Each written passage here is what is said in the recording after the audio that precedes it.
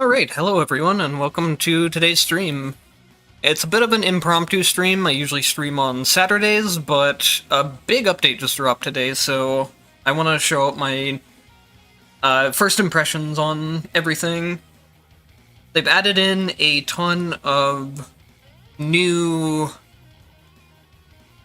tactics, as well as new red effects as well, so we're just going to kind of go through things and see what we find.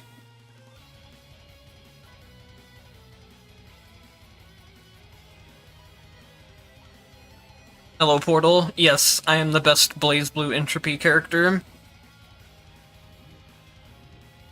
I had to do that, otherwise the things on the screen would be uneven, and that would drive me crazy, because there's an odd amount of characters. There's like 11 characters in the game, I think. Oh no, there's 13.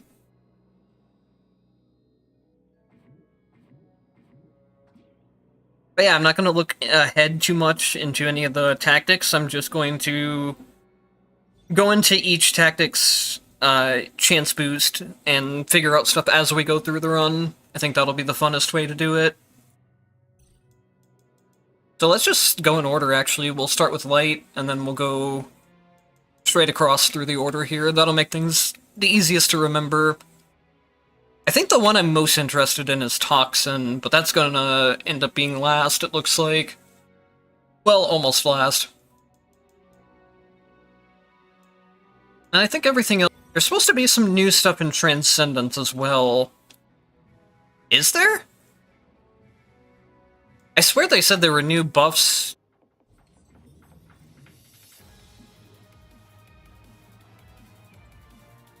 I love it when patch notes don't give any information.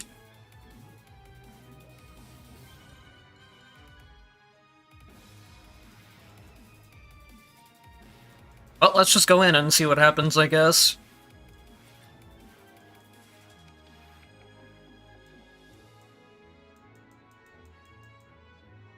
I believe all this stuff looks the same. I don't think they changed anything here.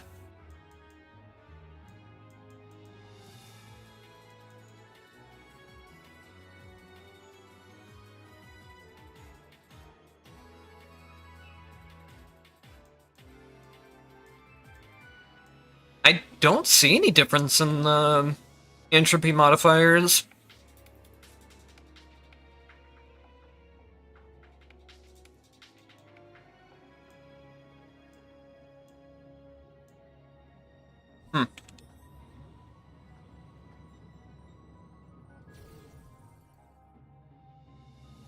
Oh yeah, they were supposed to have changed some of the buffs. I saw that you can refresh stuff like Black Market now, instead of being able to refresh Legacy, probably. Yeah. You can refresh Black Market, Trial, and Covenant now instead of your Legacy, which is stupid. I mean, I like being able to refresh these, but being able to refresh Legacy is going to make it way harder to put together characters. Especially now that they just added more stuff.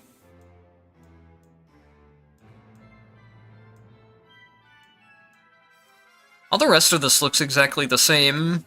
And it's not like I get more bonus here for being on Transcendence, because I checked that.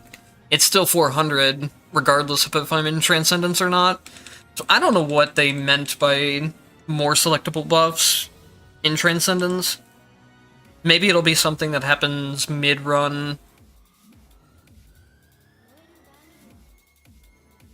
So if we're going a light build, maybe we'll just run it with Lambda. And then I'll be using my account that doesn't have any Legacy tactics on it. That way we can start from fresh when it comes to tactics.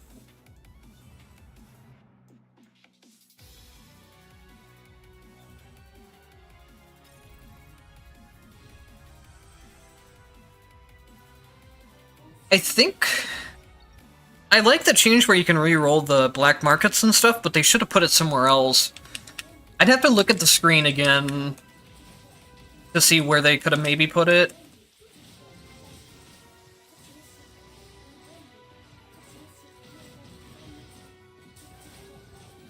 I still wish they would make one of the buffs where you get more, you like start out with one or two potentials that you can just select from right away at the start of the run, instead of maybe like having the +2 advanced spaces or the +2 of the other spaces.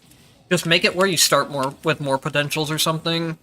And that's something that's been suggested many times for, like, since the game came out, but they've just never done it before, unfortunately.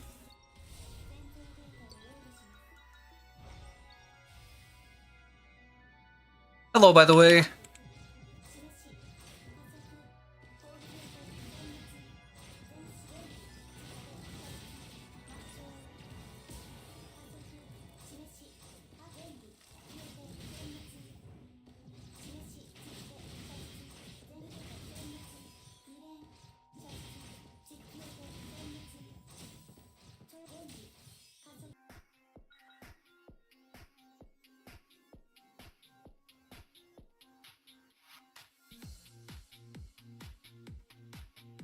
That looks about the same.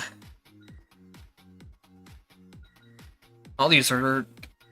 I wouldn't be as surprised if Light didn't get too many new potentials, or that many new tactics, because it had a lot of tactics already.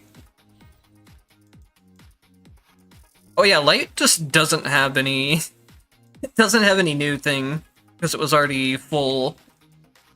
We can see if there's any new red effects, at least. What is this? Hack Shadow Mark.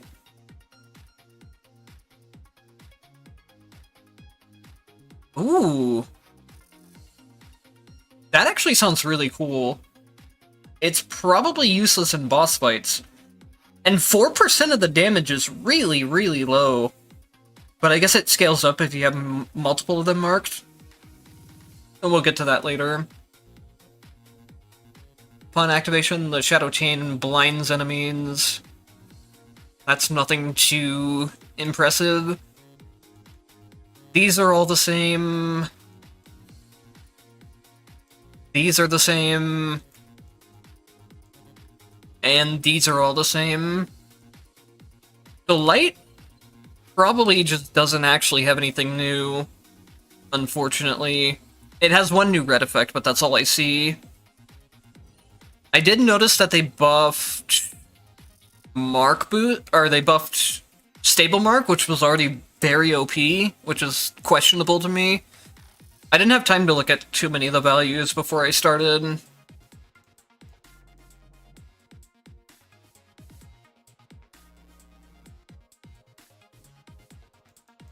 So I think... Unfortunately, I wasted some time here, but I'm just going to abort the run and switch to another tactic, or another element. There's not really a whole lot of point in going a full Light build, just to have one new minor red effect.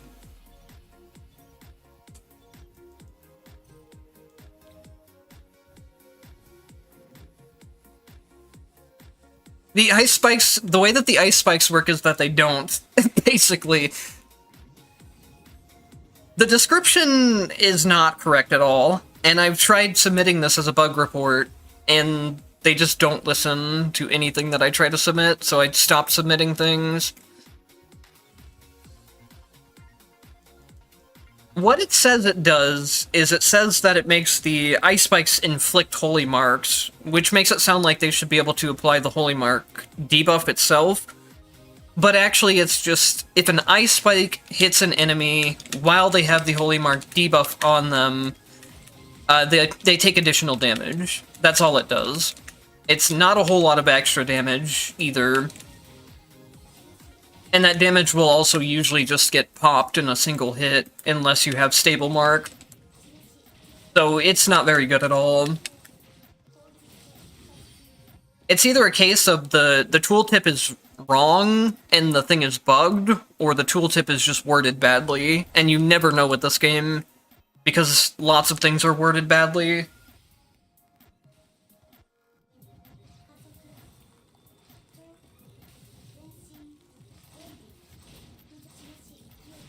It's only worth taking that red effect if you have stable mark. Otherwise, like I said, it just It breaks the mark immediately, I think. I'd have to double check on that, though.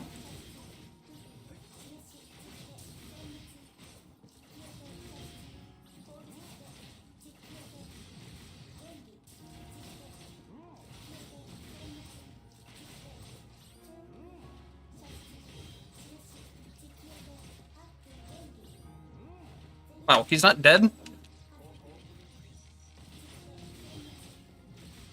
I'm so used to having, like, really overpowered tactics at the start of the run from legacy characters, so it feels weird doing the early stages without them.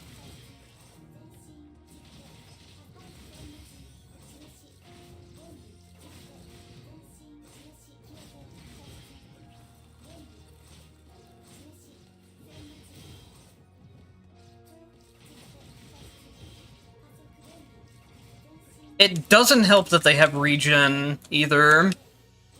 This is actually really annoying.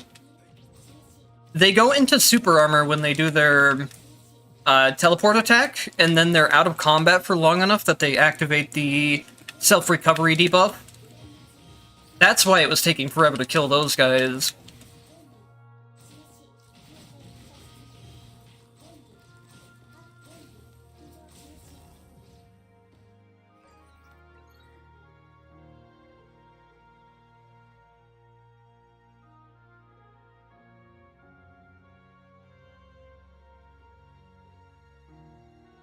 Hello guys that showed up to the stream. And no, I have not tried any of the tactics yet. I just started streaming. So we'll get around to the electric poles at some point. We're going through all of the elements at a time, so right now we're doing ice. When using the skill, summons a hail cloud that continuously generates hailstones to attack enemies for 6 seconds. Each hailstone inflicts damage and stacks cooled. And then this is basically just a sword that follows you. Oh boy, I love the fact that I can't tell if this is supposed to be an attack tactic or a summon tactic. I'm going to assume that it's an attack tactic, but it could definitely be a summon, and I could see people mistaking it for a summon.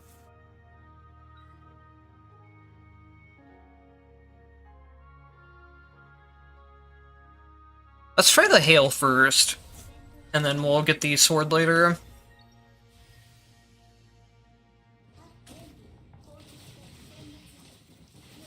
Oh. That's not how I expected that to look.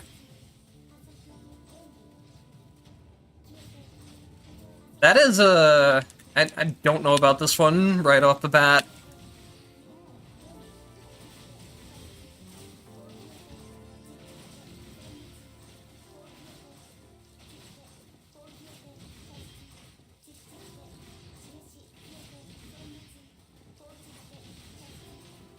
I guess it kind of depends on the character, but I feel like the spawn location of it is really bad.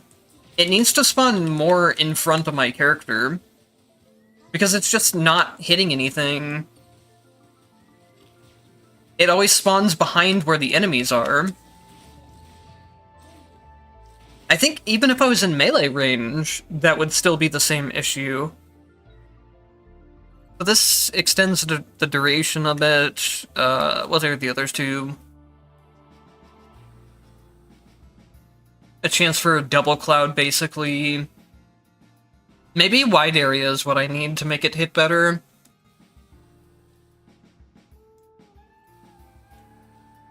I also don't understand why they balance things this way. You can have the duration and have their damage increased by 40, or you can have the wide range and their damage increased by 70. I guess the extra second does increase their DPS as well, so that's kind of why. But in some cases, they do this to the point of where one option is just better because of the additional damage you get on top of the effect you get. Because you'll get so much more damage out of one option compared to the other.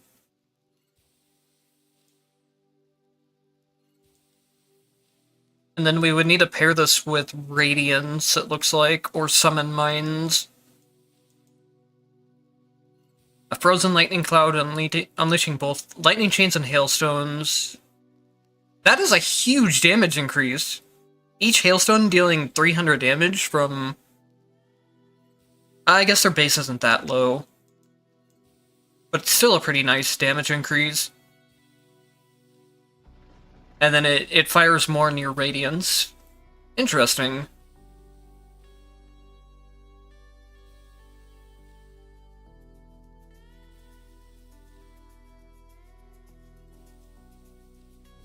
Hey guys, welcome to the stream.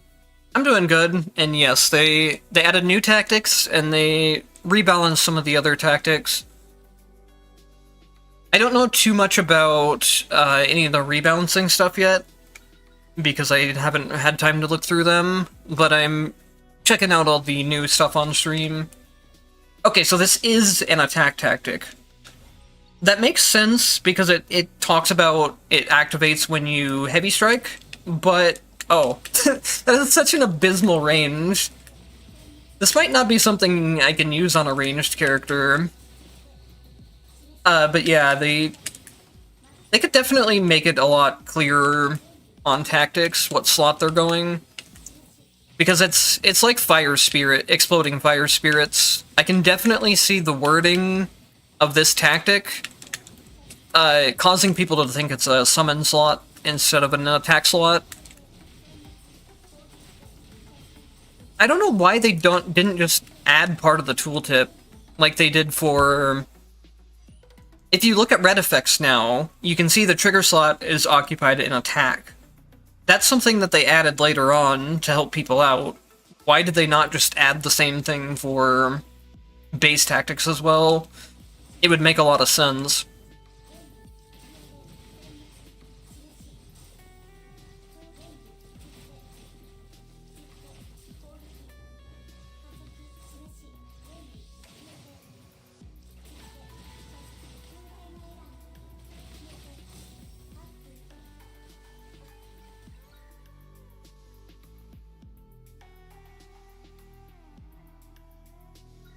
Yeah, you would think that I thought the multi-hit attacks on Lambda would be good with the sword too, but the sword has a cooldown, it seems like.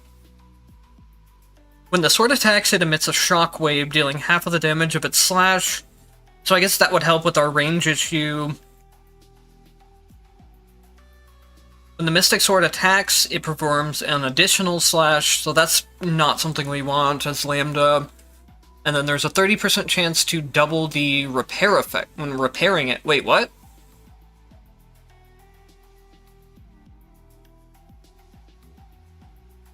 Oh, landing attack hits can repair the broken... Okay! That's actually a really interesting mechanic.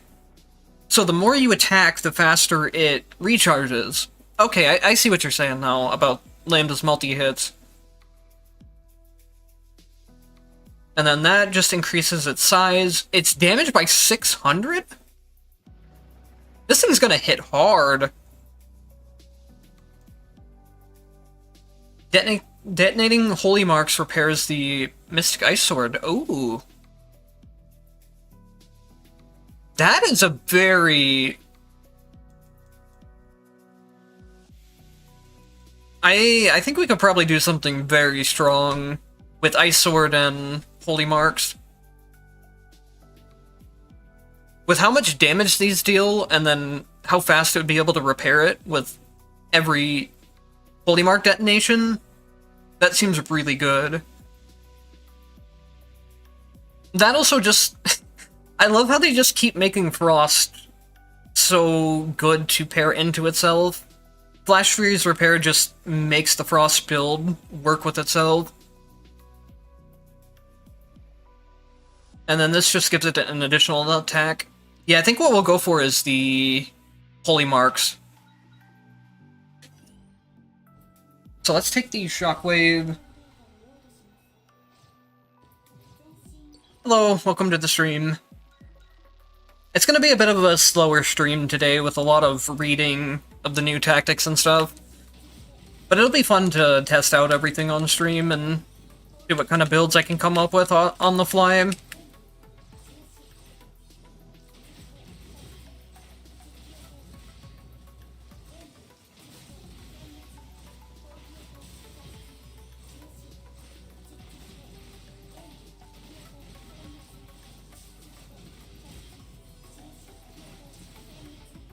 I wonder how the game is calculating...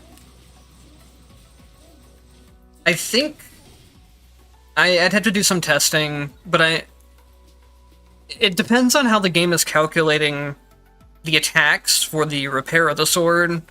If it's calculating, like, every time you hit the attack button, or every time an attack hits, that would make a huge difference. Hail Cloud extends the duration and boosts the damage. I think I said I wanted the coverage area for these. And then did I decide... I might go the Lightning Cloud version of them.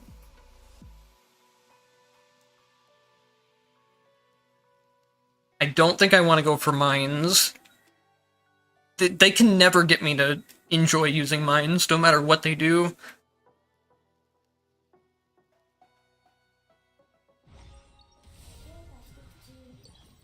So I need to look for Electric for Thunderclouds and Holy for Holy Marks. I need to remember that.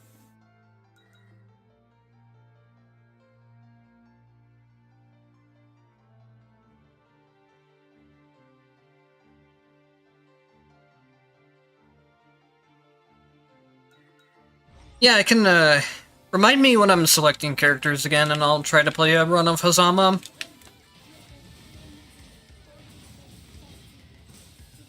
I really don't notice the area difference on the hail stuff. I think it is helping, though.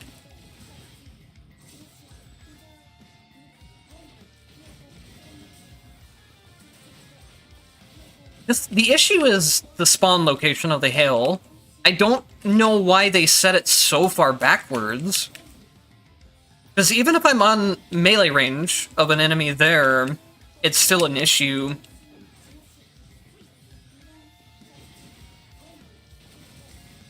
It seems like with the size increase, some of them are spawning in front of the enemy, but a majority of them are still either too far back, or now some of them are too far forward, even.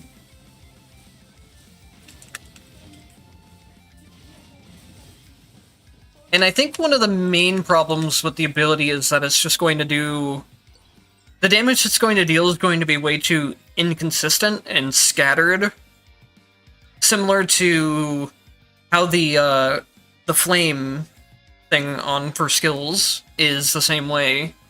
Where if you don't have the option where they don't scatter, they just miss way too often. We're actually really low on timer. It's not really good to take an extra exchange space here, but I'm gonna run out of time, is the problem. I don't usually buy tactics, but I guess I will here. This is what I was talking about, by the way, with the fire. Most of the legacy fire projectiles just end up missing, and it makes it a bad skill in most cases. It seems kind of the same thing for this hail effect. We can finish out our greatsword.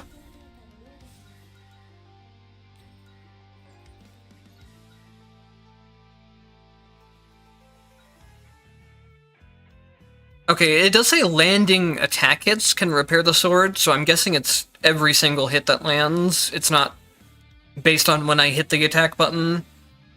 So that should make it repair a lot faster if we can get certain things going as Lambda.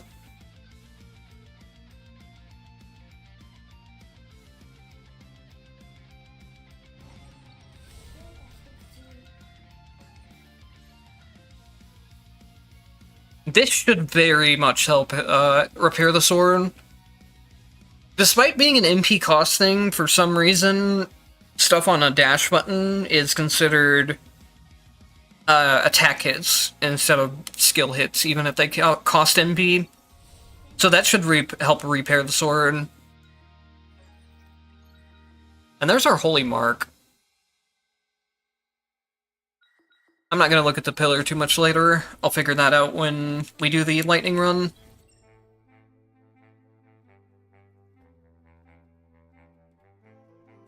Did they replace one of the slime double tactics? I can check. So here I really want to go for the potential room, but we have a whole 27 seconds left. I don't think I can really risk that. We only have two potentials at this point too, which is really bad. We just got off to a really rough start to the run.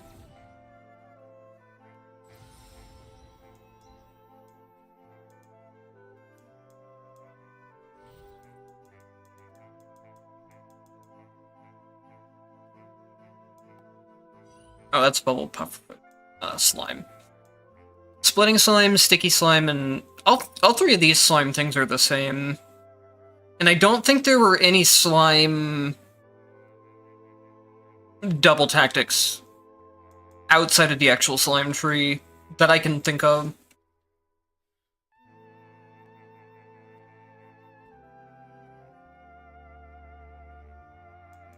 Wait, you're right. Yeah, Team Slime was definitely a thing before. It was really weird because Team Slime was basically the same as Splitting Slimes.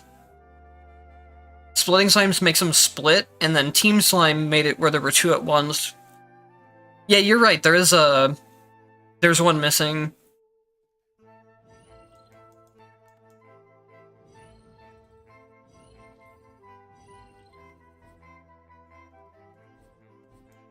Unless, I'm pretty sure Team Slime wasn't on a different tree. I could be wrong, though.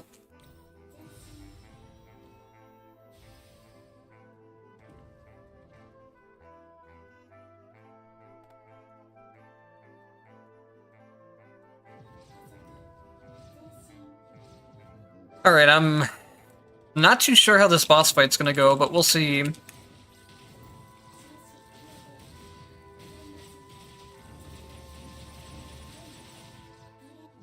Oh yeah, did you see the sword charge? Why is it's still not charged? There we go. Whenever I do my dash attack, it gives it quite a bit of charge. It's not really that fast though. Ah, never mind. It's a lot faster.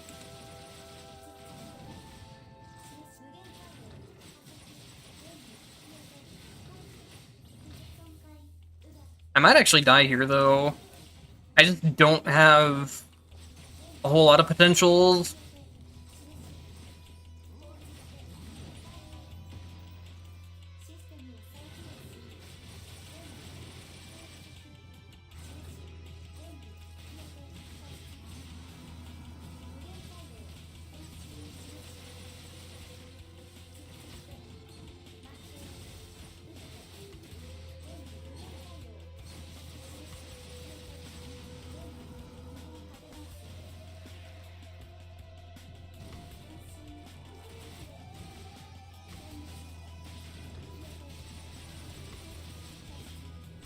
I still don't know what the hell they added to Transcendence, because I don't see anything new during the run either. Apparently you're supposed to be able to get more buffs during it or something. Maybe different buffs show up during the run, but I doubt that.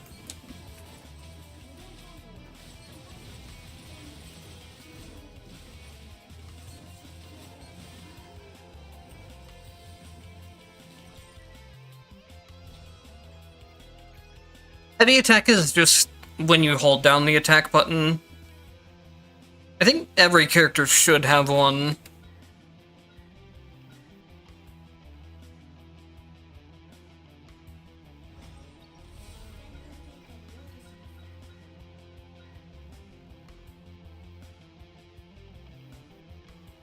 So nothing's new there for Legacy Tactic buffing selection, so they didn't add anything new there. I don't know what the fuck they meant then. The patch notes say Advanced Transcendence difficulty now features additional activatable entropy buffs, but I don't see anything new.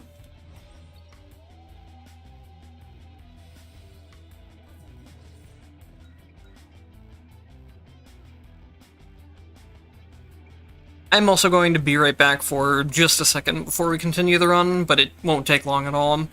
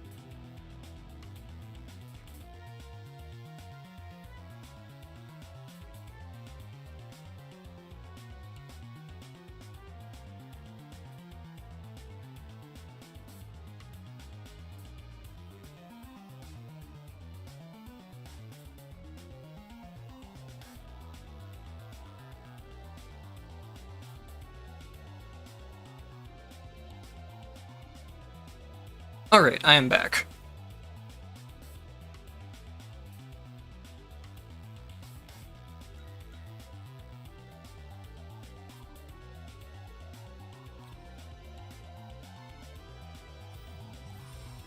Whoa, no, that is not what I want to do.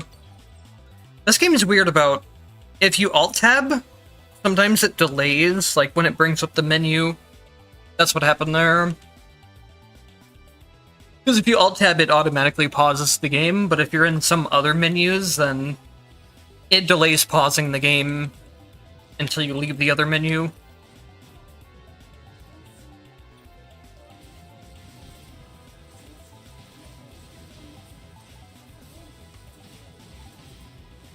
So I have an idea with the Holy Mark and Sword build. It's either going to completely ruin the build, or it's going to make it extremely broken, I think. And it all just depends on... I'll have to read the wording again, too, to see if I can determine it. But it just depends on how it considers breaking the Holy Marks to be... or activating them. I need to check the wording again. Okay, so it says... It does specifically say detonating the Holy Mark. So I'm going to assume Stable Mark won't work with them, but that's just something we can't really tell until we test it.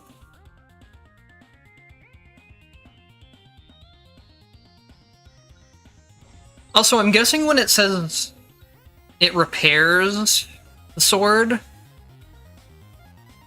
it's probably... Well, there's Stable Mark. We could try it. I don't know if it considers when you hit an enemy with Stable Mark to be detonating the mark, because the mark is still on them. Let's hold off on that.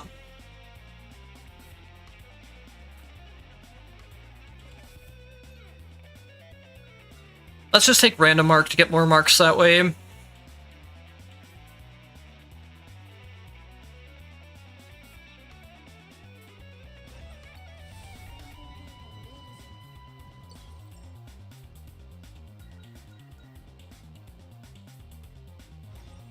I'm wondering if it's going to fully repair the sword, or if it's just going to repair it slightly.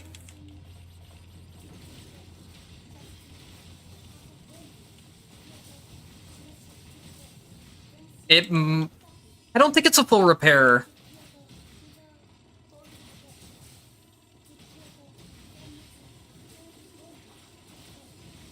That actually makes sense. If it would full repair the sword every time you landed a Holy Mark, it would be triggering very, very often.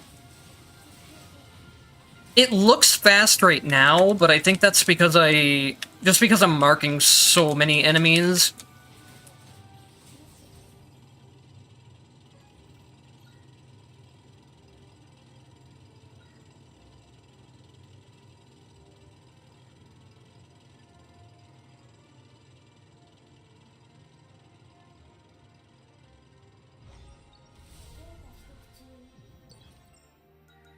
I love how they add so many things to this game that randomly just break super armor. And then super armor is just, like, a non-issue in the game to begin with. You never really see it anywhere enough that it would matter to have breaking of super armor.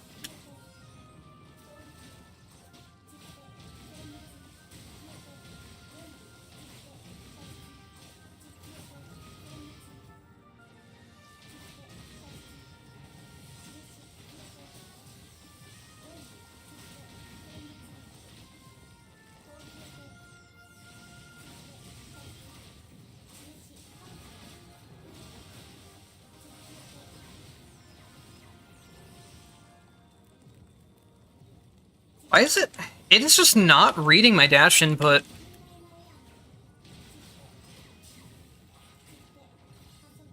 I'm going to die because of it. It's not reading my Core Saber input at all.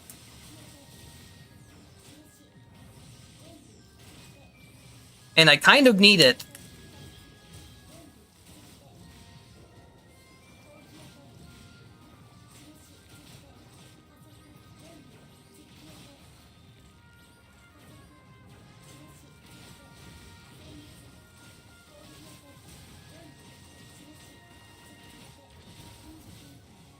What is... I don't know what happened there. It just refused to use Core Saber, no matter how I did the input. I was doing the right input. I was doing up plus dash.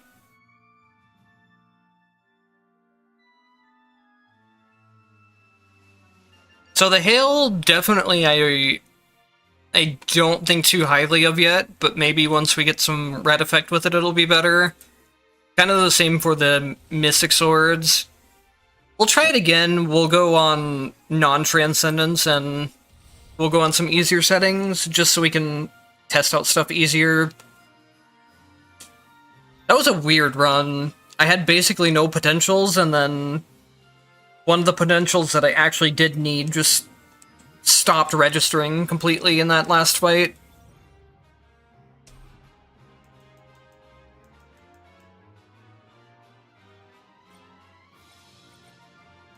Oh, we'll keep their HP up. We'll just turn down their damage a little bit. Oops. I do need to try to get to 75, though, for the shop refreshes, so we can just do this.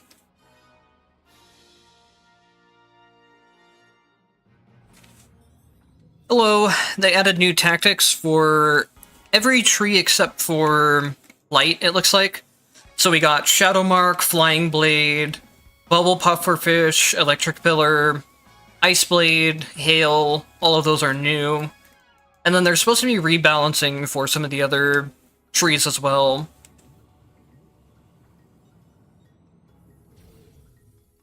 So we'll hold off on the Hazama run for now. We're gonna do another ice run since I didn't get too far into that one.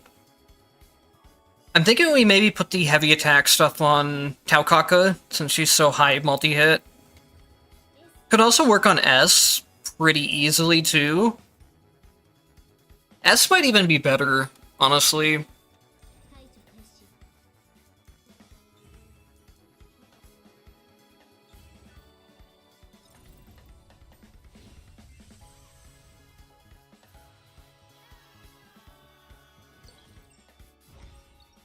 I'm curious how much they buffed Burn and Poison, because those were both pretty bad, especially Poison.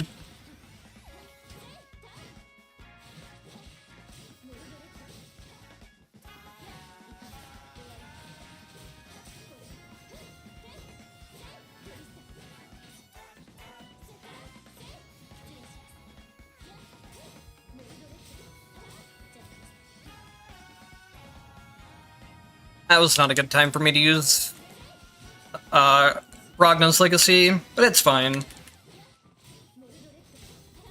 Ragna's Legacy is just so broken that even if you waste it, you can always just heal it back later.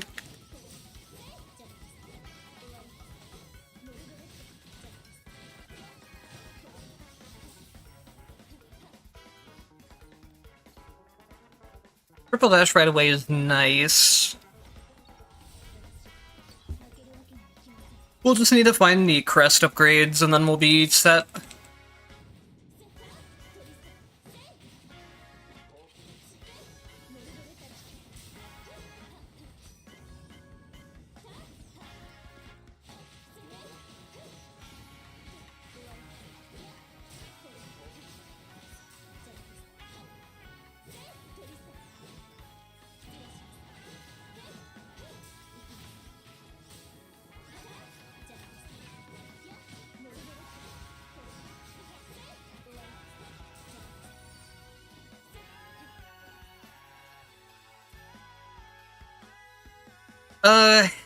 There was a bunch of changes for Hazama. His attack damage got buffed, and then I don't remember exactly what all other got changed, but Hazama got a bunch of changes. Icy got some minor changes. Oh, perfect. This is the exact potential we need. They changed one of the buffs you get from entropy settings now. Instead of being able to reroll Legacy Tactics, you can reroll Covenants and Shops, or Covenants and Trials and Sortisho. And then I think that was most of it. It's mostly just an update for the tactics, which the game really needed, but I don't know how much the changes are going to help.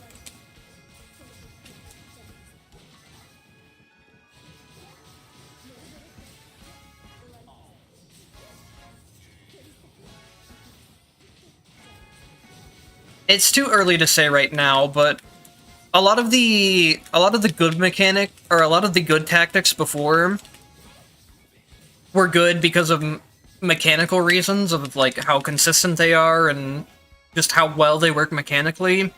And a lot of the bad tactics were things that just don't work well mechanically.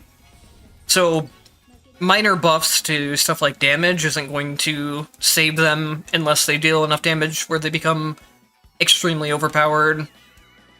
But I haven't looked at all the tactics yet, so I can't say if they did anything mechanically changing, but I doubt they did.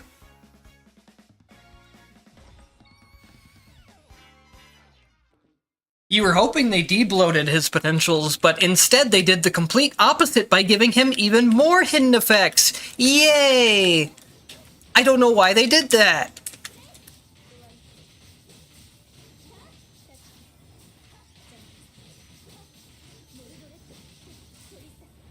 So now you have to go from reading paragraphs for his text to reading an actual light novel to understand the character.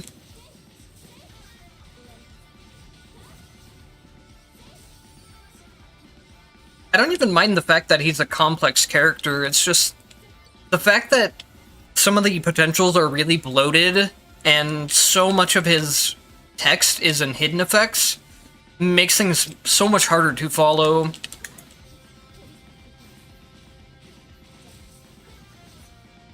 Hidden effects are definitely like a really cool concept, but they're also kind of a nightmare for new players to try and follow and learn.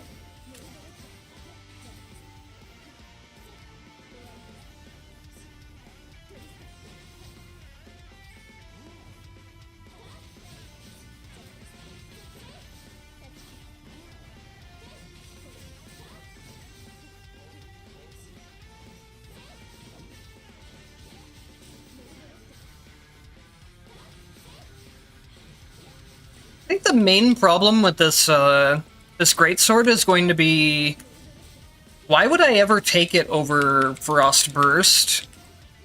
Or regular Frost Attack and Frost Burst, I mean. Which is kind of what I was saying before about really strong tactics like Frost are just so consistent in their mechanics that you would rather take them over other things. This Ice Sword is buffing the exact same thing. It feels like it really benefits from having high multi-hits on your basic attacks. But Frost Attack is just going to do that same thing better.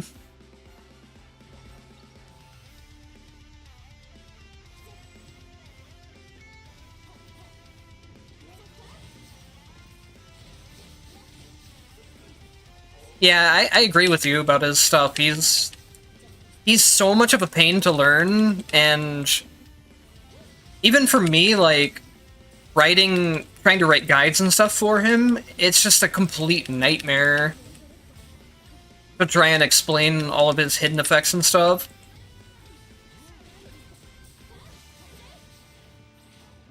My list for invincibility tools on each character, the one that I wrote for Hazama is just a mess, because I have to try to explain a bunch of hidden effects you have to put together to get a lot of them.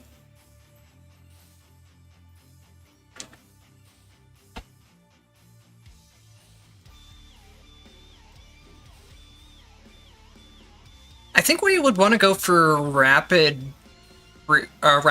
healing on the Mystic Sword here. We can definitely outpace the double attacks by just having faster repair speed.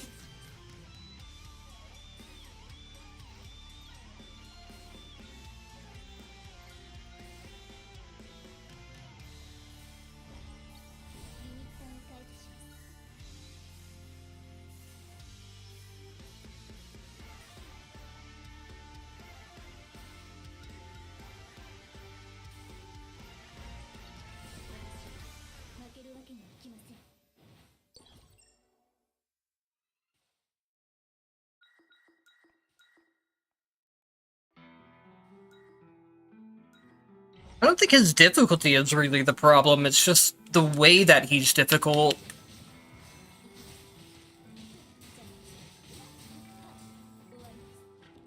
And then, yeah, previously he got way too little in reward for how difficult he was. Hopefully now that'll be a bit better.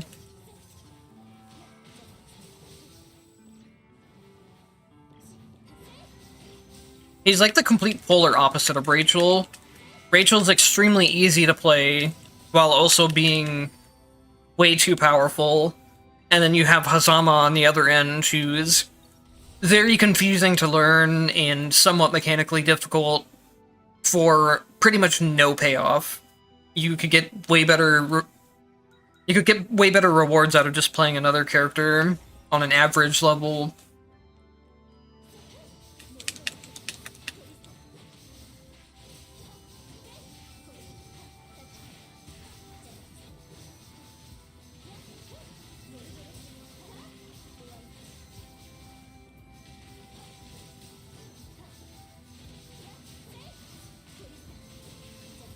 So yeah, what I feel like with this sword is definitely it takes too long to charge for the payoff you get from it.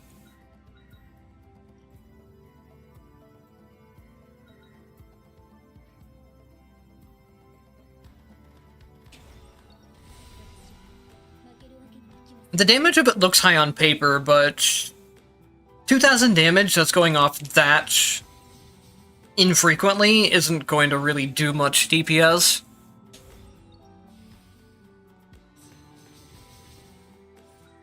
Unless we can find a way to really stack it quickly. I want to try it out with Stable Mark just to see. That would probably be the best case of it happening.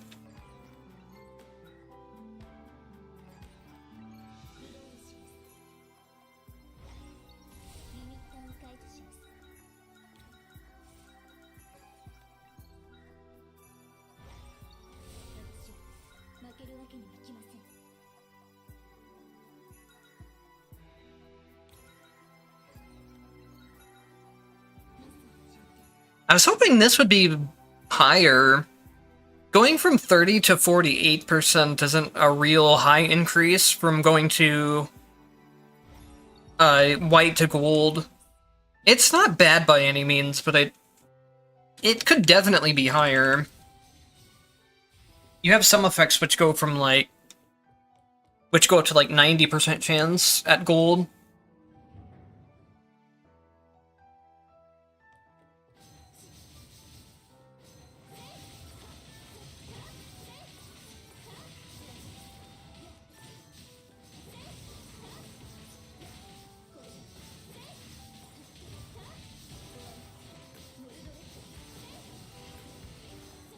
Hang on.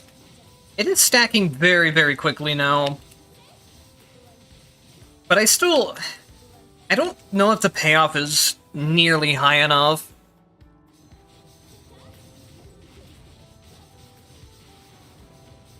Especially later on in the run, I can easily do 2,000 damage, at least per second, with my character itself, if not way more than that.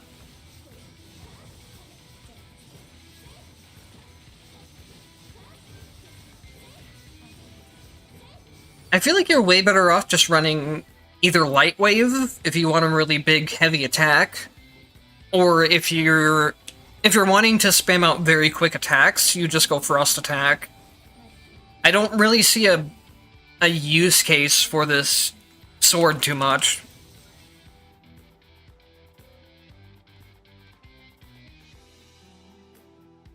Hello, Mango. Yeah, it's they added a bunch of new tactics in, so we're testing them out.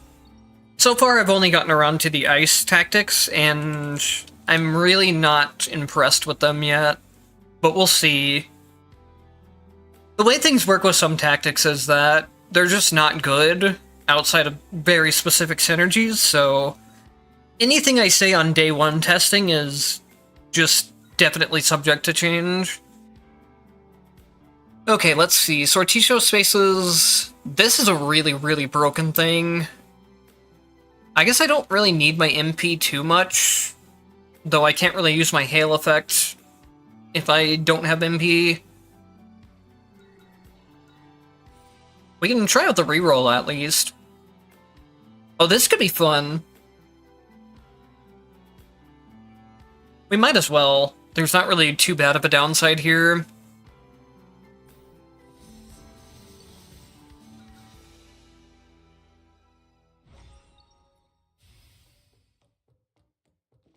I assume they would be OP. I was talking about this before, but a lot of the things that make the good tactics strong right now are just that they're very highly consistent in the way that they mechanically work. So unless they really hard nerf those things number-wise, which they're not doing, and really hard buff other things number-wise, then not too much is ever going to change with the tactic meta.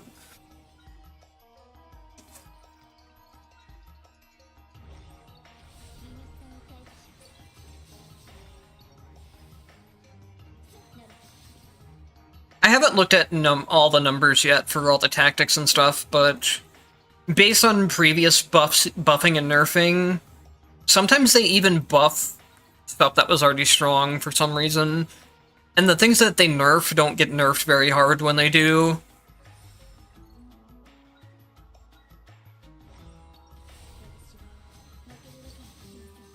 But I'm hoping some of the new tactics or the new red effects will at least add in more options. Because when they did the previous set of buffs and nerfs for tactics, it did enable an entire new build, which was the Blender build with poison and blade rings. So it's not that there's no room for new builds to be made in the game. It's just that the meta is pretty hard to shift with the way that a lot of things are designed mechanically.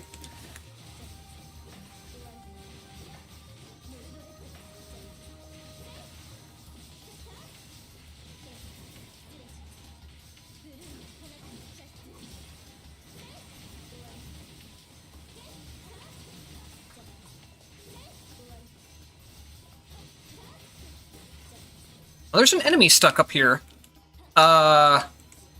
Is he actually... Okay, no, he's not an actual requirement, so that's fine. I think what happened, or what causes that, is that it's the extra enemies spawned by entropy effects. Sometimes you'll see enemies that just aren't required to kill to move on.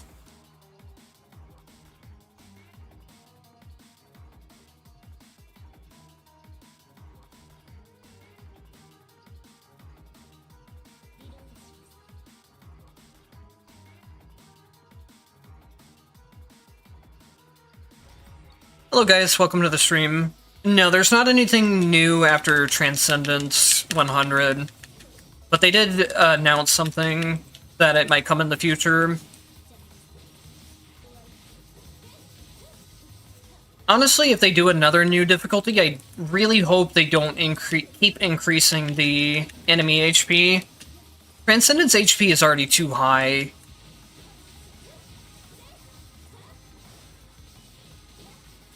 If they keep going even higher than Transcendence HP, then the boss fights are just going to get way too long. Was there any other... Maybe, let's try the high frequency hail, because that might pair with the Frozen Cloud.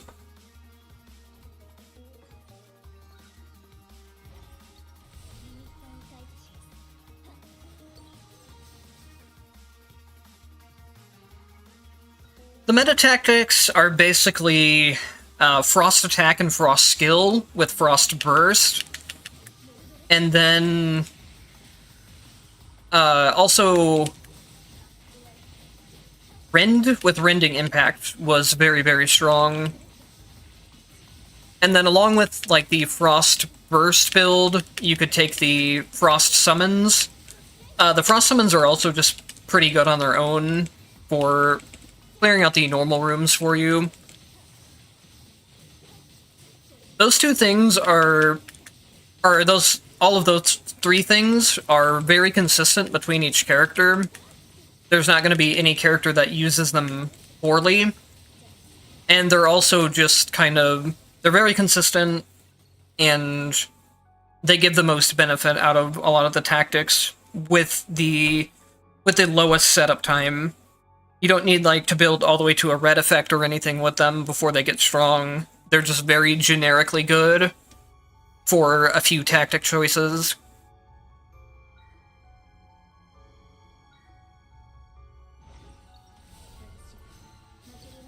Tactics in general are something that they can be quite strong in low entropy settings, and in high entropy they can be very strong with the proper setups. But as you start going into the high entropy values, where enemies get a lot of HP, the tactic damage doesn't quite scale up properly to that enemy HP. Ascensions just aren't quite strong enough of a damage modifier to them. When you get into the high entropy stuff where enemies have really high HP, if you want your tactics to deal high amount of damage, then you have to start getting into a lot more specific builds with them. It's still possible, though. I can make a tactic build that can solo DPS Transcendence 100. It's just, it gets a lot more specific in build crafting.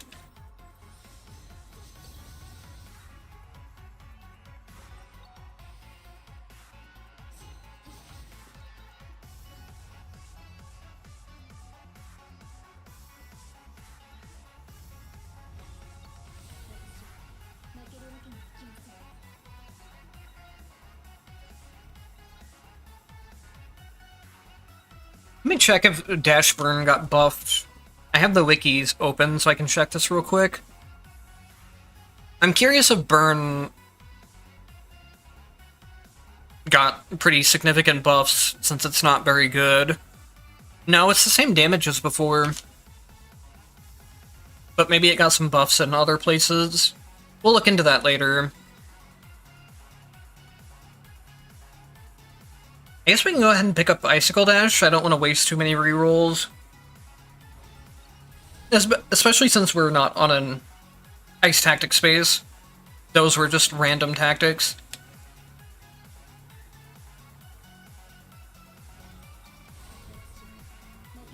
Do I want to pick up another gold? I guess I can. Okay, cool. We got the Thunderstorm that we need.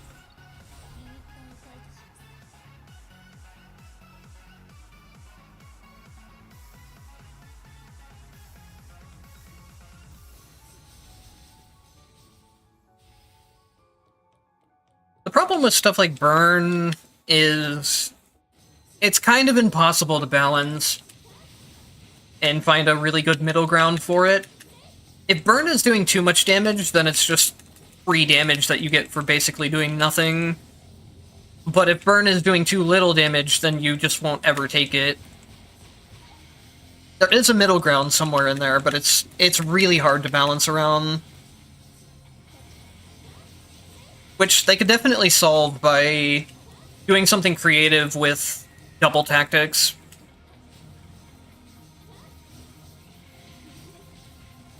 Like, something I've always said is... let me explain it after the boss fight. Let me just finish this off.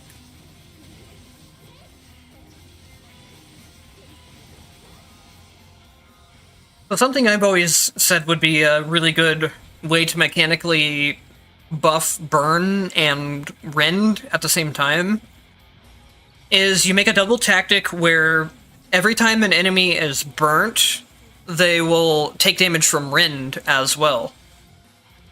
This would help the mechanical problem that Rend has, where it just doesn't ever get to activate on bosses. And then it would also create a synergy with the Rending upgrade, where every time Rend hits an enemy, it deals more damage. So you basically take the consistency of the burning damage, but you take the and then you use it for the stacking potential of the Rend damage, and you get a synergy that way that doesn't just straight buff either of the things, but it gives them a viable build together.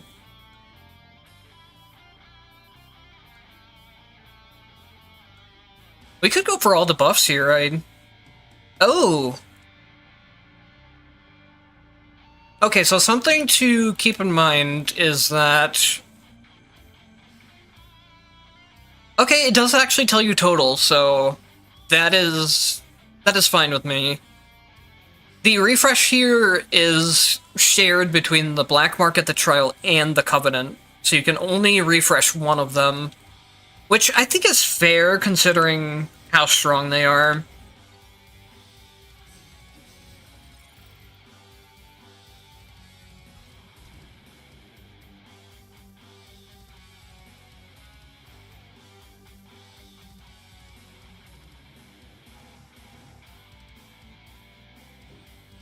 Hello, welcome to the stream. I'll definitely be trying to cook up some new builds, but we'll see if the other ones are more impressive than the ice ones so far. I'm interested in the pufferfish because the idea of just having a random pufferfish on screen sounds hilarious. Also, poison tactics just have never gotten their chance to shine yet. We're gonna be getting all buffs, so this is an easy choice, actually. We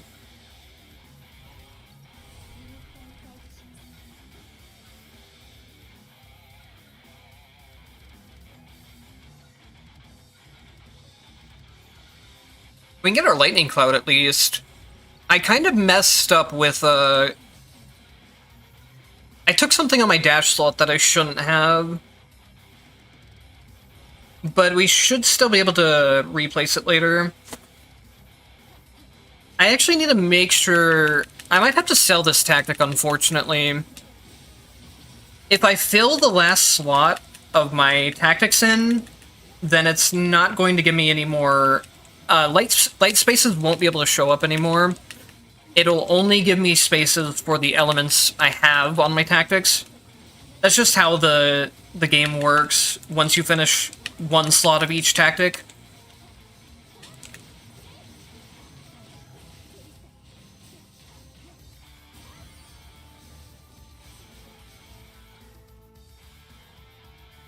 But I need to make sure not to upgrade this because I won't be able to swap it out. And then I also need to not take ice spikes. Otherwise, I can't get light spaces anymore.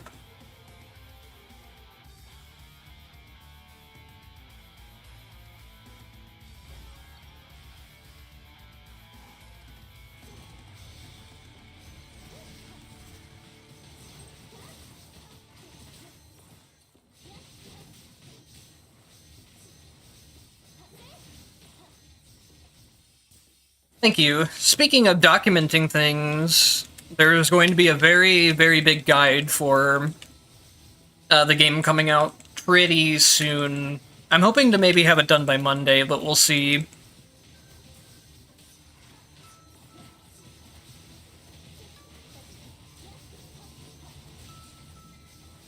It's probably going to be the last, like, major thing I do for Blazblue in terms of guides and stuff. I kind of wanted to make one final thing where all my information is not only in one place, but I added a lot of new information as well.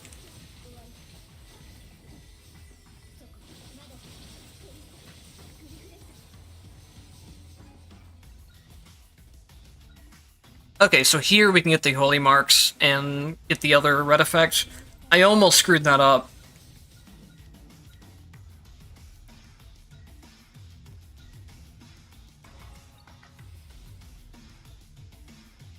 Let's see what the Hail is actually doing.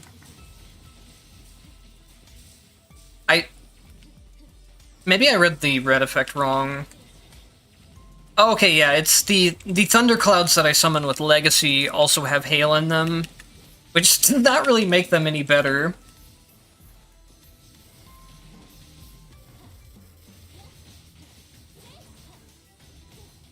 I also just completely have not been using my sword because I haven't been doing heavy attacks. But this is kind of what I was talking about earlier. The tactics end up falling off to a point of where your character damage just kind of takes over the run. Even if you're not doing tactic damage, once you get the right amount of potentials, your character damage just completely takes over. I guess we could go for mine and try the explosive mines while we're here.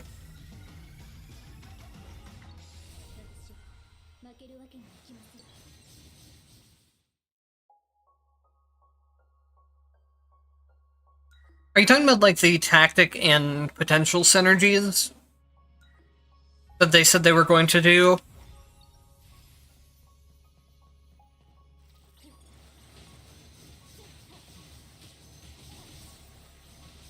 Oh, I was looking at chat.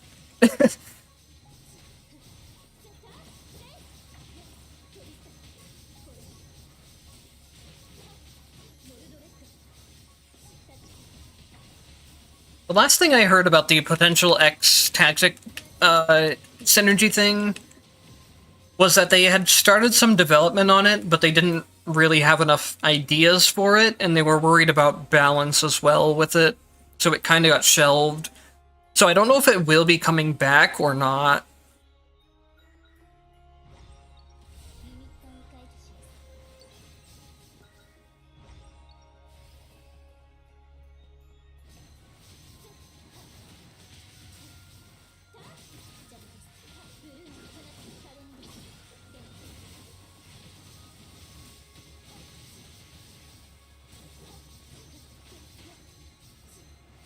Let me check something real quick.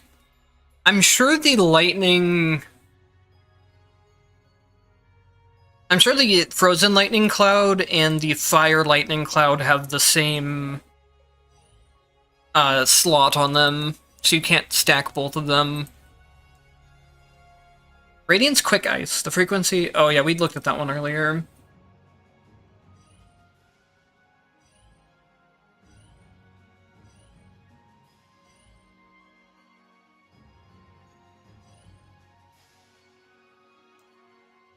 Where is the thing I'm looking for? I think it's here. Yeah, they both go on Legacy slot, so you can't have a thundercloud that fires both fire projectiles and ice projectiles at the same time. I really wish they would do away with the whole system of you can only have one red effect per slot. I wish they would get away with that system in general, but they don't seem like they want to do that. Where you can have more of the same thing on the same slot, even if it's 2 attack tactics, for example. That's how they used to do it during early access, but they did not like that for some reason. A lot of people were very unhappy that they changed it.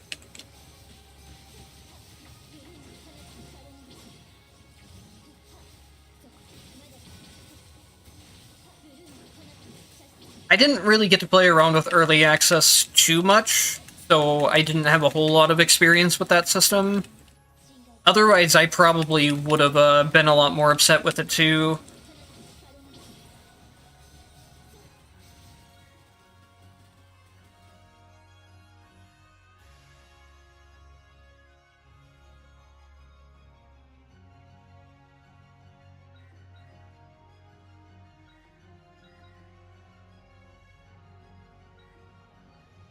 Oh boy, I can't wait for these mine upgrades.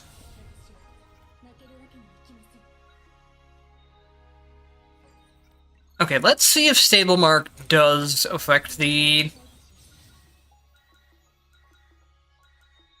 recharging on the sword, or not.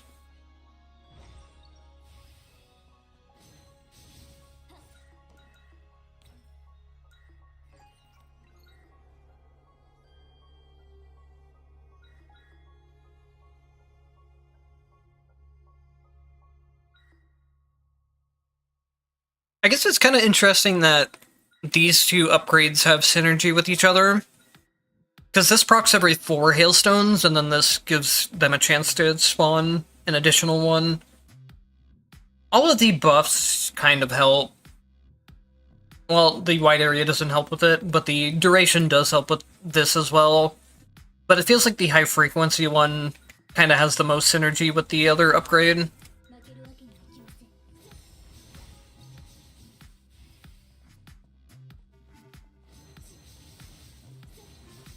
The hail might actually be pretty decent on this boss, since it's going to basically spawn on top of him.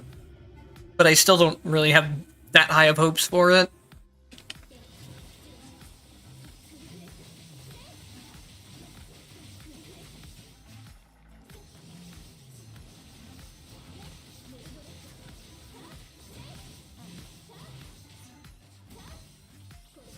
I think the stable mark is working with the sword.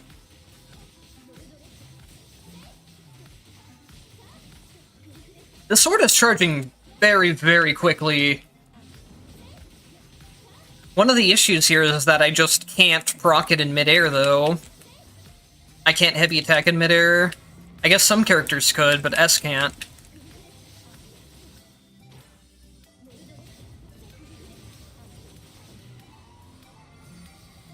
I don't feel like it really needs that condition on it to be procced on a heavy attack.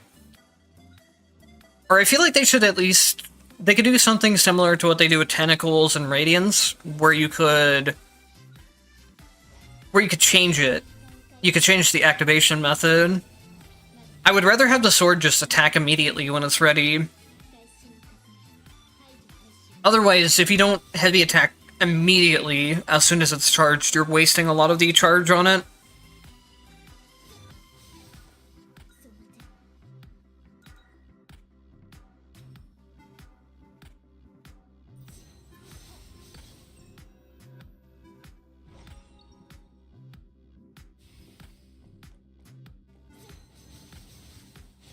Yeah, it might be cool if they did, like, you get dual red slots as one of the higher entropy rewards.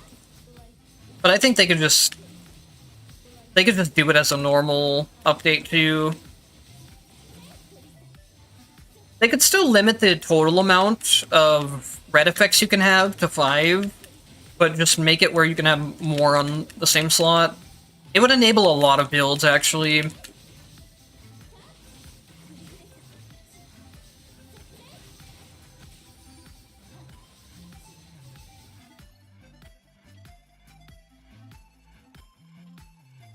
I'm not really too much of a fan of the heavy attack requirement.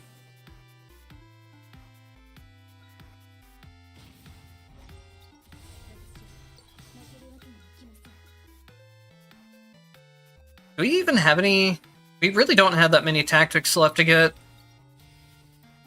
I think it would just be, yeah, just be the Ascensions for Frost. We need one more Holy Mark tactic, but it doesn't really matter, it's just the AoE thing for it. And then we need the Lightning tactic still, and one more Mine tactic.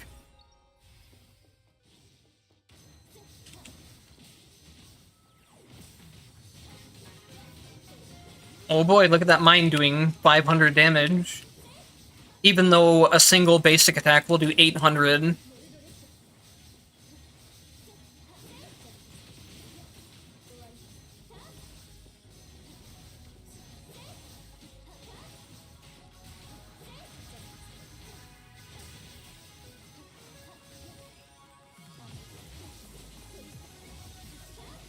I'm kind of surprised they didn't just change Mine into a completely new tactic and just replace it, since they were adding new tactics anyways.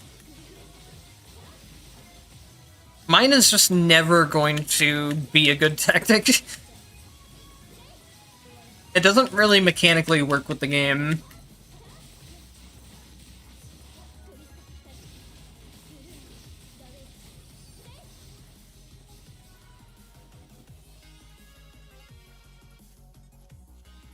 We're definitely getting more Blazblue characters. That's not something they're going to stop adding. It's just a matter of when we'll get them.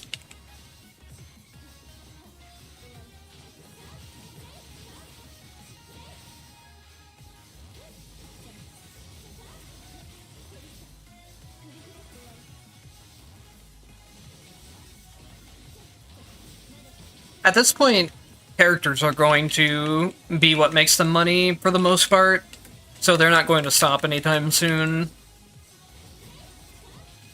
Stuff like the tactics update is nice, but I don't think it's going to really bring any new players in.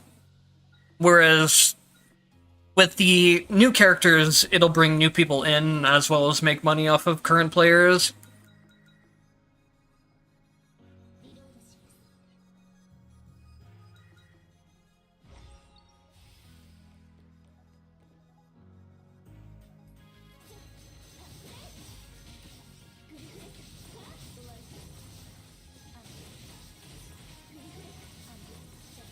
I would like to see one of the brawler characters make it in next, just to have a new kind of character archetype. But I also think a character like Izayoi would be really fun to play around with mechanically in BlazBlue.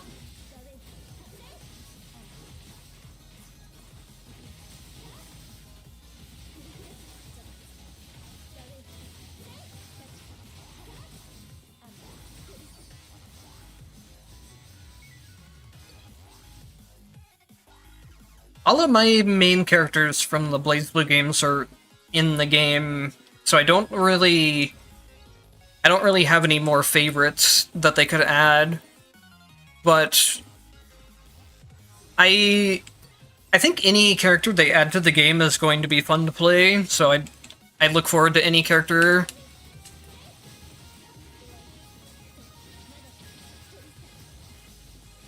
For the most part, the people that design these characters are extremely good. The characters all feel very fluid to play. Some of the balance things with their potentials and stuff, I don't agree with, but the overall characters always end up being very fun and very fluid, in my opinion.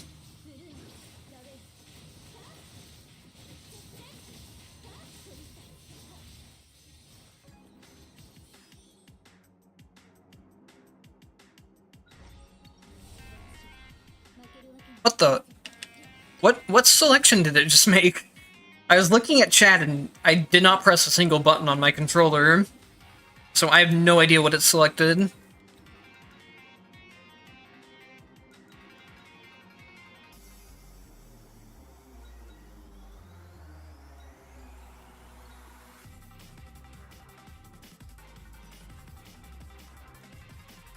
One of the things I don't like about Thunderstorm, I feel like Thunderstorm really needs its own tactics tree instead of sharing with Lightning.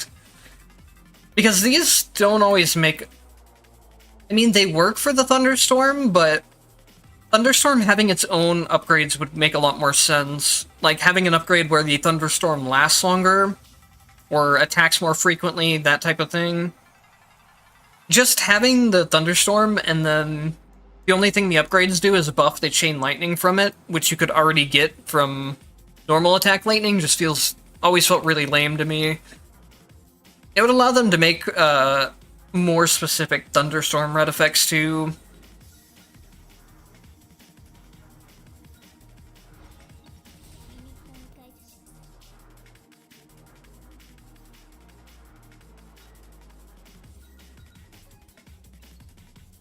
Wait, huh? Why does this have the lock?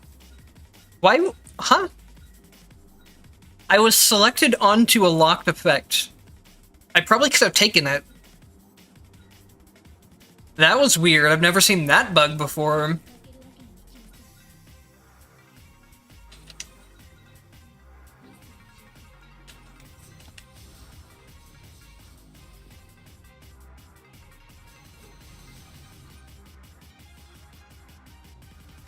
What's the deal with 9 that makes her so complicated? I never played her in any of the BlazBlue games.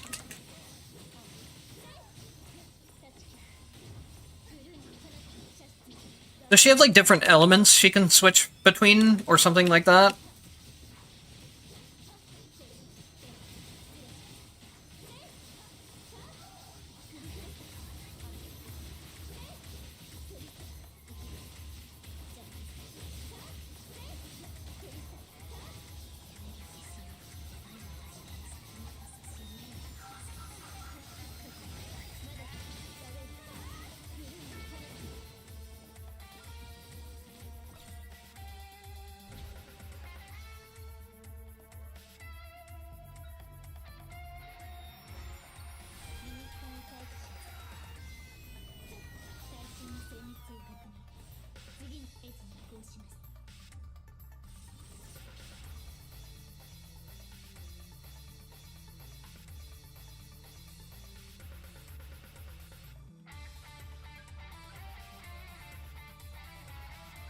Oh, it's more of a stock system than just switching between different elements, okay. Yeah, that would make things a little more complicated. I'm sure they would find a way to make it work somehow.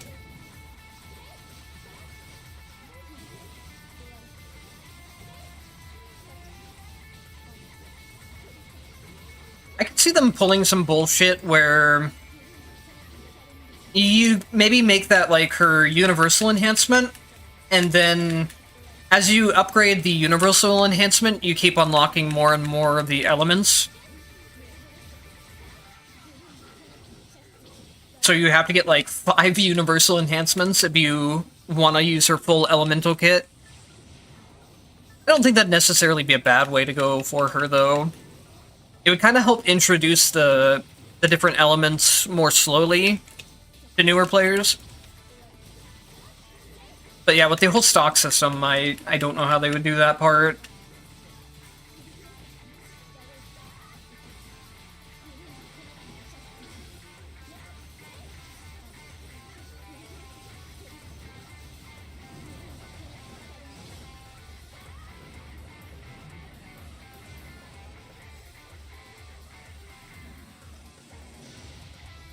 Oh, it's kind of similar to Magicka? Yeah.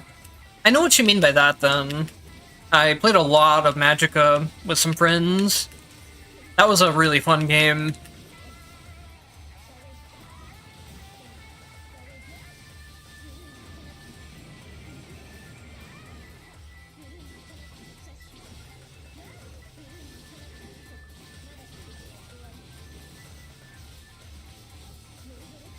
I don't think I've used my sword once up until that end of the fight right there.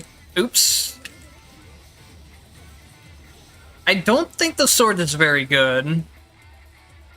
We'll go into like a boss fight in the mine training and try to make use of it.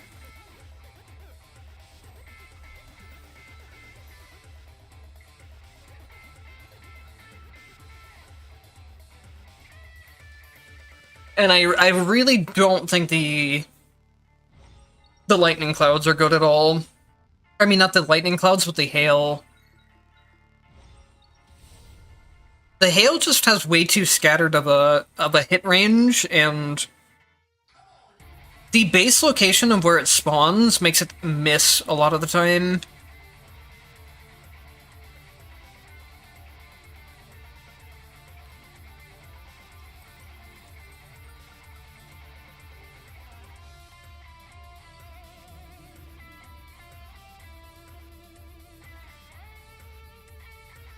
Okay, all the new tactics are on the wiki, that's nice.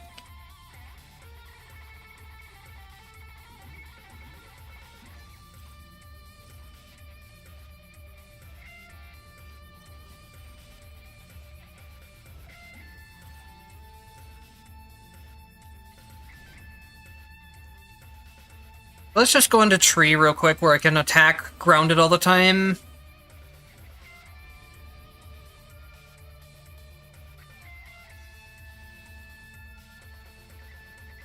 Yeah, I'd be happy to see Naoto or any of the brawler characters, just to have the brawler playstyle in the game.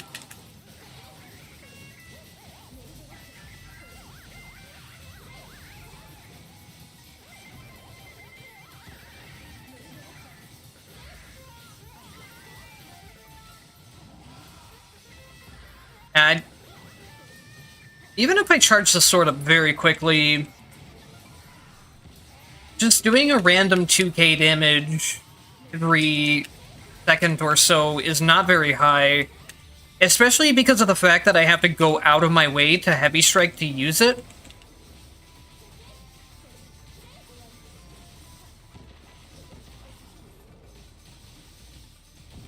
And I think also kind of just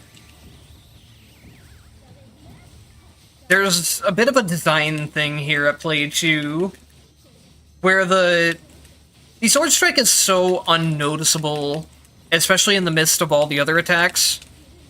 It doesn't help that Icy's attacks are also very dense and also blue, but the Sword Strike just does not feel impactful on a visual level at all.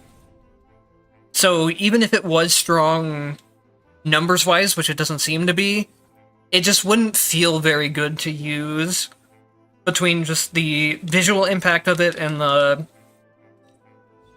awkwardness of having to charge it up and then use a heavy strike.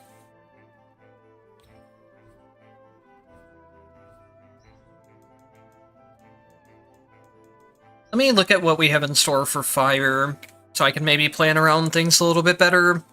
I was just going to go into them blind, but I think it's a better idea if I at least take a general look of things. So we don't have any new actual fire tactics themselves, but we probably have some red effects. Burn Bomb. Attacking an enemy affected by burn triggers the launch of fire projectile. That could be pretty good. It depends on how long of a cooldown there is on it. And this goes into the burn slot. So we can run this with bursting fire projectiles very easily. So we're triggering fire projectiles here, and then we're doubling their damage from here. And we get both of these pretty easily. Wait. No, that won't work. These both have the same requirement of burn.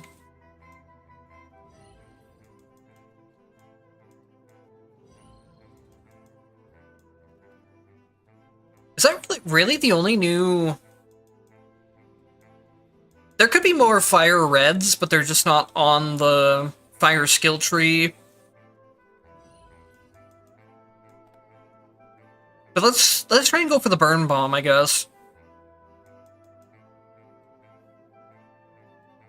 We could also run this with a fire spirits build, I think. Wonder if fire spirits got buffed at all. Let me check that real quick. It doesn't look like they got buffed.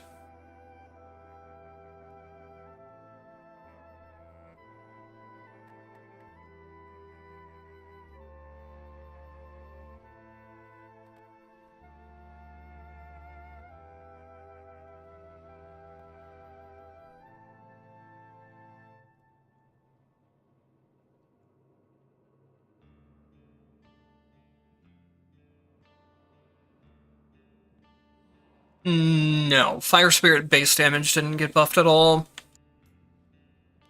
I wonder if Exploding Fire Spirits got... That does not look like it was buffed either. Which is okay. Fire Spirit Detonation was already pretty strong. It just wasn't quite in line with in-game DPS. But it's more than strong enough for low entropy stuff and for the early game.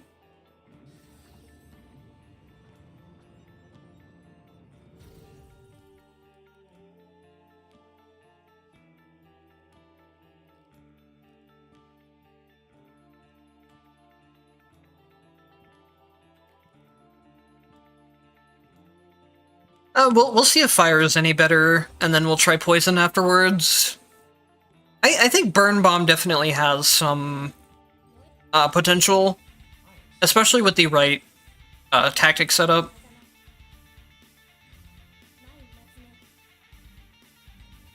So we need to go really heavy on multi-hitting again. I'm really not too keen on playing Taukaka, though.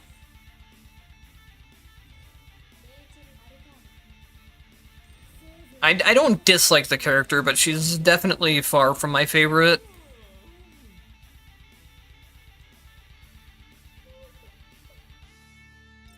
We can do some funny attack stuff with Rachel's. Bats, they'll multi-hit pretty heavily, and they'll multi-hit automatically for the burn effect that we want.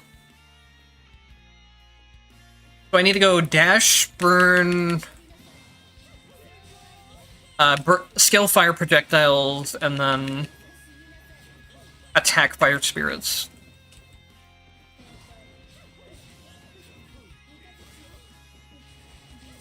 We might be able to do something else as well, but I'll have to check on the red slots.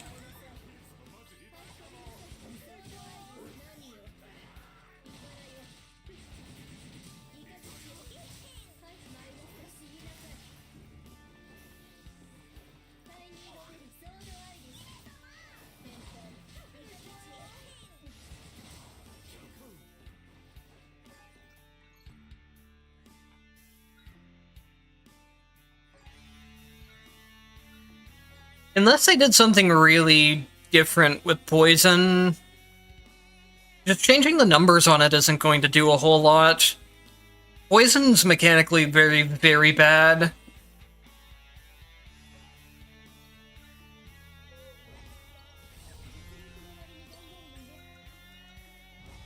The way that poison works on regular enemies is that when poison procs, or like finally takes effect, it will always one-shot the regular enemies, but the amount of time that it takes to kill them, or to actually go off, is based on their current health.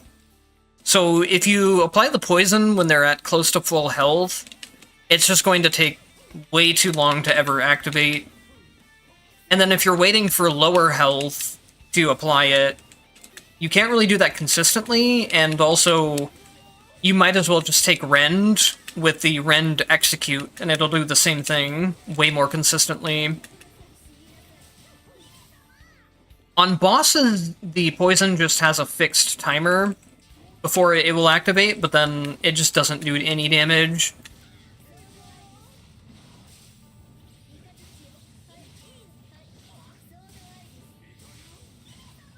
We are...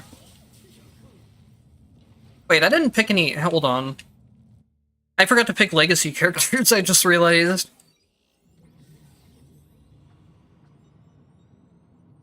Going through the early game without tactics is going to be really painful on Rachel. But it should be fine, especially if I can get Ragna just to heal me back.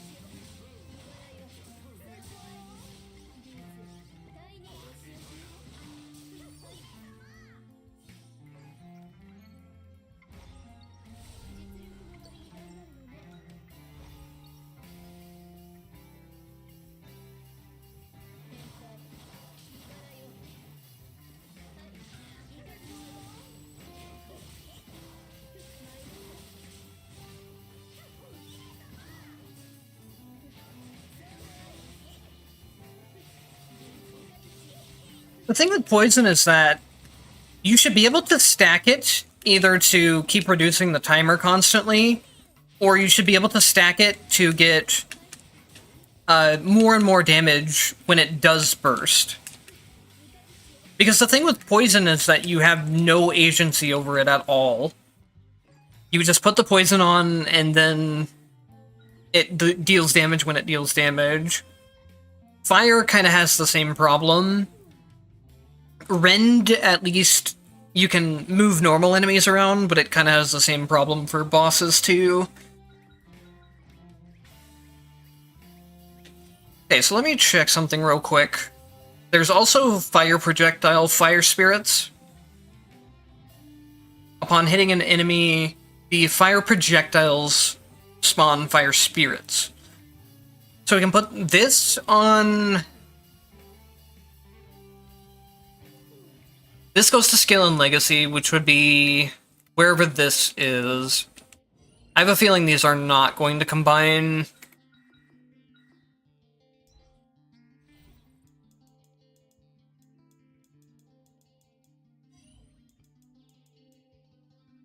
Oh, they do work together.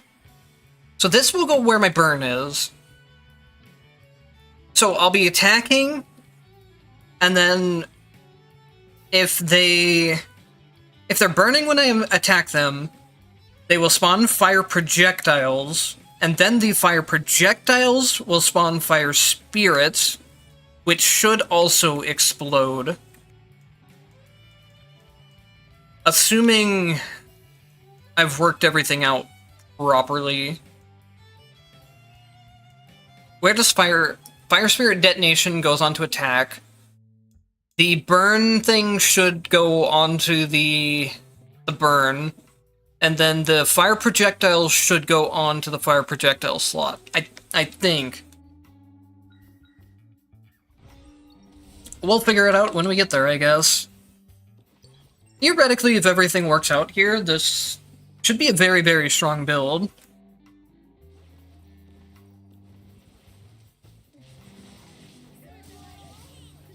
Which is also what I said about the last one, with Holy Marks.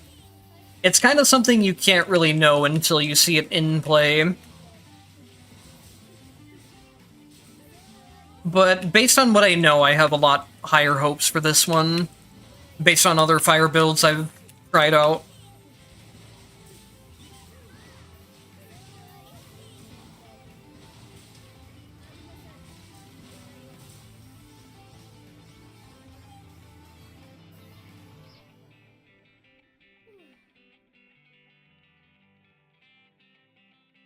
I really hope they had a third page to Legacies.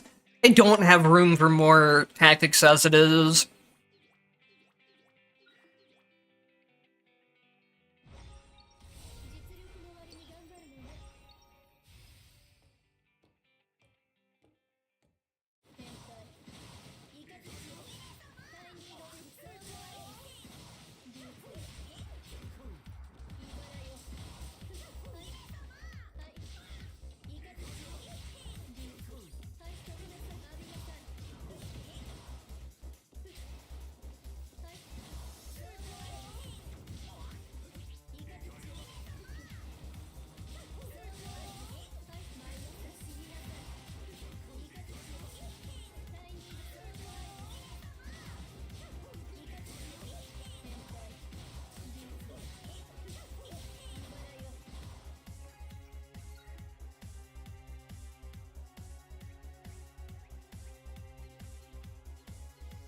Is the music loud enough, by the way, or do I need to turn it up a little bit?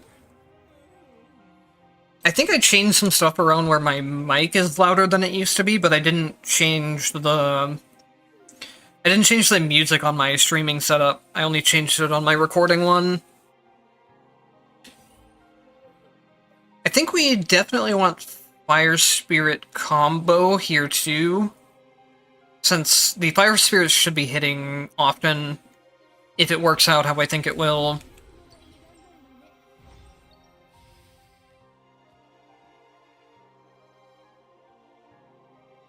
I might add more builds if there's more things to add.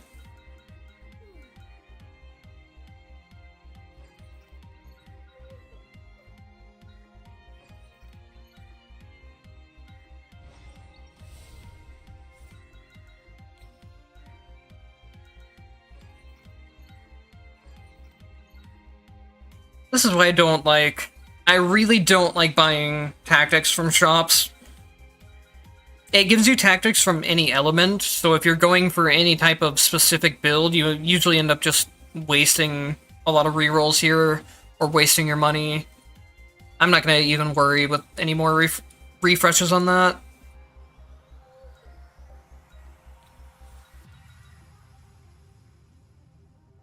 I'm going to save my money and not buy the Ascension either.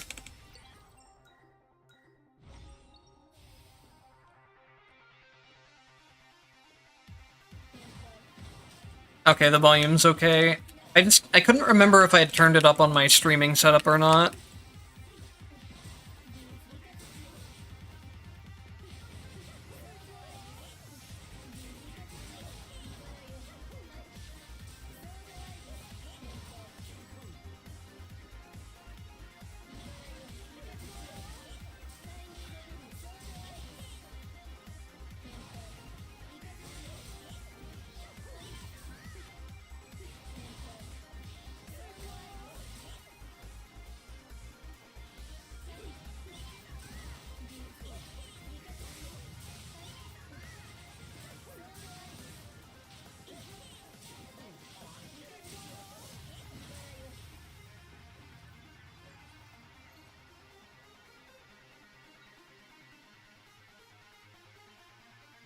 Now there's the bats. We don't get the dash version of the bats yet, I guess.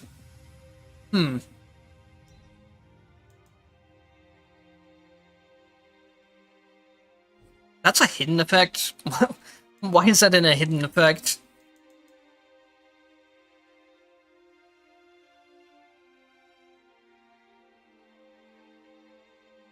You need 3 potentials just to unlock the ability to summon bats when you're dashing. Cool character.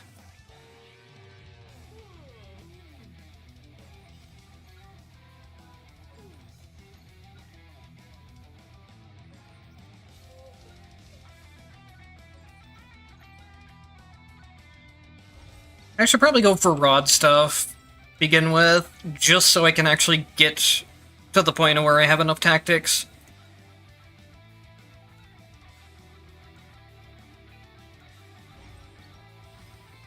Rachel's early game is really, really rough, especially if you don't start getting a lot of the rod stuff early on.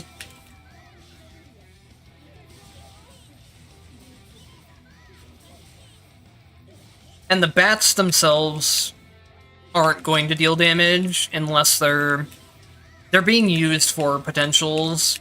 That's what you have to do if you want to go a bat build. Like, what I've been doing is doing the stable mark upgrade for Holy Mark to make the bats actually work really well.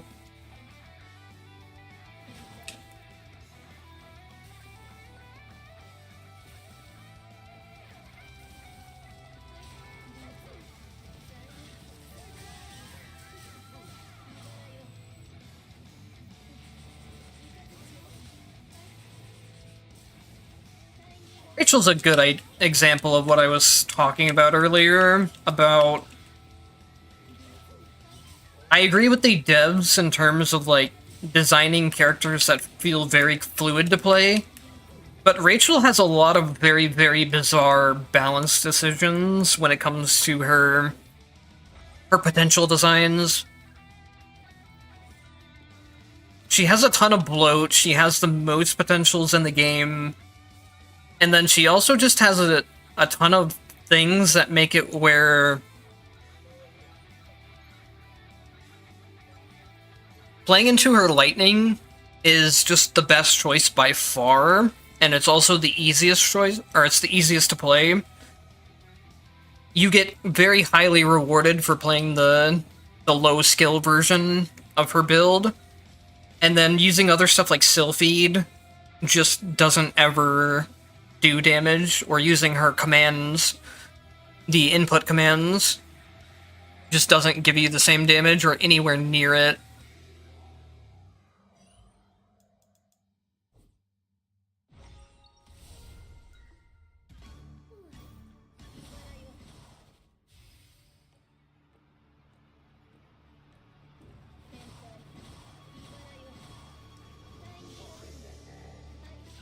Like, right now, without having the upgraded rods or anything, we're just going to do very pitiful damage to this boss.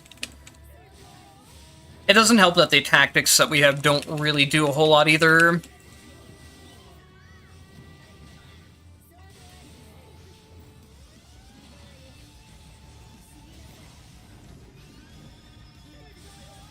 This tactic build is really not going to come together until at least 1 or 2 of the red effects start to come into play.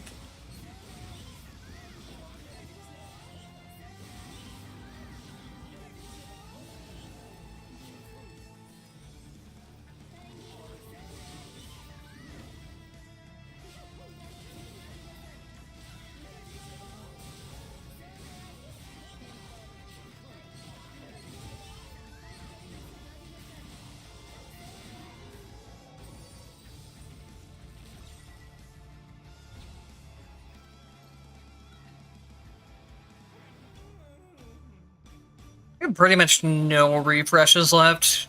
Guess I'll grab Sylphid just because it's fun.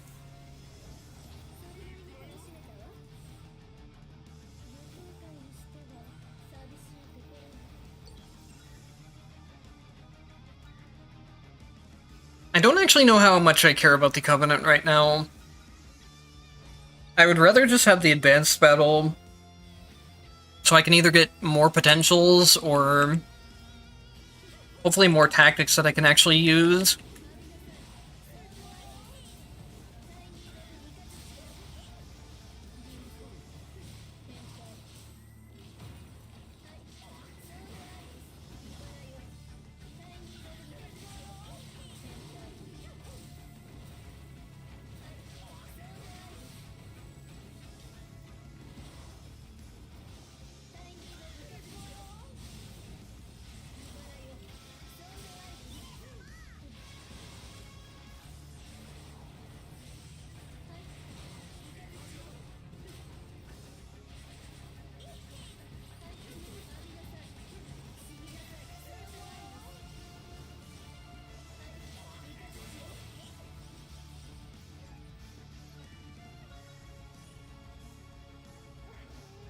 I think we want the fire projectile upgrade.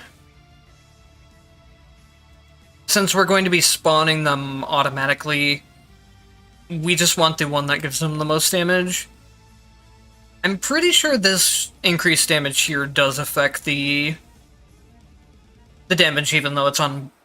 Even though, like, Burn Bomb says it inflicts a certain amount of damage, usually the damage increases here will affect that type of thing.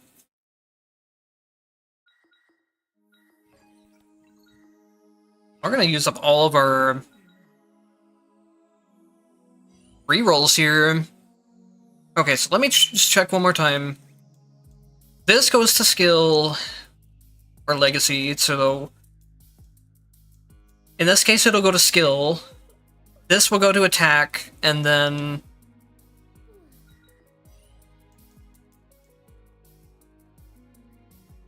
the burn bomb is going to go to dash. So we should be okay. As long as they don't take any of the wrong red effects.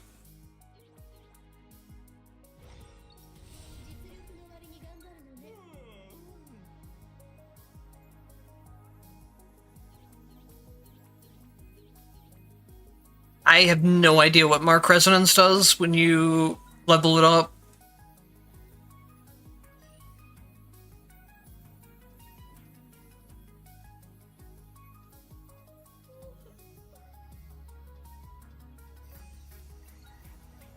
Okay, good. We did get the actual tactic we wanted there.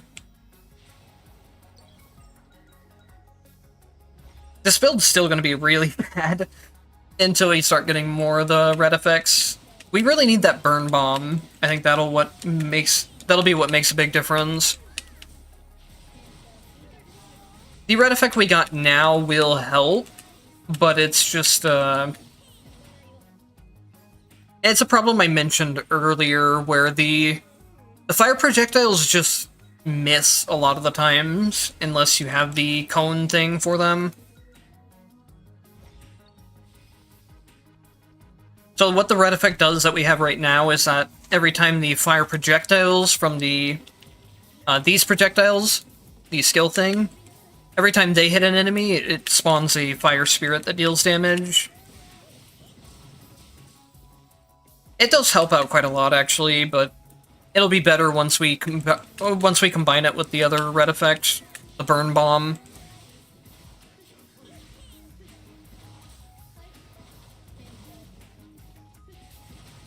Hello.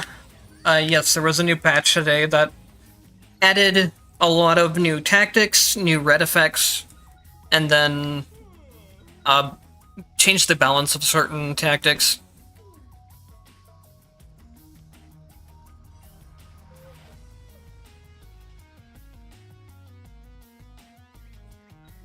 Okay, so yes, this goes to attack, and then the next one I get should go to burn. Or should go to dash, which is the burn slot.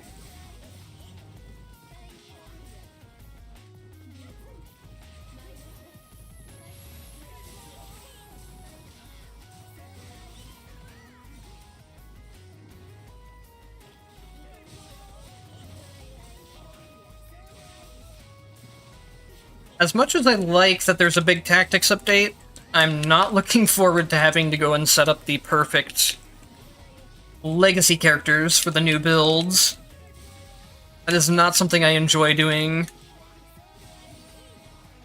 But it's kind of necessary to do, especially if you're running a build like this, which is reliant on a lot of red effects. It just takes way too long to set up the build for it to really be that useful during a run.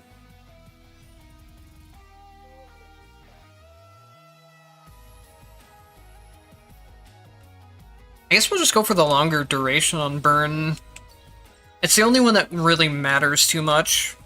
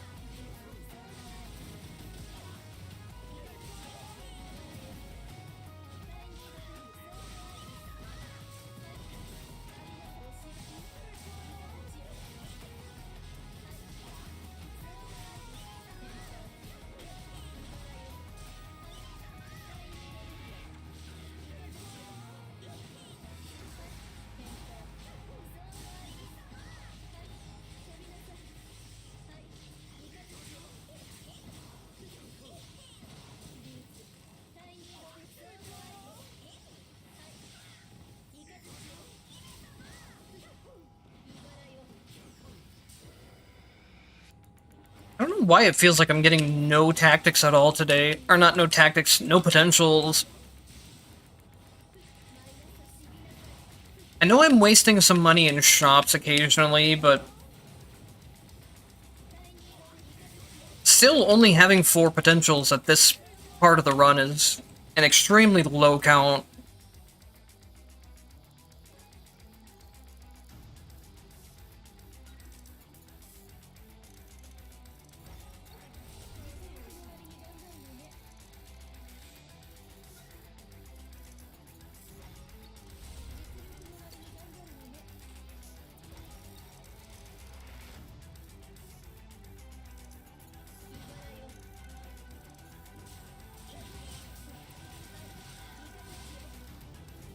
Of course, right after I say that, I actually managed to get lucky enough to get double tactics from the advanced space. Or I mean double potentials. It feels like the chance of getting double potentials from an advanced space is extremely low. It definitely feels way lower than the chance to get anything else, and I don't think that's just confirmation bias either. But I've never, like, went through and hard tested it or anything.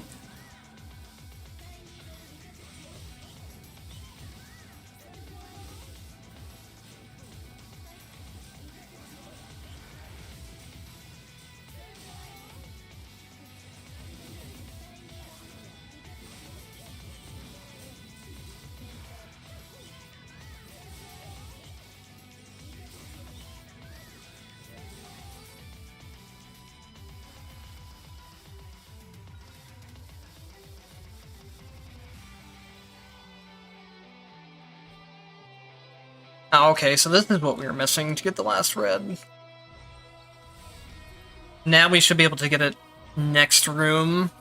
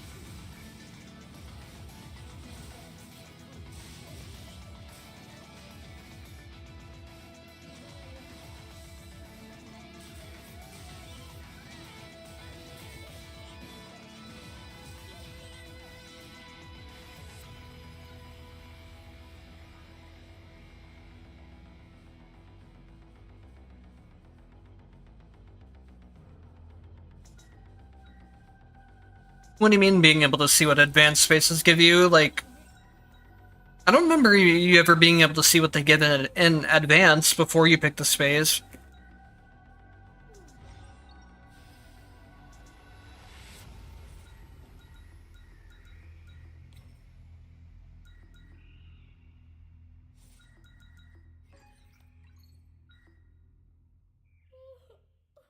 Okay, now we definitely need to start getting into some of the bat stuff.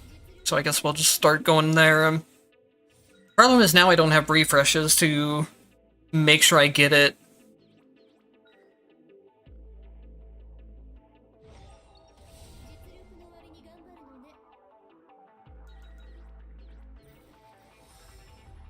Let's see how this works out. I think it should work out pretty well. But it all just depends on if the burn bomb has a cooldown or not.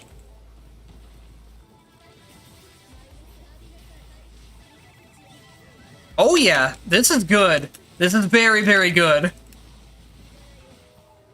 We're not in one-shot territory yet, but it's quite high DPS.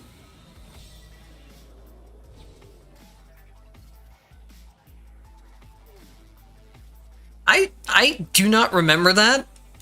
I'm not going to say that you're wrong, because my memory is terrible, but I feel like I would remember if they nerfed advanced spaces that heavily.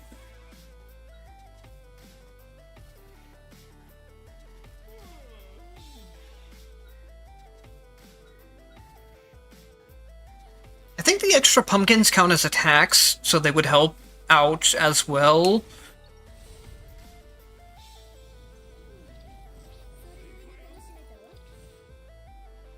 This is a cool build. I like this because it's not just instantly powerful, it's something you have to combine a lot of different mechanics together to make. So with Burn Bomb, attacking an enemy affected by burn triggers the launch of a fire projectile. Then, the fire projectiles that get spawned by Burn Bomb turn into fire spirits, and then the fire spirits, when they're hitting a burning enemy, have a 50% chance to explode, dealing a pretty good amount of damage considering how often these are going to be exploding. So we have a full synergy between 3 different red effects that makes kind of a chain reaction. Burn Bomb sets off for the fire spirits, and then the fire spirits explode.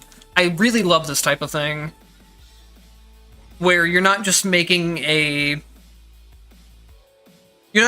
something strong by base values or anything like that. You're actually having to set up a chain reaction between multiple different red effects. Really cool to see.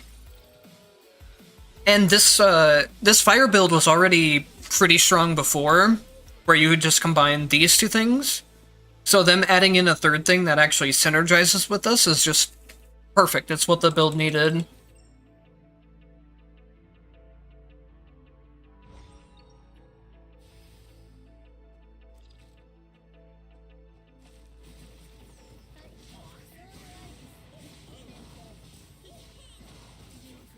Did they do that on purpose? I would probably assume not, but the fact that it works out this way is really good.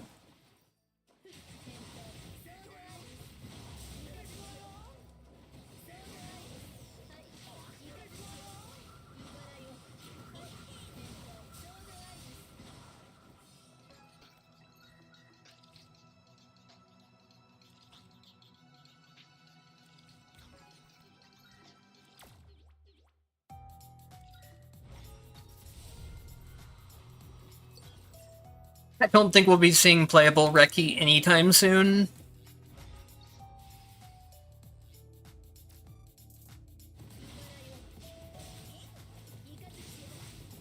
I don't think there's anything else I could really synergize with this build.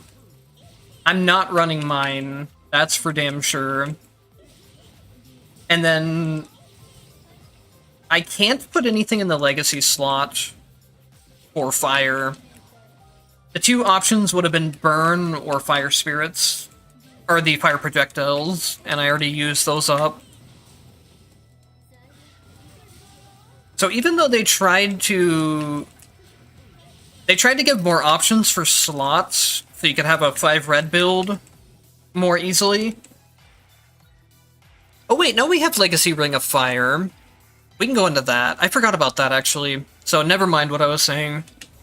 You still do have enough options to go with 5 fire tactics.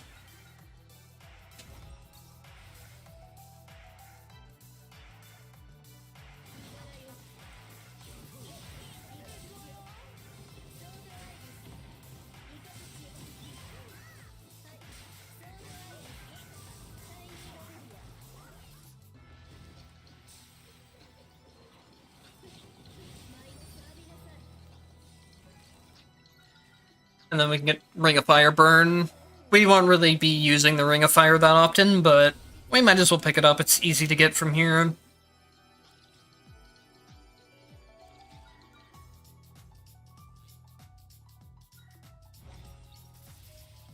So this build isn't anything that's really too noticeable visually, but it is adding a ton of damage onto what I would normally be doing.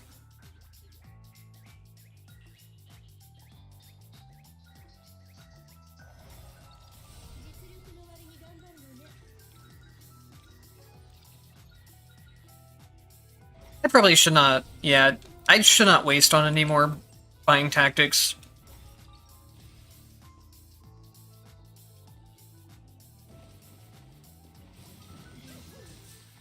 We have all the main tactics we need, so there's really no point in buying anymore.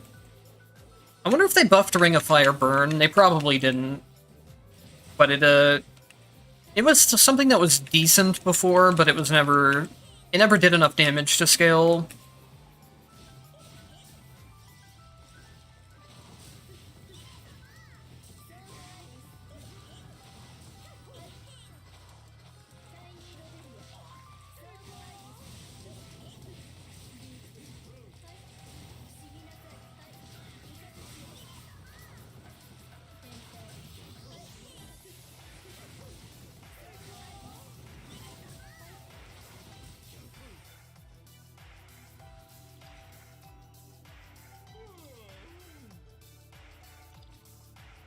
Oh, so the advanced spaces really did show.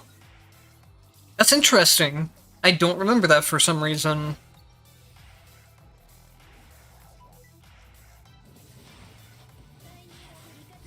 It was probably a balance issue, to be honest, because advanced spaces are already kind of just best in slot, even if you can't see them.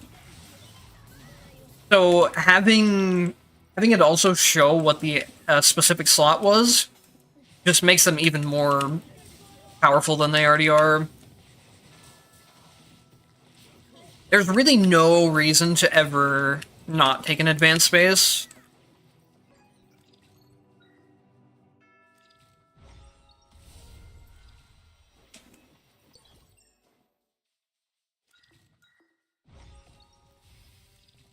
You could argue that, in some cases, taking a potential space over an advanced space could be worth it.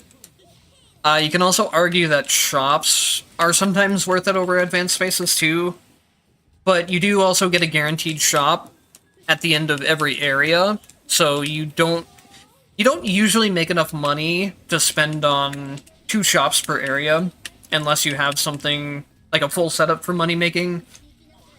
Like all the buffs for it, and then a Covenant or a Black Market that helps with money. So I could see them nerfing the advanced spaces in that way. Not like it really did enough, though, because like I said, it's in most cases, advanced space is going to be the best in slot to take.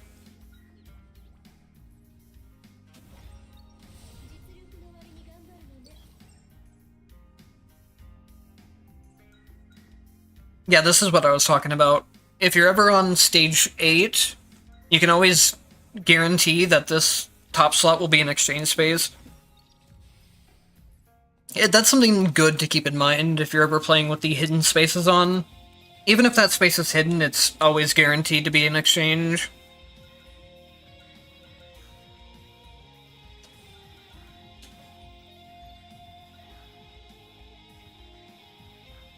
I guess we can get some frogs.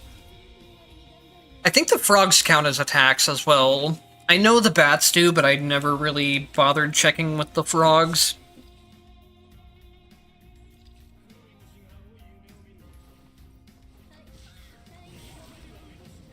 Yeah, potentials are the one space I would maybe still consider taking over advanced, since the chance of getting double potentials out of advanced feels very, very low. And if you could see that the advanced space wasn't a potential, it would just make that choice even easier.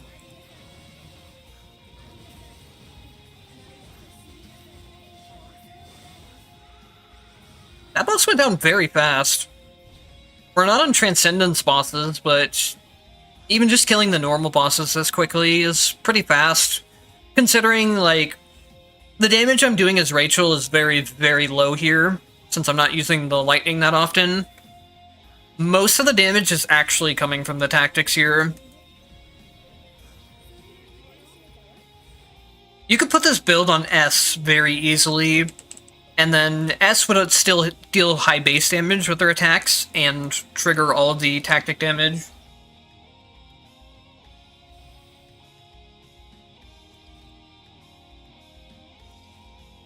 Rachel just existing is emotional damage, or psychological damage to the enemies, I think. Oh! Well, we got a really strong run going here.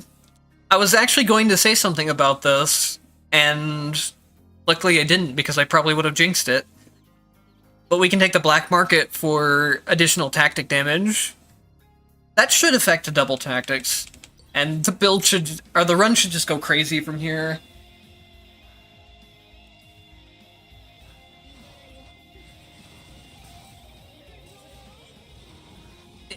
The Fire Spirit detonations are doing 3,000 each, I think, from what I can see. I think I actually messed up on this build. When I took the upgrade for the fire projectiles, I definitely still should have gotten the cone upgrade, because that will set off quite a bit of the fire spirits for us as well. So if I optimize the build for like a video or something, that's what I'll have to do. And it looks like if you watch down here, you can actually see the cooldown on Burn Bomb. It does have a cooldown, which makes the build a lot less strong than it could be, but the cooldown is very, very low. You get at least one per second, if not maybe two. So it's a very solid build. The only problem is that it would take a long time to put together. You kind of need all three reds before the synergy starts to come into play. But you could do something like, you could start with the Fire Spirits and the Fire Spirit Detonation in your Legacy skills, which is probably, or in your Legacy characters, which is probably how I would run it if I were to make a video for it. Because the Exploding Fire Spirits setup is already very, very strong for the early game. You won't have any problems getting through the run with that. And then you would just build into the fire projectile stuff.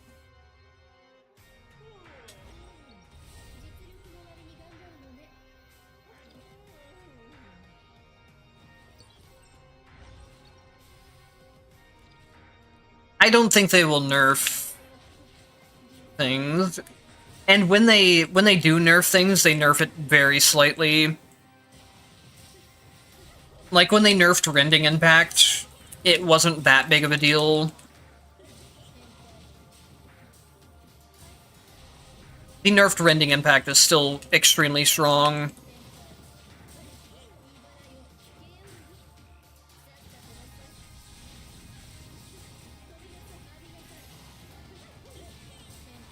Oh yeah, look at the cooldown of the red tactic go at the bottom of the screen. It's just constantly able to proc.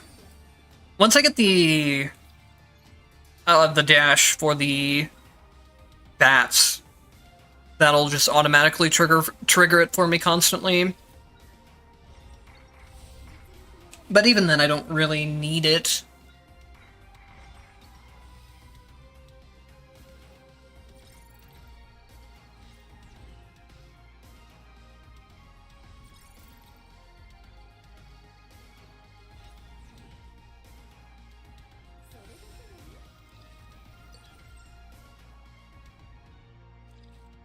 Yeah, it looks like maybe half a second, if even lower.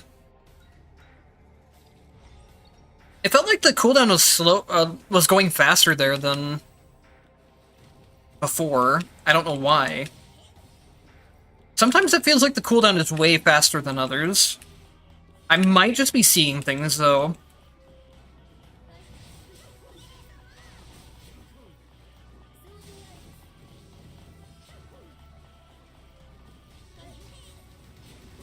It's just constantly triggering somewhere. I think it's, yeah, it's because of my passive bats. I burned him and then I walked away, and the bat was just constantly hitting him.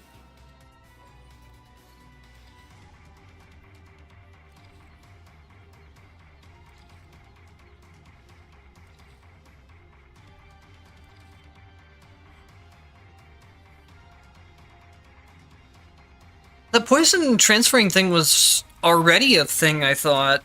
No, I think you had to actually kill the enemy with a specific upgrade for it to transfer.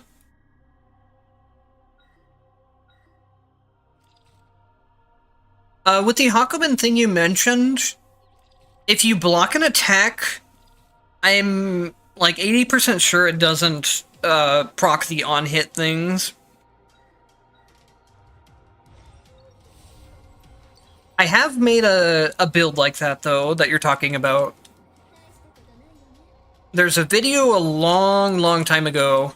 It was my first beating Susanna without doing anything type of video. I just played Hakumen, and I took all of the tactics that are reactive, that activate on hit, and then I just beat Susanna without pressing anything. That was a very old video before there were many of the entropy settings or anything. I'm almost dead. I should probably pay attention.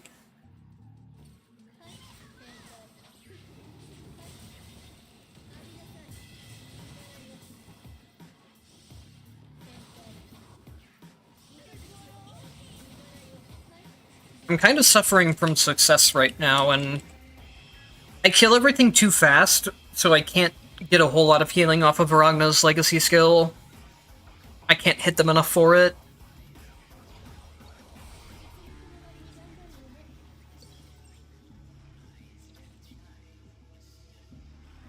Oh, interesting. I don't think it used to, but knowing that it does now is actually very helpful. That might have been something they changed in the update. I'm pretty sure it didn't activate them before. They were basically useless. But if you can block attacks, then that makes them, I guess, slightly more useful. They're still not that good, but at least they have more of a use case.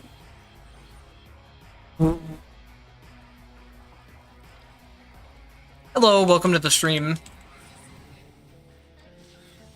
I don't know if I'll get around to making that build today, but I might keep it in mind for like a future video or something. You can also remind me in the comments of one of my next videos.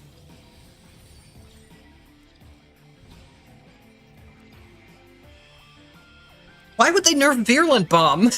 It was the only one that was decent. So we can do the bats from here, and the bats and the pumpkins do both count as attacks, so they will proc the tactic setup we have going.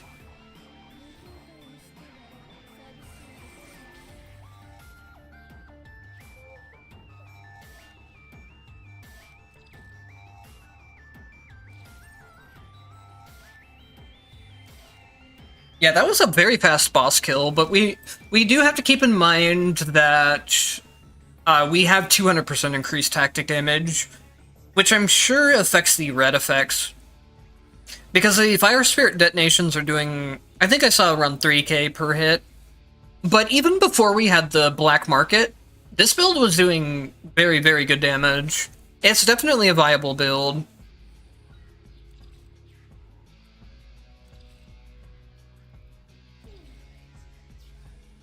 I don't think I... Hmm.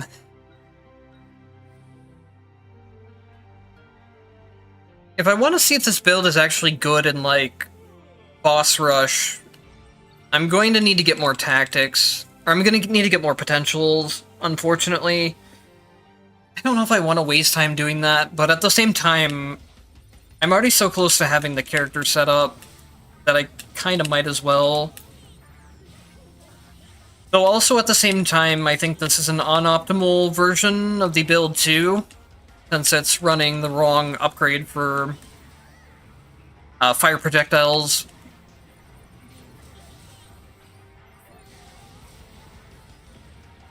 So let's do this room and then we'll be done with the run. I'd rather get on to testing other tactics today.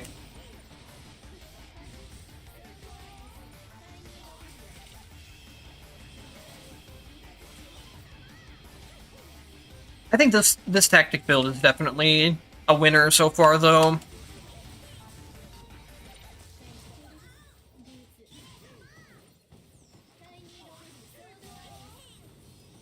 I don't think it'll be quite on the level of other really strong tactic builds, like the... Well, we can go into at least one more potential fight, I guess. I don't think it'll be on the level of, like, the Lightning Orb Light Spear build and the Blender build in terms of just raw tactic damage, but it's very comparable to them.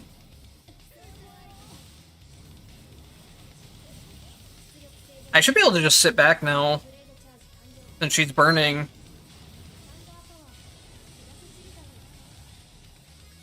Only problem is I just need to wait for the bats. Or I can do this. Wait. There we go. These bats should all swarm her and kill her, yep.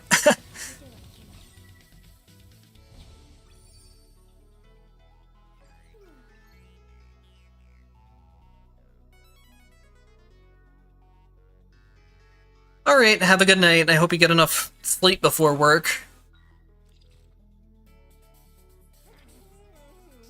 I think that the automatic lightning strikes from the rods also count as attacks, so you can build into that pretty easily to trigger it. It's been a long time since I tested, so I'd have to retest that to make sure, but I'm pretty sure they count as attacks.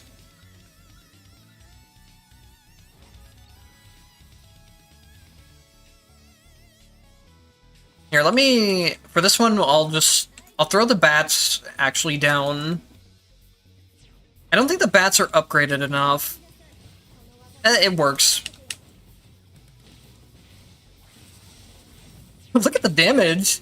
I'm not even attacking, it's just the bats, and then mostly the tactics. It's a cool build. I like how also, you could see it there at the end when I was attacking from range. When it spawns the fire projectiles, it actually spawns them, like, on my location instead of automatically hitting the enemy. One thing that fire spirit does is the fire spirit just automatically spawns on the enemy, so you don't notice it as much. But with this one, you could actually visually see it there.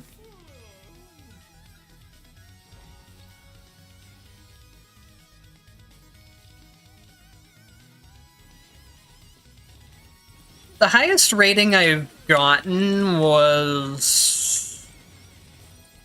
It was somewhere slightly above 4,000. I don't know if... I think it was 4.2. But that is also with doing some RNG manipulation on the run. So it wasn't a real run. It was a manipulated one. I've gotten a couple over 3K without any RNG manipulation, but there's a certain point of rating where it just becomes all luck. There's nothing more you can do to plan for rating after you set up things for getting the most exchange points and then perfect clearing all the bosses for extra money that way. The rest of getting rating is just getting the perfect Covenant and Black Market. because some of the Covenants and Black Markets are just way, way too powerful, both in terms of actual strength and for boosting rating.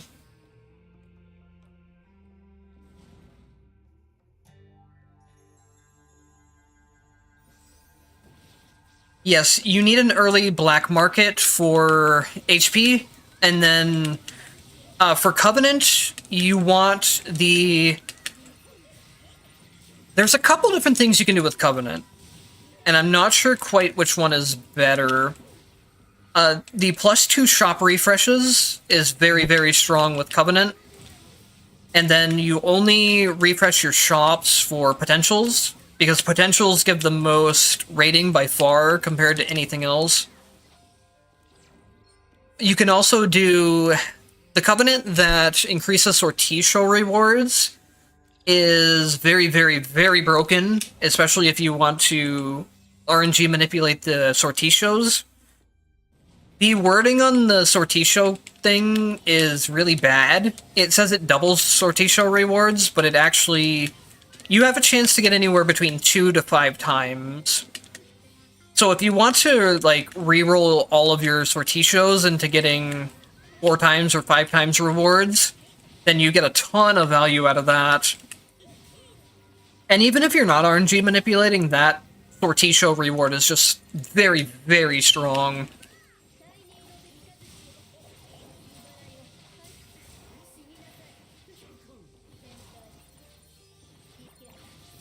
I think... I have it written down on one of my posts somewhere, the method I used to get to 4.2k. I know I used the black market for HP, and then... I can't remember which Covenant I used off the top of my head, but if you look through my posts, there will be a post about it there somewhere. I know there are people that have gotten even higher than 4.2 as well, but I don't know what the current record for it is. It's probably somewhere over in the JP community. I wouldn't be surprised if they passed 5k.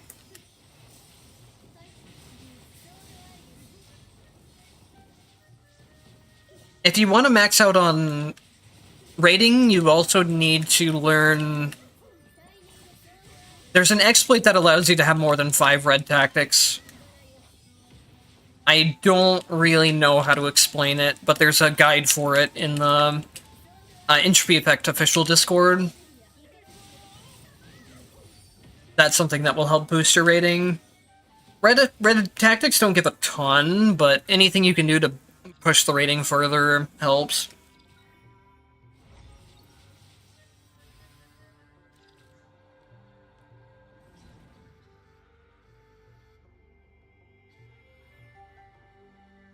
Lightwave got nerfed in the previous patch.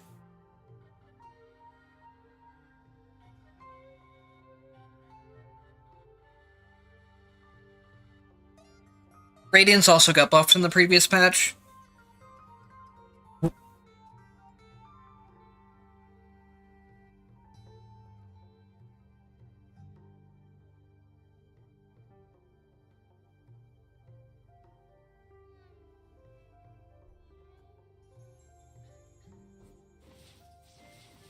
$8K seems really difficult, but it's really hard to determine what the max possible would be, unless you just make like a whole spreadsheet about it.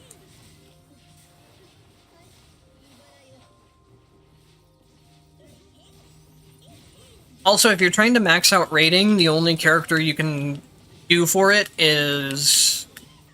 you can only do Rachel.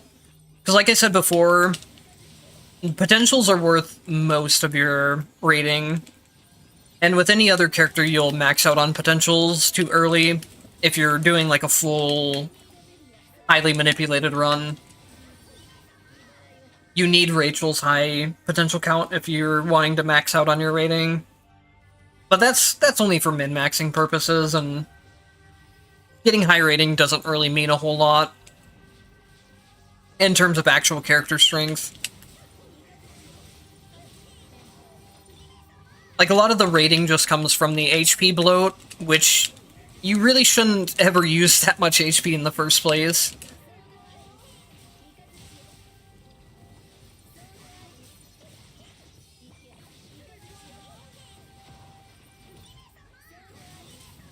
I can see why people like going for like really high ratings just to kind of push the limits of the system, but the rating itself isn't the end-all be-all when it comes to just making a strong character for the game modes.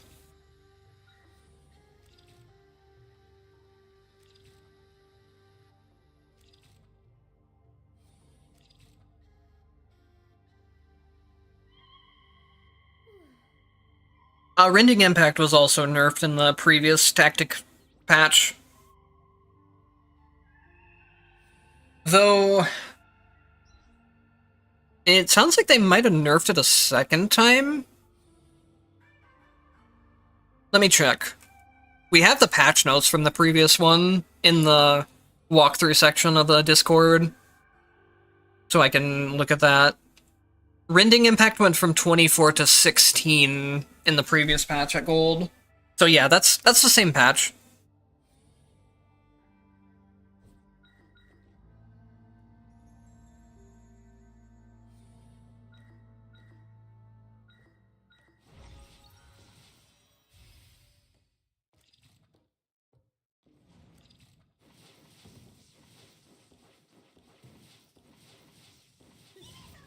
Anyone can play Rachel if you know how to press the skill button.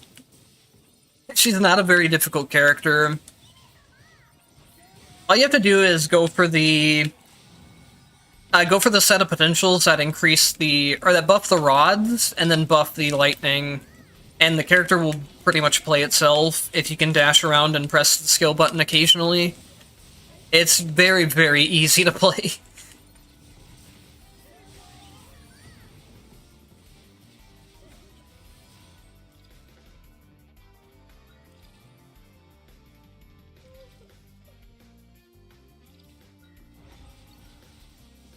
Hopefully we can get the dash bats, and then I'll try to do Reki with only bats damage. I won't attack her directly at all. What are we missing?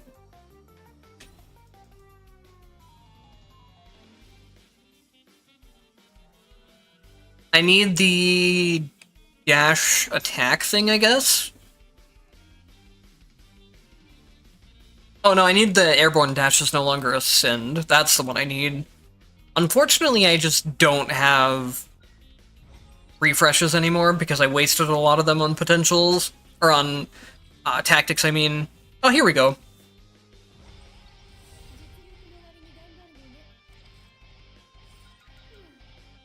The one concern is that my HP pool is very, very low for fighting Reki. Maybe we'll get an HP increase or two. We got 2 more shops to look through. Though I don't know if I'll have the money for both of them if I buy more tactics. There's a little bit of HP.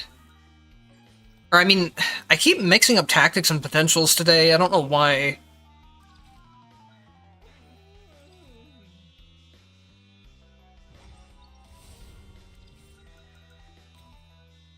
Oh, I guess this is what we have to go with. I do have a revive. We can check this again, just for the discount. There we go, a little bit more HP, but 2000 HP against Reki is not going to last very long. I have the damage for it, I just don't know if I can survive.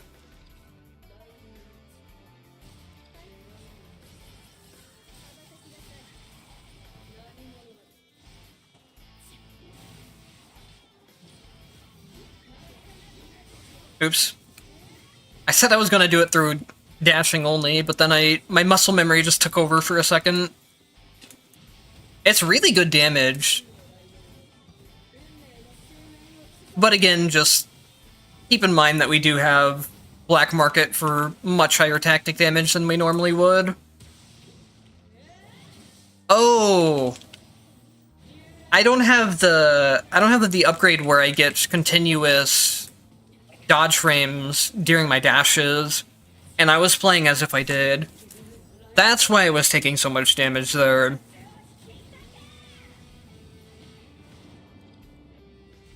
We can also That was bullshit. That was a Reki moment. You get locked into your animation from... They need to fix that, honestly. If you're starting an animation before you go into the cutscene of the fight, you're locked into the animation when the second phase starts. It doesn't, like, cut you out of the animation. And she can react fast enough out of the phase that she can just hit you instantly like that. There was nothing I could do there, because I had pressed the button before the cutscene started.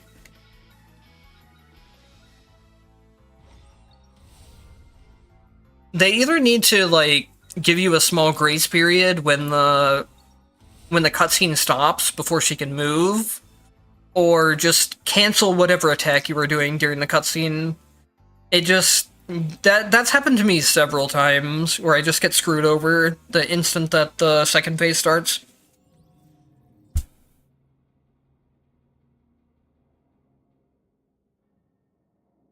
Alright, see you later, Portal, if you're still here to hear that.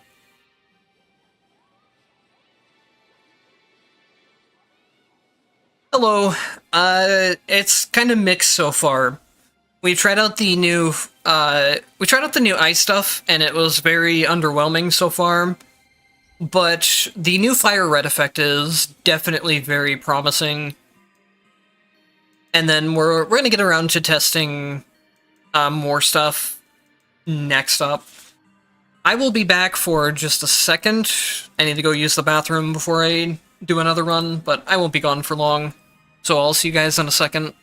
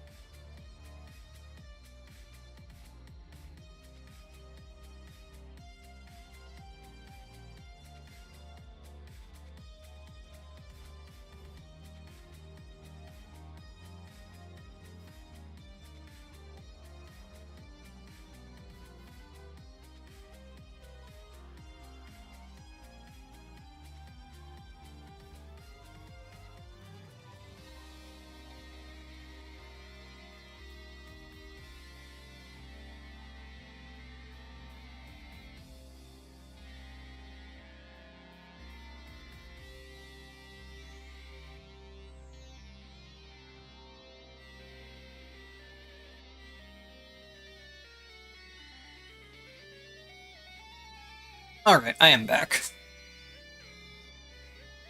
Yeah, the fire build was definitely a success. That was just a mix of recce bullshit and me not paying enough attention to what tactic or what potentials and stuff I had. Whenever I'm streaming, I do not pay nearly as much attention to certain things. Like, I get way worse at playing the game and remembering what potentials I have. I get distracted by chat, and that pulls my thinking in a lot of different directions. It also doesn't help that I have to think about all the new tactic stuff as well. So I think we'll try Shadow Mark next. And we'll do this one with Hazama to test out the Hazama buffs. This sounds like something that will work well on Hazama as well, because He tends to have a hard time early game with his AoE damage. So attacking will apply a Shadow Mark to enemies for 5 seconds.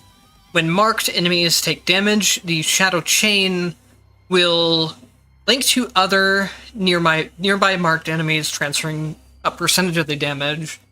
So it sounds like you can mark up a whole bunch of enemies at once, and then any damage you do is somewhat shared between the enemies. What I'm concerned about is 4% is a very, very low number, but we'll have to see how some of the mechanics behind it work.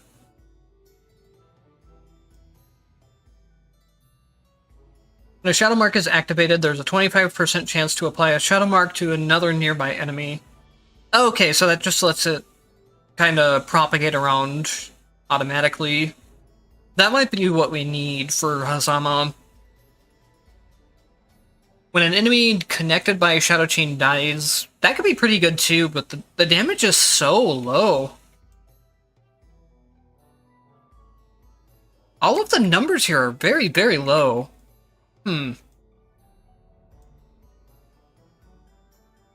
Enemies inside Black Hole are continuously affected by Shadow Chain, and it enhances the ratio. What does it mean by continuously affected by Shadow Chain? Because Shadow Chain itself doesn't do any damage. Does it just mean it applies Shadow Chain, maybe? We'll have to figure some of that stuff out. Oh, wait. It'd be bad if I forgot to change my equipped Mind Crystal.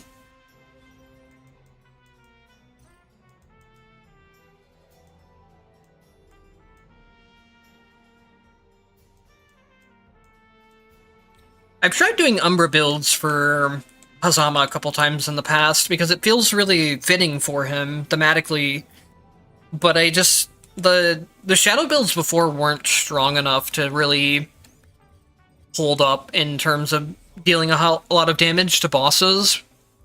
And then when you pair that with a weak character like Hazama, you just end up dealing no damage.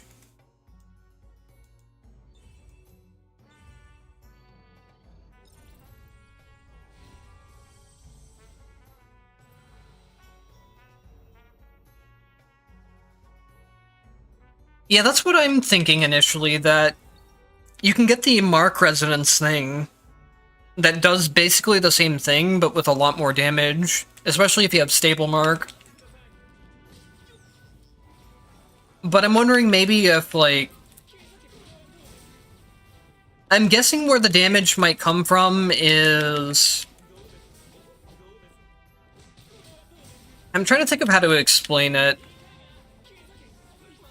If the damage transfer can stack, like if I hit 4 enemies at once, does it get basically multiplied by 4 because they're all taking the damage of the other enemies?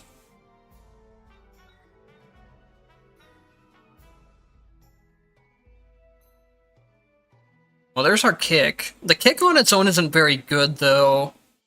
It only becomes good with the hidden effects.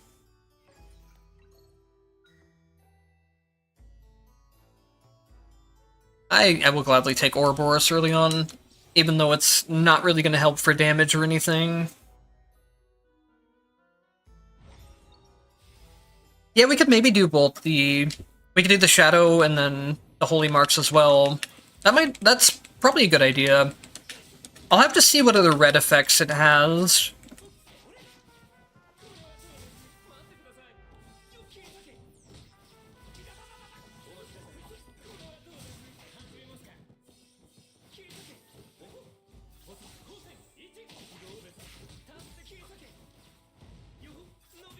Oops.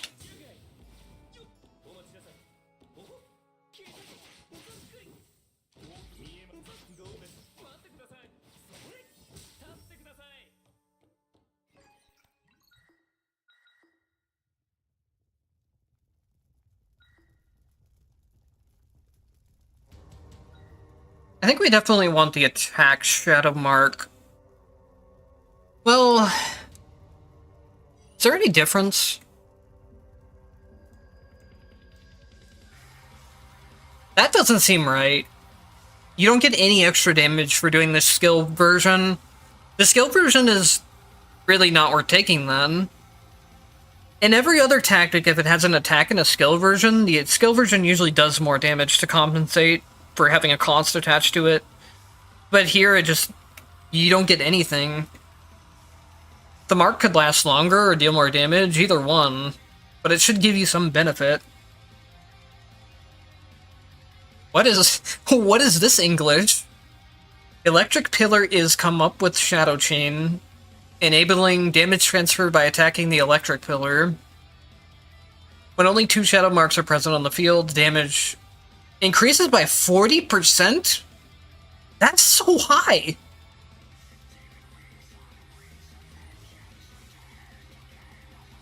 Shadow Chain causes enemies without super armor connected by it to enter a hit state and move toward the attacker.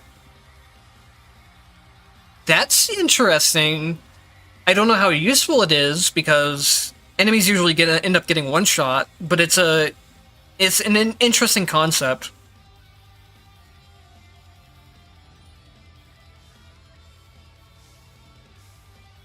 Shadow Chain blinds enemies. That could be okay. Blind is a very useful debuff to have.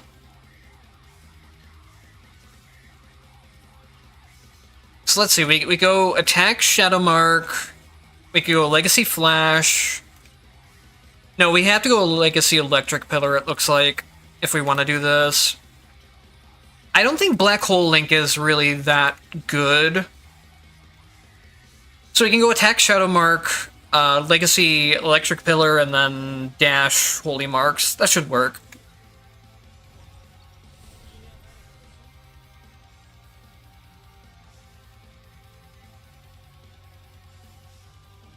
Does Jormungand play skill tactic? What is Jormungand even? I'm not actually sure about that. I don't think Jormungand counts as actually hitting the enemy when it does its drain, which is weird because when you take it as a legacy effect, it actually does deal a damage hit when it drains them. But then Hazama's version from himself doesn't do a damage hit, if I remember correctly.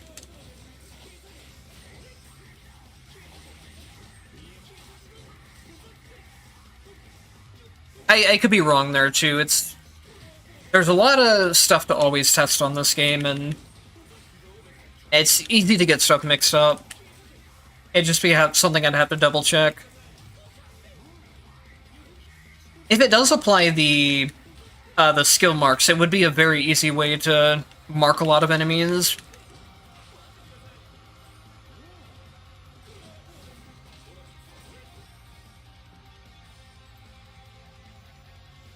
Yeah, today's patch added a lot of new tactics and a lot of new red effects, and then changed the balance of some tactics. I don't know a whole lot about the balance changes yet. I haven't really seen anything too major in terms of those, but I haven't looked around in detail yet.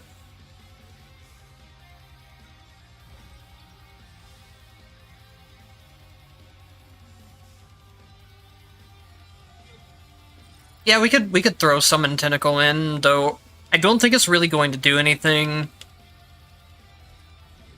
What the? I guess we're set on potential refreshes for a while. So we could keep going Umbra, but since I have Umbra Chance, it's definitely better to pick up the electricity here. I'll be able to get the Umbra stuff later pretty easily, but it's harder for me to get the electricity.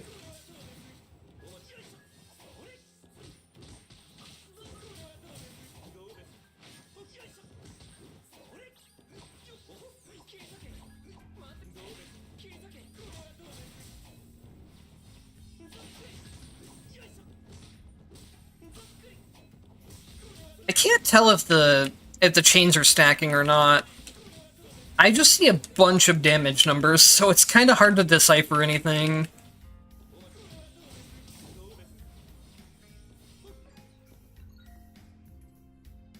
We have 23 refreshes! Dang. So what does this actually do? Upon using Legacy, summon an electric pillar that continuously shocks surrounding enemies, dealing 90 damage. Eh? That is really, really low damage. Enemies will be knocked back after being shocked 10 times. Maybe it attacks quickly, but that is very, very low damage.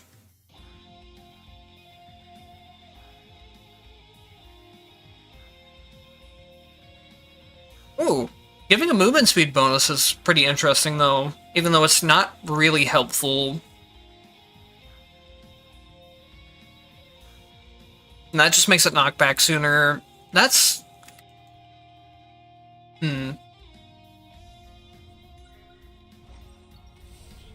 Like I said before with the other Umbra effects, crowd control stuff isn't really too relevant in this game, unfortunately.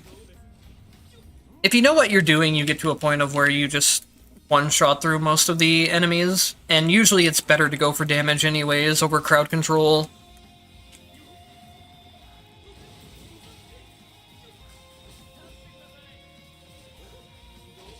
And I honestly don't like, oops, I might die actually. I don't like a crowd control like knockback because it can knock enemies out of the grouping that I'm trying to put them into. I like a crowd control like black hole that will pull them together because that's actually helpful, but a crowd control like a knockback can actually be detrimental in some cases.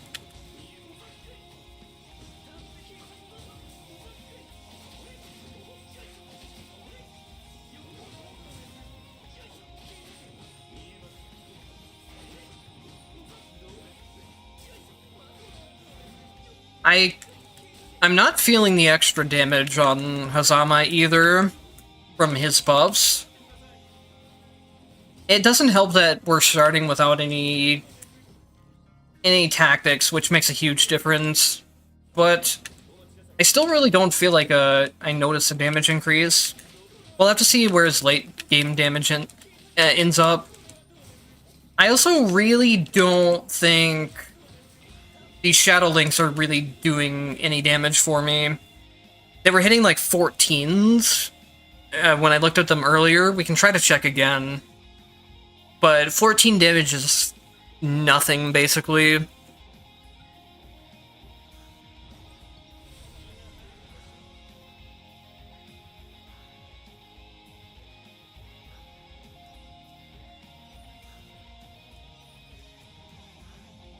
Oh, you're saying I maybe should've...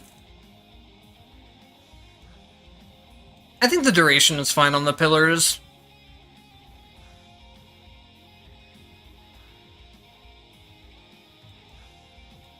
Though the damage might have been better, honestly. I don't think it's going to matter too much either way.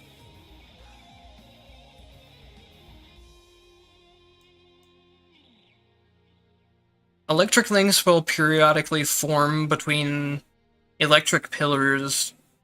That's cool in concept. It's just really, really low damage again. Unless it happens very often, or it multi-hits, but I don't think it would multi-hit based on the text. And then what else do these have? You just get electric pillars when you activate Radiance. They also attack faster on the Radiance. That could help. I don't know though. I don't think it's looking too good for the lightning pillars either.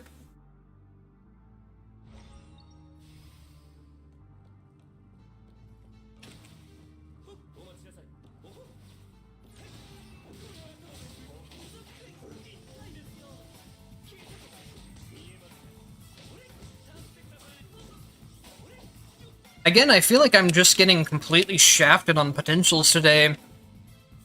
I'm nearly at the boss fight and I have one potential. Hopefully they didn't change something with room generation again. I would not put it past them to change something like that and make potentials show up more often than make tactics show up more often than potentials or something, and just not put it in the patch notes.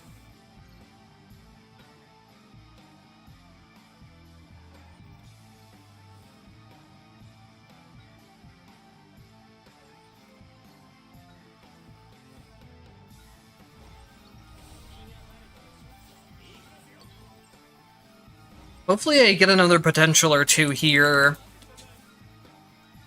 Otherwise, I might just be kind of screwed.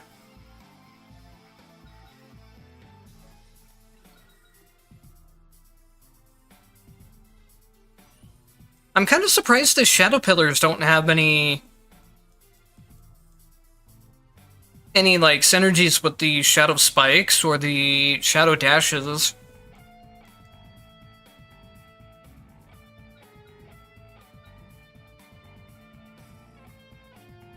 I guess we'll get this.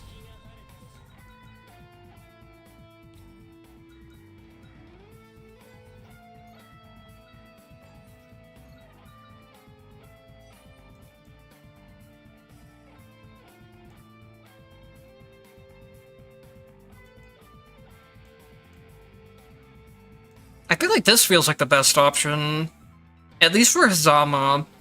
If I had a bigger attack range, then it'd be easier to apply to different things. But I think this makes the most sense based on what, like, the problem that Shadowmark is trying to solve, and that's kind of AoE damage, I think. I don't have any... I don't have high hopes for this boss fight, though. My tactics aren't really doing damage, and I'm not going to be doing very much damage either.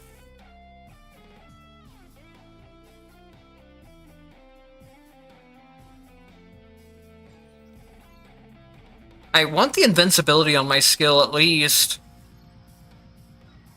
There we go.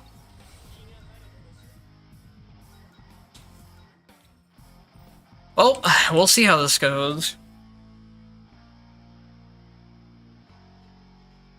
The problem with something like this, the Shadow Marks, is that it's just not going to do anything to the boss fight, I think. Unless there's extra summons that I can combine him with, I guess, but those don't last very long. It's always really hard to take tactic options in this game that don't also affect boss fights.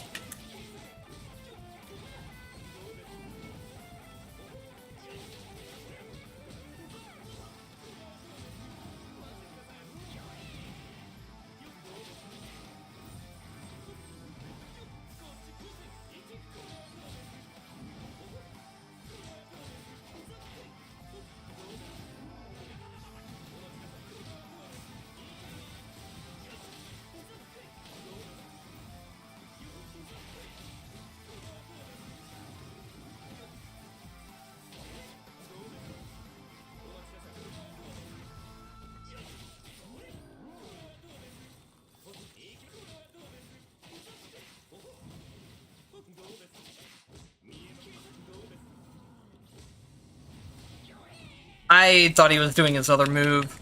Oh well.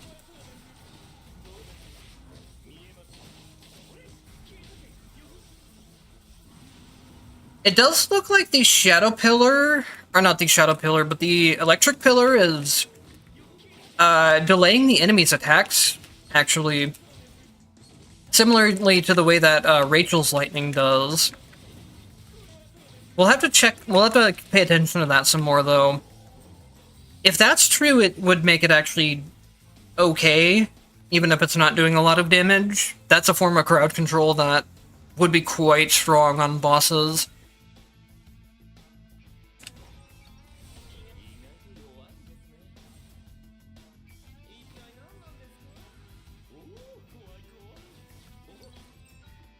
But yeah, the range on the pillar seems very, very small, even though I upgraded it.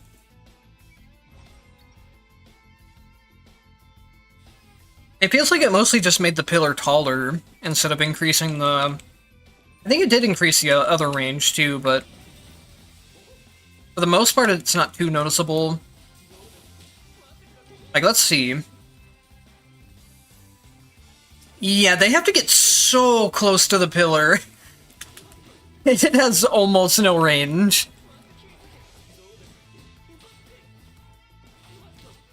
That's something where you could use that red effect between Chain Lightning to help, but even then,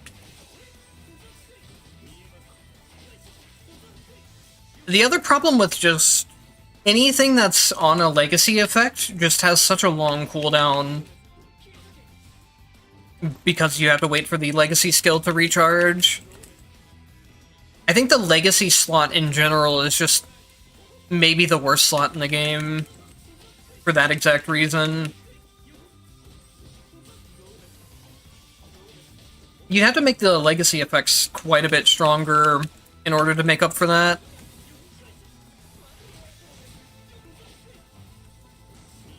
Like, if I had a skill version of this same thing, it would just automatically be better. Expands the activation range and boosts the damage transfer. Yeah, I guess. I don't really have too many hopes for the Shadow Chain thing.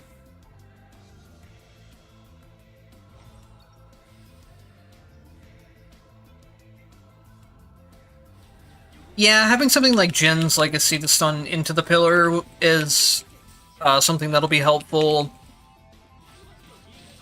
I'm kind of surprised there isn't a skill version of the pillar. There really should be, because it would make sense with how they do a lot of the other things can be legacy or skill.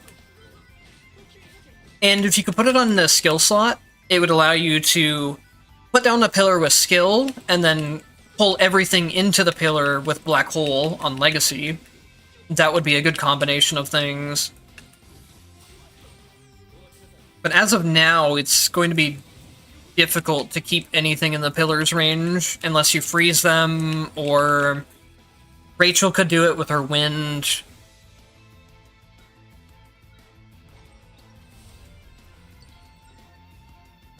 I guess anytime you corner something, you could use it that way. But if by the time you have enemies cornered, they're probably already half dead, if not more than that.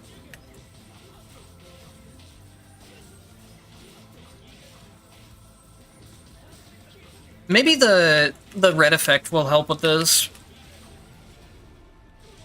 I'll have to read what the red effect does again once we get it.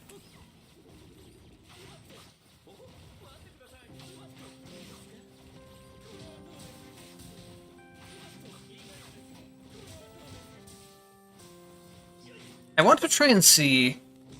Yeah, look at the enemies on the left, and just look at how pitiful the damage is on the actual chain effect. It's it's pretty much nothing. I don't know why they set the damage percent so low.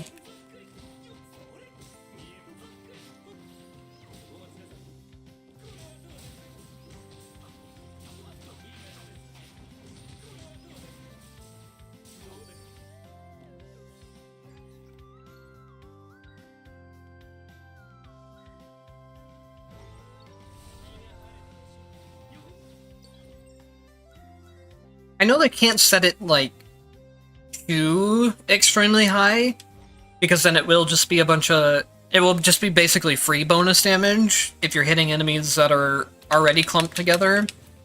But as it is now, it just feels way too low to really be useful for what it's supposed to be doing. Like, look at I basically can't kill the enemies over there, even though they're linked. Meanwhile, I just go through the enemies over here in a couple of hits. How many enemies is it going to take before I can actually kill the ones on the right side? All of them, apparently.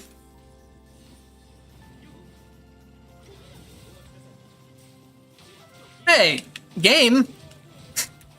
I just used a legacy skill. Game? My electric pillars just aren't working now, apparently. I used 2 legacy skills there, and the pillars are nowhere to be seen. I wonder if it might be a spawn location problem with this map in particular. Because of how it moves with, like, Alright, because of how the map works with the moving parts. Oh, it's gone again.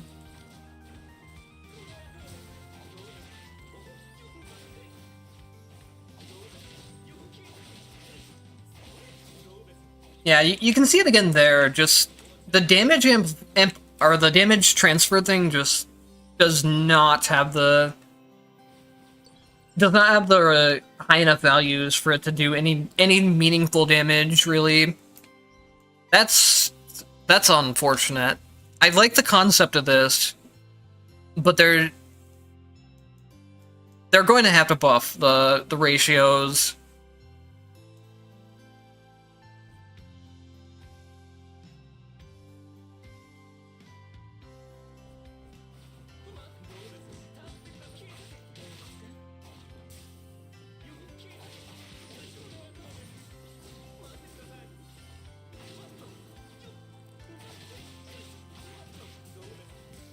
I like I like the mechanic of the upgrade where they kind of auto stack between different enemies. I feel like that could almost just be the base mechanic of how they work, and that would make a lot of sense with what it seems like they're supposed to do. So mechanically, I like the idea of it. It's just they really flubbed the numbers on this one.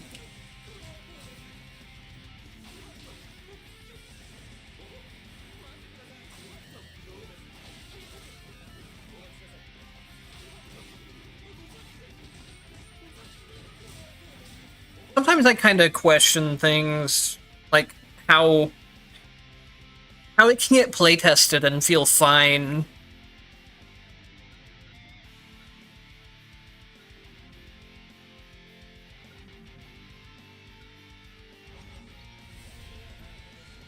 I'm trying to think of how to explain it. Sometimes I just see things like this and I question how it can get through playtesting phases. Because it's just so very blatantly weak. But I kind of wonder... Something that's a big issue in terms of balance in this game is that a lot of things will look very broken on low entropy before enemies have health scaling.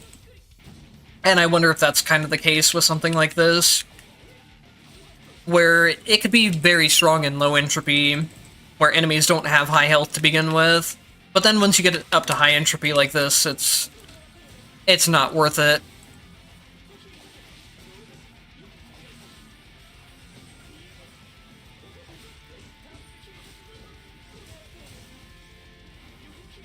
Have any more pillars shown up? I don't think any pillars showed up there, again.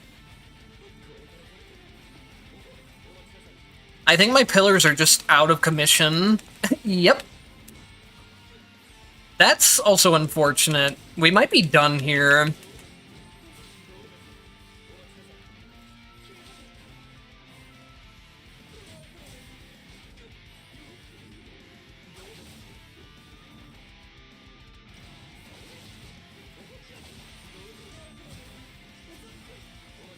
I'm really surprised I got that dodge off.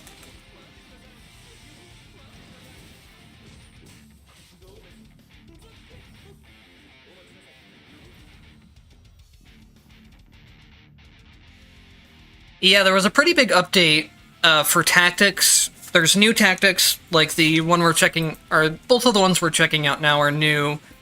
Shadowmark and Legacy Pillar. And then there's a whole lot of new red effects for things that didn't have them before. And there's some balance changes to current tactic numbers. Unfortunately, we're probably screwed this run because my electric pillar bugged and just doesn't work anymore. And the shadow marks do not seem good at all. What the shadow marks do is basically make it where enemies get marked together by chains, and then they share some of the damage that's taken. But you can see here that the numbers on everything is just completely terrible. Like, we're sharing 9% of the damage dealt, which is not going to really do anything. So I think between Hazama's low base damage and basically having no tactics right now, we're just kind of boned. We'll see what happens, though, through the rest of the run. What characters are the strongest? Every character in this game is very, very powerful. It's more of just a matter of knowing what tactics to put on them and what potentials to use. If I was gonna say like an actual tier list, I would put characters like Rachel, Lambda, Hakumen, and Kokonoe as the top tier. And then anything below that, characters end up being more or less the same in terms of potential power level.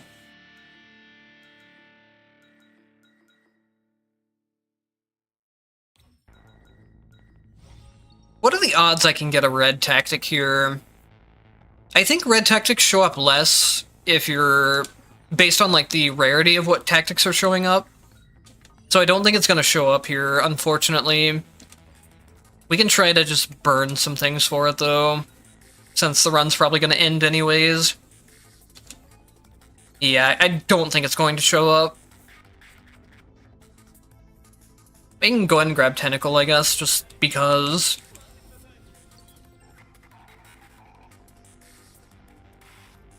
Do I need an Umbra room for this? Yes, I do.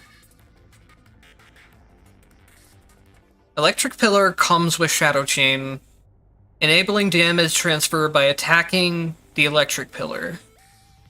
That's pretty interesting. So I guess if I attack the pillar, it will do the damage transfer. But even then, it'll only be like a 50%, or 49 probably total, with what we have now. Which would help, but I don't know if it'd be enough to save it.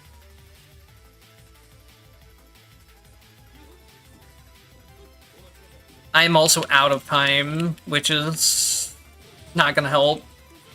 I probably should have just went into the event there, so I didn't have to waste time, but I don't know, either way, I would have ran out of time at the boss fight, which would have been equally as bad.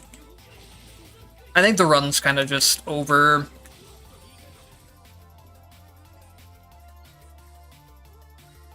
Here we go. Wait. No! We can't even test the red effect because the pillars don't work in the first place! I forgot! So we're just completely screwed. We have nothing. This red effect does make a lot of sense, actually, though. Because it does fix the problem that I mentioned before, where you can't... Oh, goodbye, run. I will not miss you. But yeah, this red effect where you can attack the pillars to link things, it fixes the problem where the pillar, or where the link can't do anything in boss fights. But yeah, I don't know about this Shadow Link overall.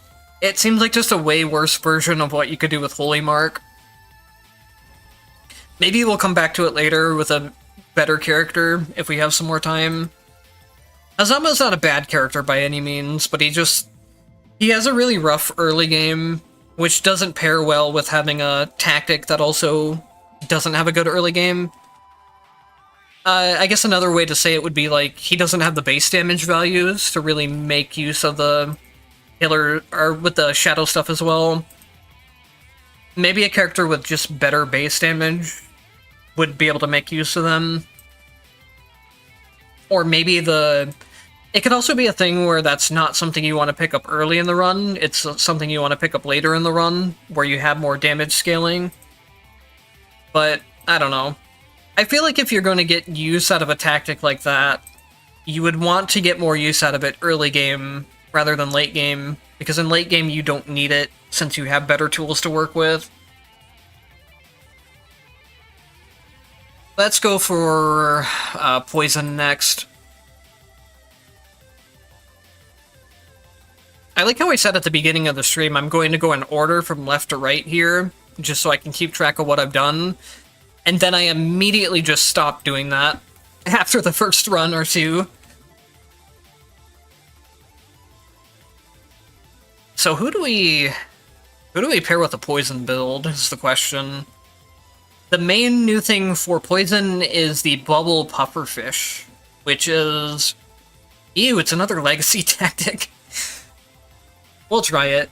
At least this one lasts 10 seconds, so it lasts quite a long time.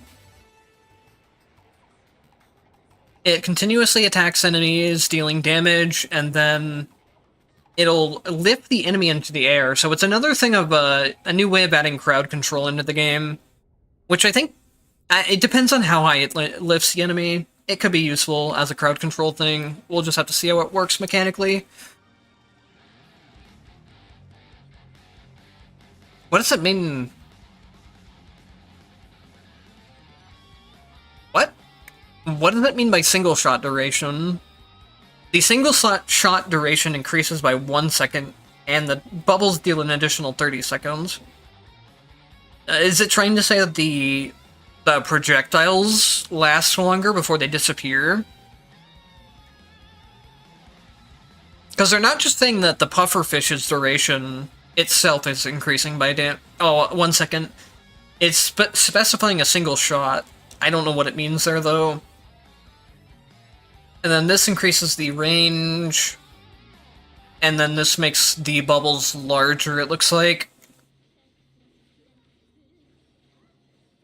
Okay, yeah, this does actually, like, specify that the pufferfish itself duration. So I'm guessing this increases the duration of the projectiles before they expire. Again, this looks like really, really low damage numbers, unless this thing fires very, very quickly, which I doubt it's going to fire quickly enough for the damage numbers. And then we have Venomous Bubble. Venom periodically produces bubbles. That could be okay, maybe. Venom is another thing, just kind of has mechanical issues, where enemies aren't going to be standing on it for very long.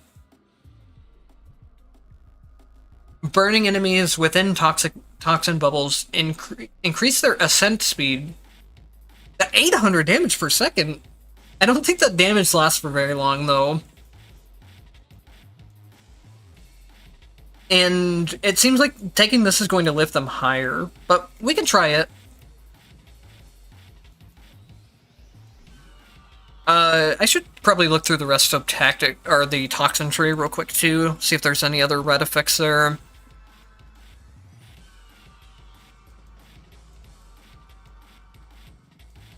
That is the same as before. Pufferfish can make virulent bombs. That's just kind of whatever, probably. These are the same.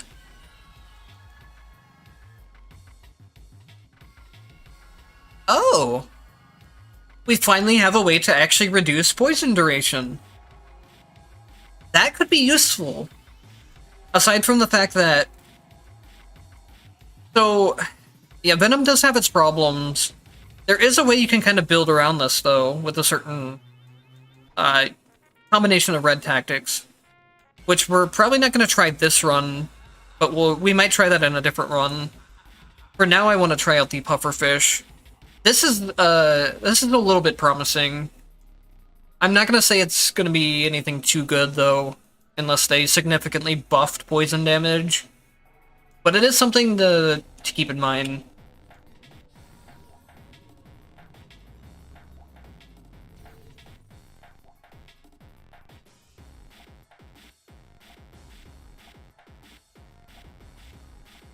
Oh, the four I said that I consider to be the top four in the game are Lambda, Rachel, Kokonoe, and Hakumen. They all have just extremely high potential damage. Though, like, I don't really like talking about tier lists and stuff in this game in general, because there's so many things that change where I would put a character in the tier list. Like, you're playing a completely different game if you're playing at low entropy compared to high entropy, which makes some characters worse or better. And then you're playing a completely different version of the character based on how efficiently you pick up tactics and potentials. Even a top-tier character like Lambda can be complete garbage if you play her wrong, quote-unquote. And at the same time, Lambda could be very strong if you play her efficiently, and that applies to every character. every character has the potential to at least win runs pretty easily once you know what you're doing with them. It's just some characters are easier to get to that point, and some characters have a bit higher damage thresholds than others.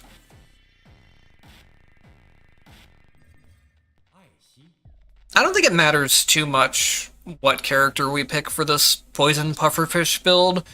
Is there any certain character that like people want to see played?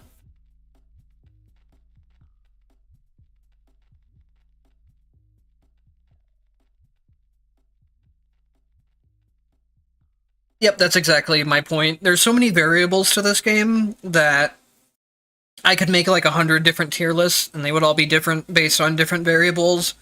And that's the reason why I will never make a definitive tier list video.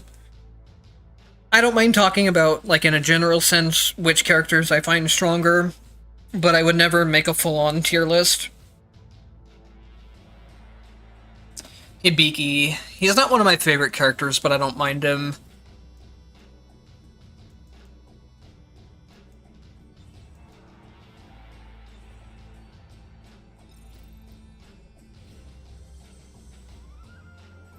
They did change something with Hibiki in this patch, I believe. I think my Oblivion Glaives, for my default skill, has stealth on it now? No. Maybe that was a change to using it as a legacy skill? I know they did mention something with Oblivion Glaives and having stealth.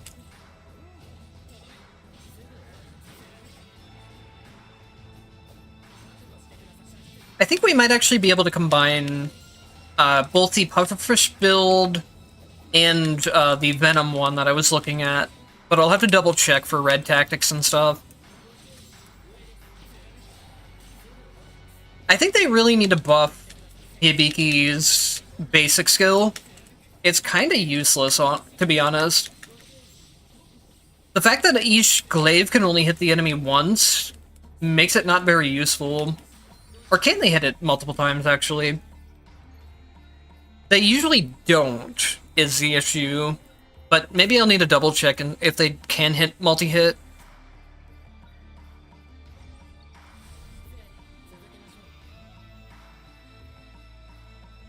Oh, it's probably on the potential itself. It's on the potential, it's not on the move itself. Wait. I'll have to look at the potentials. If you can go into stealth while having the orbiting glaives, that's actually kind of broken. Before returning, Oblivion Glaive remains in stealth, and its first attack transforms into a powerful What? That is... I don't think that's what that actually does. I think that's just bad wording. It's saying that the Oblivion Glaives would be in stealth, which doesn't make any sense. And I don't think the Oblivion Glaives themselves attack either, and turn into a different attack. It's the potential where if you do an attack during the beginning of the Oblivion Glaives, you get the, like, bonus strong attack that recalls the Glaives. They've just really worded that terribly, which does not surprise me at all.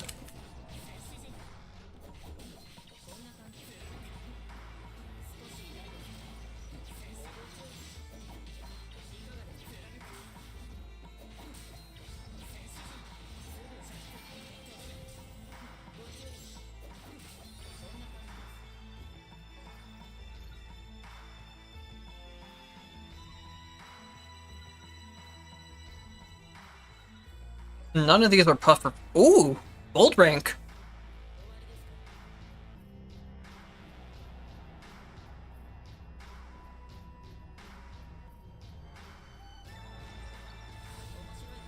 My thoughts on the Dead Cells collab are... Honestly, I don't really care. I never played Dead Cells, so I have no attachment to it. But I have enough faith in the developers to make fun-feeling characters that having a free character from Dead Cells is something I look forward to anyways. It kind of happened the same thing with Icy, where I have no attachment to Icy as a game or a character, but she ended up being one of my favorite characters to play now. I think they just did such a good job designing the character that she feels very fun to play. It's kind of the same thing with the rest of the Blazblue cast as well. Most of my mains from Blazblue, or maybe, I think all of my mains from Blazblue, are in here already. So I don't really have too much attachment to any characters they would add. But I enjoy every character that they make. Whoa! Where's he going? Why did they go so high? I didn't expect them to lift that quickly and that high.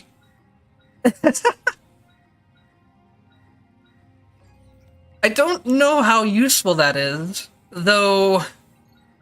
What is this? Oh, that's something from the Blade Tree. We'll look at it later. So let's pick up Virulent Bombs. I think we need that for a red effect, or a couple of red effects.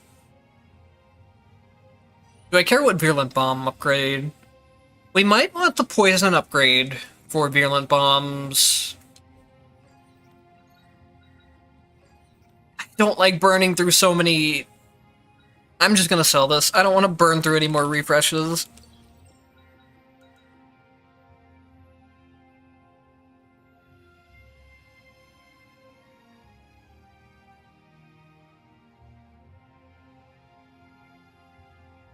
Yep, you beat me to it, but I was gonna say, a couple things about them lifting that high is that they will take fall damage. Fall damage does exist in this game, even though it's not used very often. You don't trigger it very often. But they will take some damage from fall damage, and then they will proc Lambda's passive.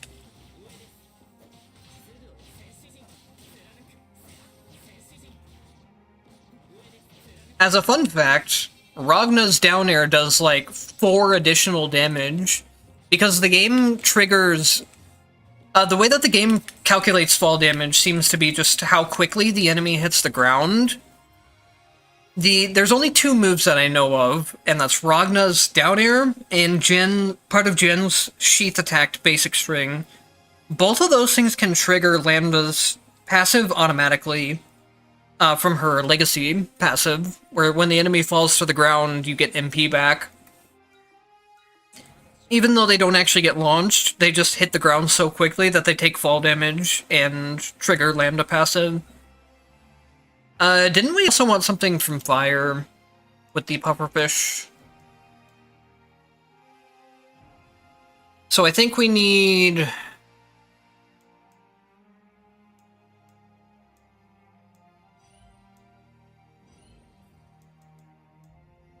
I don't think it matters if we take attack poison or skill poison. I would rather probably have skill poison, though.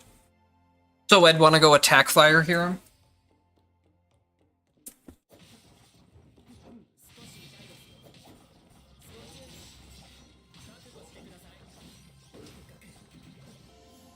Oh, goodbye. They must go, their people need them. That is gonna throw me off for a long time. Oh, that guy's too heavy, I guess. He just doesn't... Where's he going? Is this lift even going to work on bosses? Most crowd control effects don't work on bosses. It will be hilarious if this works on bosses, though.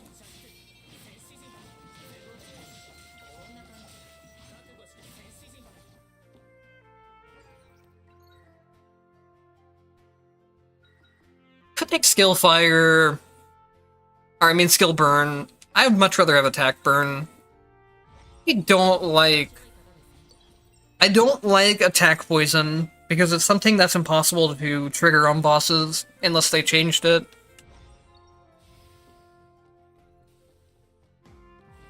Yeah, maybe bosses during the stun state, and...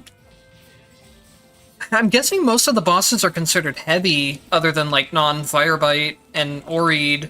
So even if it does lock them, it's probably not going to lift them, like what happened with the big mechanical enemy that looks like Sweeper.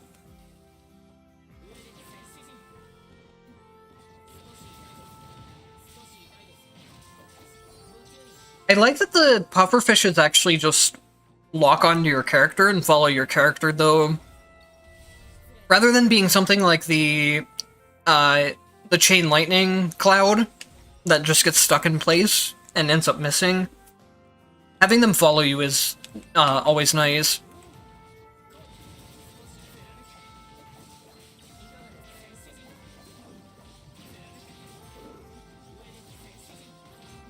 Goodbye. Oh no, that sweeper enemy did fly up.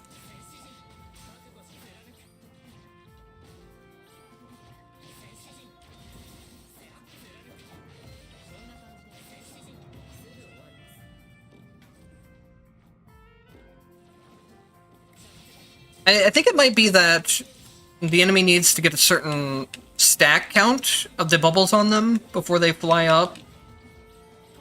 It's kind of hard for me to check without taking damage. Oops. Especially if I have Ragna's legacy ticking, then I can't really just stop to look at enemies. So they get, let's see. Yes, upon multiple hits, the bubbles then lift the enemies. So if I take this, it sounds like it lifts them sooner.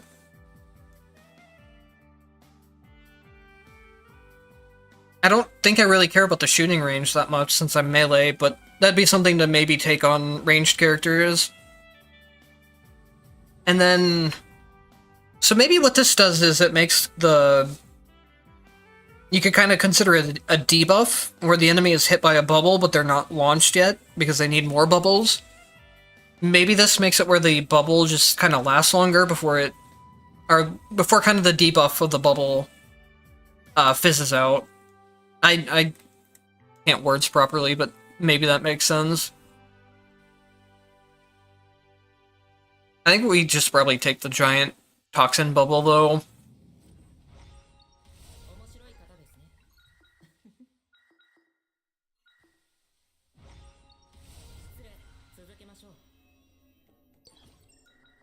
Things are just dying instead, which is kind of a problem with any crowd control option.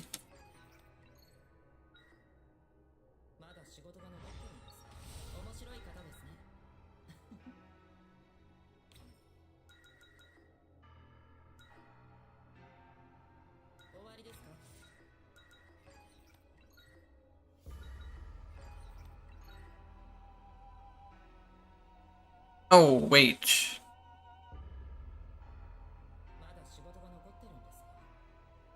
I can't do... I don't know if I can do the...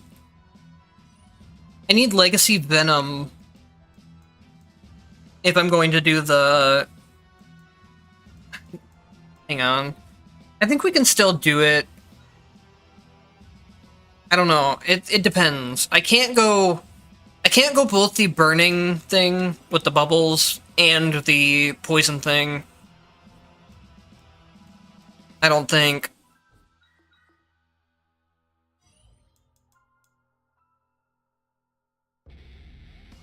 Yeah, because if I go skill Venom, I can't go attack Miasma and attack Burn.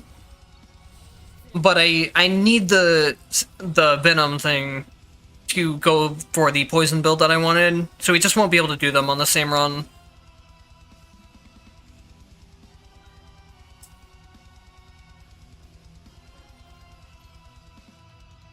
We can check what this does at least.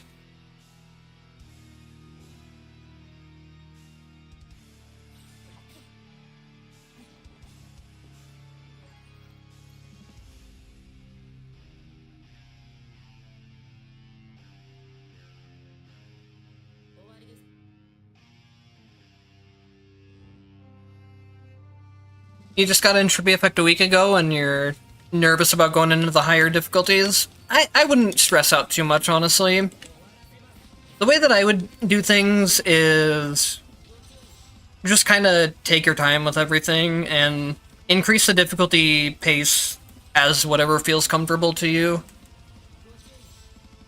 There are benefits for playing on higher entropies and things do kind of get a lot more fun in them, in my opinion, because you can also make stronger characters there, but there's no reason to rush into it.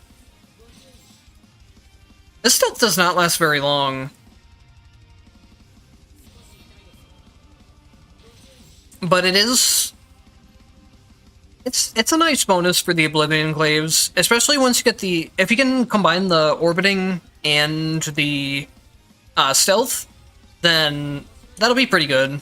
You'll just get free damage while enemies aren't targeting you.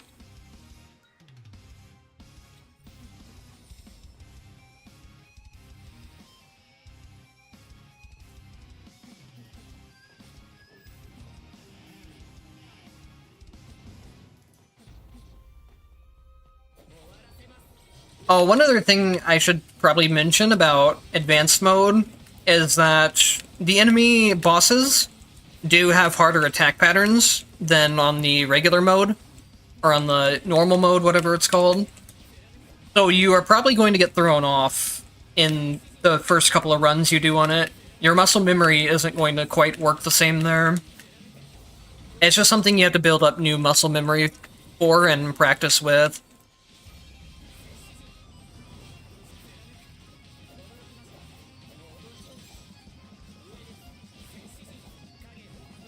It doesn't look like the boss is getting lifted, but it could have also had to do with Jin's freezing there.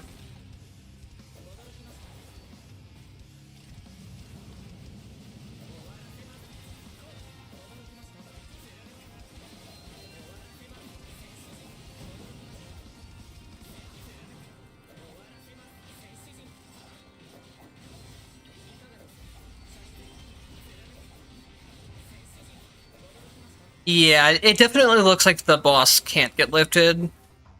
Maybe on a lighter boss that'll be different, but I doubt it. And maybe when they're stunned they will.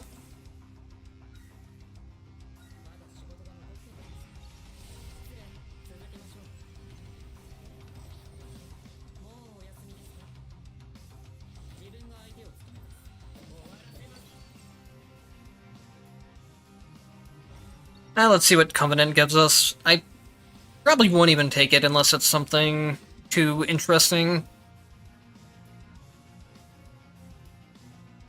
This could kind of work. The problem with... I wonder if they fixed this ever or changed it.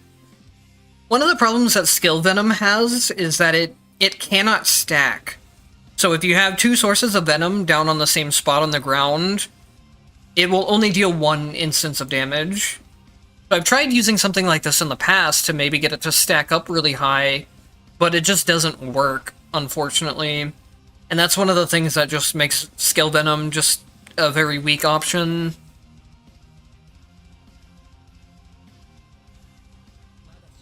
I don't want to take the reduced ground skill damage from here, and I don't think this really works well with Endless Slice either, unless I do something weird. It doesn't consider, like... It doesn't consider using skills to be every single hit of Endless Slice, for example. It's just when you press the button to start the skill.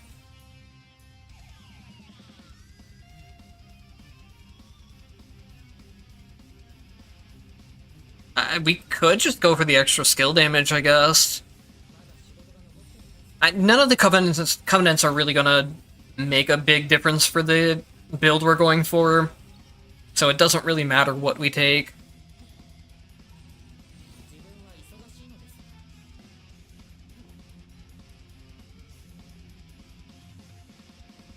Yeah, Jin's Legacy effect is something that's very, very broken, and it will definitely help if you're trying to learn the game. You'll see it happen occasionally when I'm playing, where enemies will slow down and the screen kind of turns a lighter color. And then the main thing is that when you have that passive activated, you're just fully invincible during the entire time.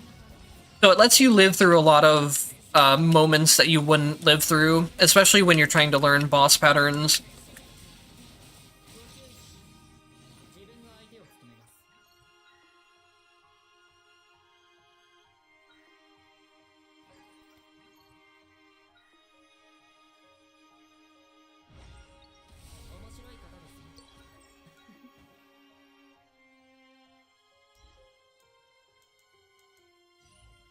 So let me check.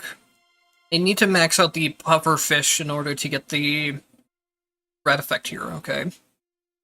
You always have to check between if you need to max out the fire tree or the toxin tree or whatever you're looking at. Because you kind of never know with this game where the red tactic's actually going to be.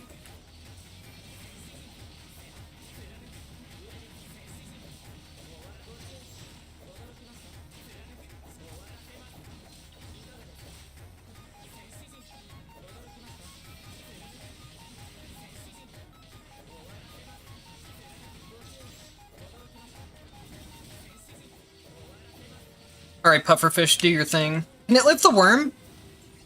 Oh man.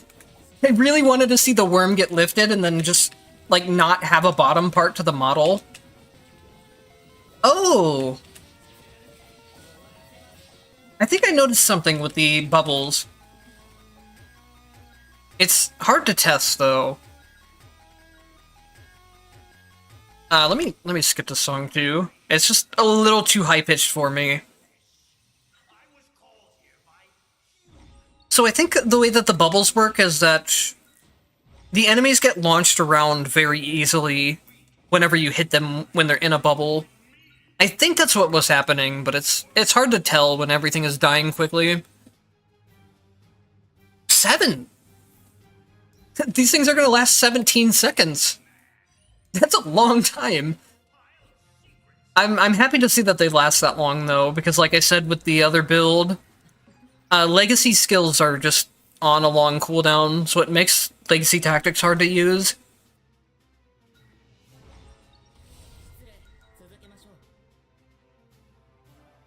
I wonder, 17 seconds feels like long enough that a legacy skill could go on cooldown. Like, could come back off a cooldown before the pufferfish even expires. 17 seconds is a long time.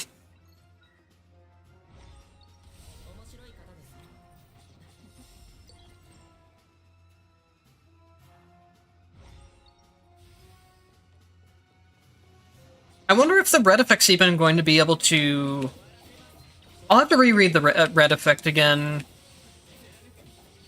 But I think what the red effect said was, like, when they're rising from the bubble, and that's when they take the extra burn damage. So it seems like it's not something where a boss could even take damage from that.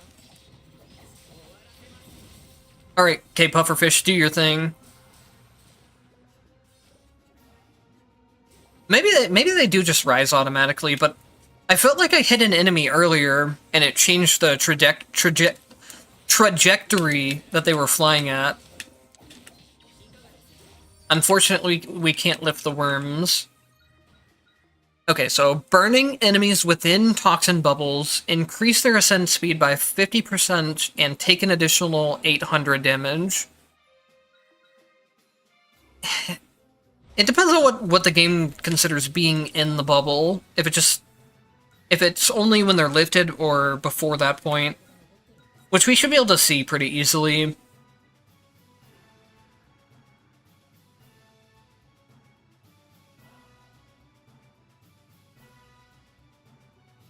I'm really looking forward to seeing this 50% increased flight speed, though, because the flight thing already looked hilarious to begin with.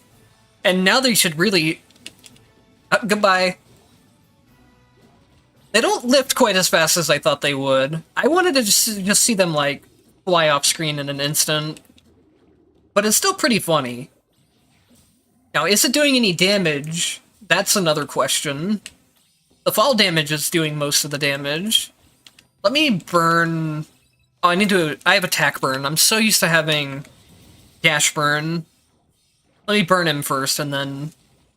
He'll probably be... No, he didn't die before. I might have saw another issue there, too. No, he took fall damage there. Oh, that poor guy! One of them landed just to immediately be hit by another bubble and get lifted again.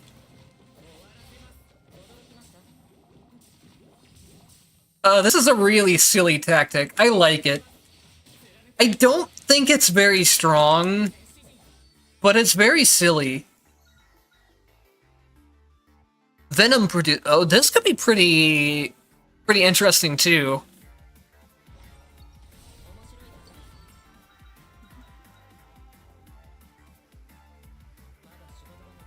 Yeah, I'm not seeing the 800 burning damage that they're supposed to be taking.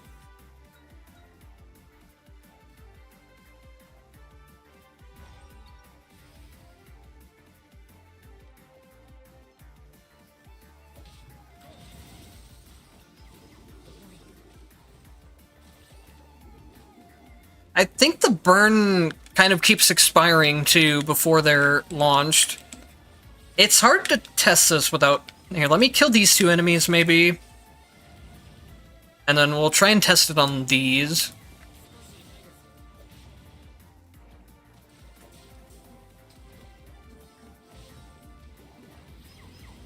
I'm not seeing the 800 damage even there where they were burned. Do we just hit another case where it doesn't work? Oh wait, no, I saw an 800 there. I think I saw maybe like 2 procs of it as the enemy was being lifted. But I think it also went out of my vision range, so maybe... I'm assuming the 800 probably hits maybe 2 to 3 times per lift, which is not a whole lot.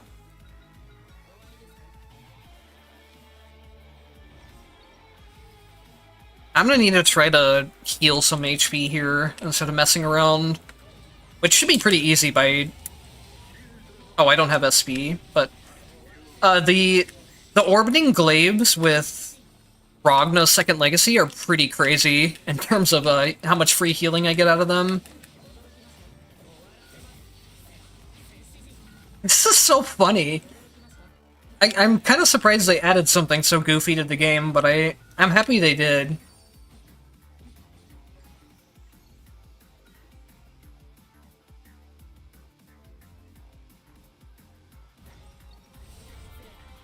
Oh, shoot. Thank you for reminding me about the timer. I should probably just adjust my entropy settings to not include the timer.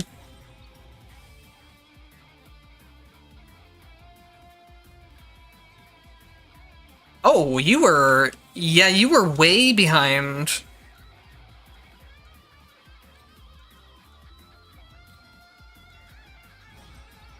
Buying tactics is so painful, but... If I'm gonna buy tactics in any stream, it's gotta be this one. I wonder if the burn helps here. It should. Usually upgrades like this do interact with red tactics, but it's... I will never say anything is a guaranteed rule in this game, because everything is so inconsistent. Even things that are worded exactly the same will end up working differently in a lot of cases. I think the best one would probably just be the burn duration. Though, if we're gonna use this for mainly normal enemy killing, then I think catching fire would actually work here. That actually gave me another idea. Maybe something we could pair with the shadow marks would be something like burning or rending that deals a lot of damage over time. That might, I wonder if tactic damage does trigger the shadow and the shadow mark damage sharing, or if it's just character damage.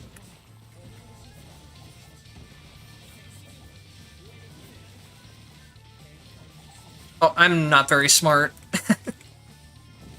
I rolled in front of the enemy before doing the SP skill, instead of just staying behind him where I would have done more damage and get SP back.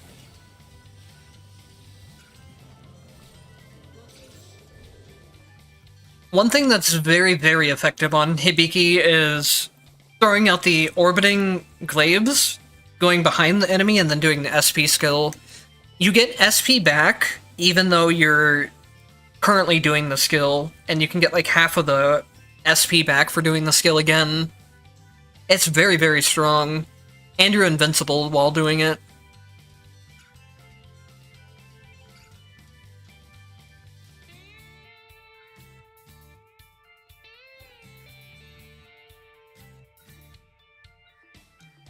We could get staggering cuts, but I want to buff the Oblivion Glaives more first.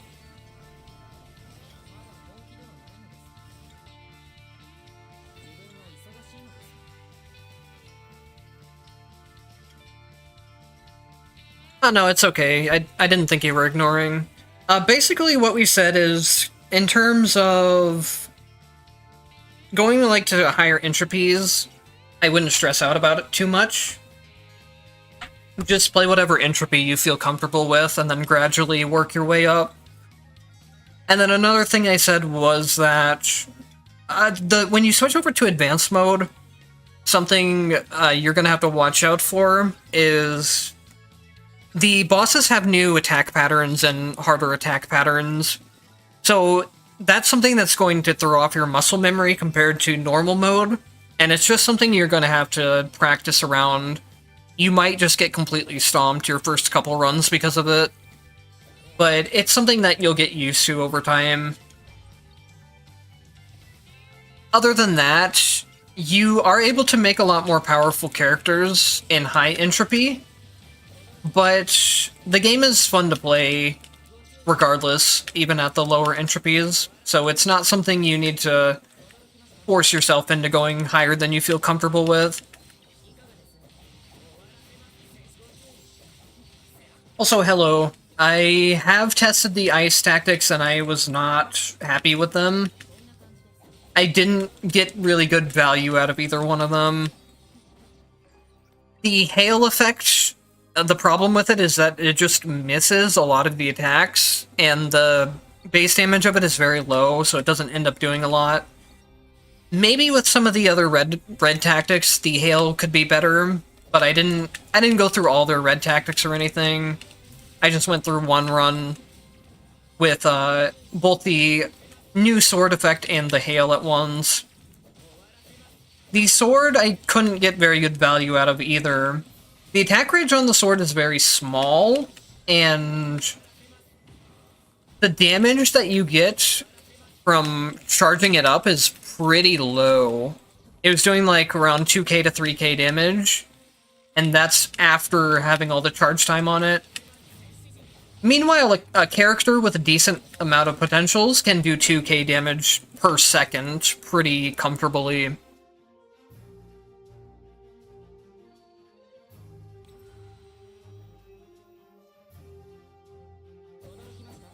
Honestly, I was not testing the tactic damage on the boss at all. I don't think so, though. I think it was mostly just normal Hibiki damage. Either next boss fight, I can try to remember to sit back and let the tactics do some damage, or we can test that in a boss fight after the run. Tree's also a weird boss to test damage on. It's really annoying because Tree is like the most consistent boss to hit things on, since he doesn't move around. But Tree actually has damage reduction. If you hit his feet, he takes less damage. If you want to do like normal damage, you have to jump and hit him closer to his closer to the top of him. It's weird because he's the only boss in the game that has any kind of mechanic like that, where he has technically like a weak spot almost, but it's the opposite. He just has a strong spot.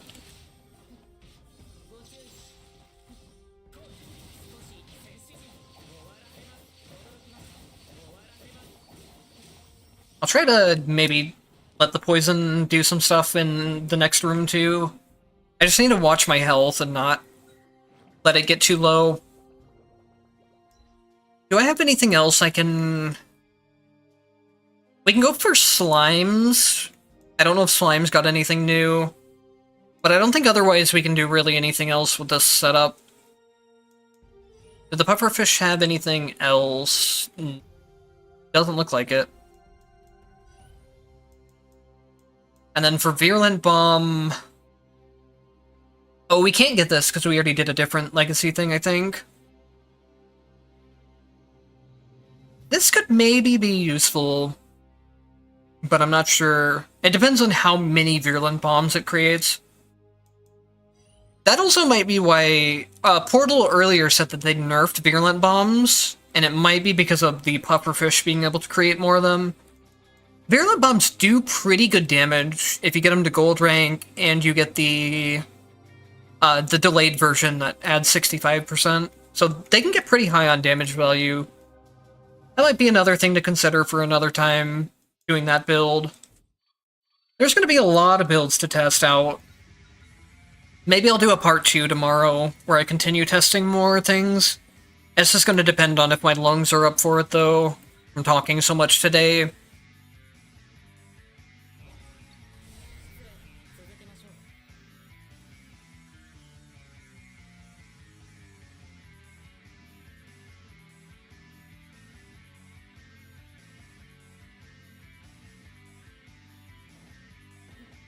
Do you mean what do I prioritize in terms of passing on legacy tactics?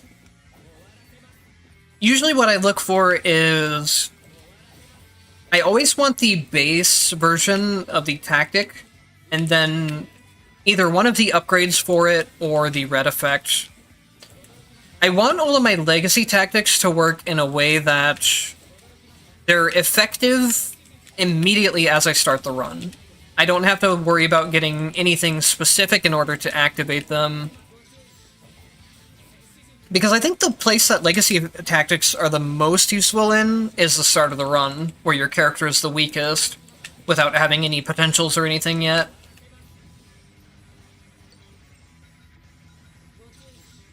Really, I do not keep many legacy characters from quote-unquote normal runs. I have a whole method that I use to guarantee that my legacy characters always have the tactics that I want. There's a video about that somewhere on my channel, and then there'll also be a guide for it pretty soon coming out. But the basic method of it is that the legacy tactics that show up at the end of your run are only the tactics that your character currently has when they finish the run. So for this character, it'll be all this stuff I have here. Also, tactics that you've inherited from a previous character don't count. You can't inherit them again. So basically, if you want to ever guarantee that you want specific legacy tactics on your character at the end of the run, you just don't pick up any tactics other than the ones that you're required to do to finish the build that you want to pass on.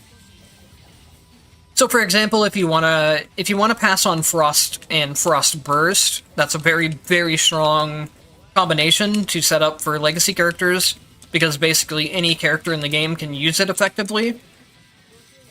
You would go into a run, make sure you don't inherit Frost or Frost Burst from your legacy characters, but you can inherit anything else, since those won't hurt you. And then pick up Frost and Frost Burst throughout the run. And then any other tactic you see, there's an option to always sell tactics.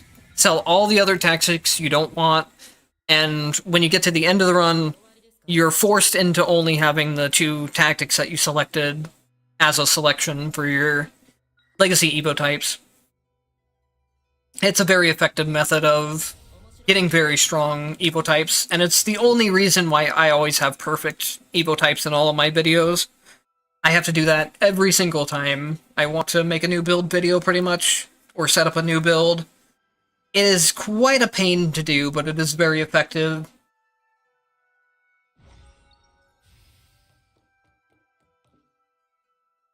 Also, you can stun tree, but it is something I very rarely ever see. I think I've maybe only seen it once or twice in my own gameplay. I have seen it come up in videos every so often. I don't know what the actual method for stunning tree is. It just kind of seems to randomly happen sometimes. The only time I've ever seen it is when the boss fight is going on for a very long time as well, when he's getting into a lot of his later patterns. Do we have anything new for slime? Oh, venom slimes. That will help spread the venom, which will be... sorry, 1 second. Okay, so venom slimes will help spread the venom, which will be important if we go an actual poison build. Otherwise, like I said before, unless they fixed it, one of the problems with venom is that it can't stack if multiple pools are on the ground, which makes it where it's not as strong as it could be.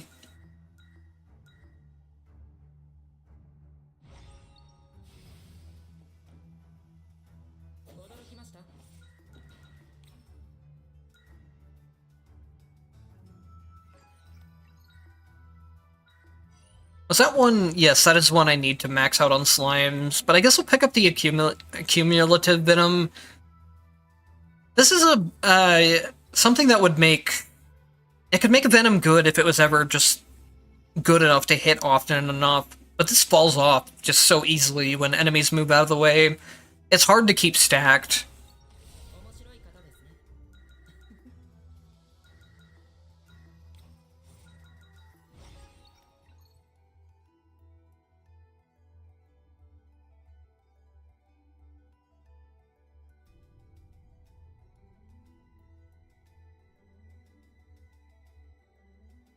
Okay, so it's damage during certain of his moves. That would make sense.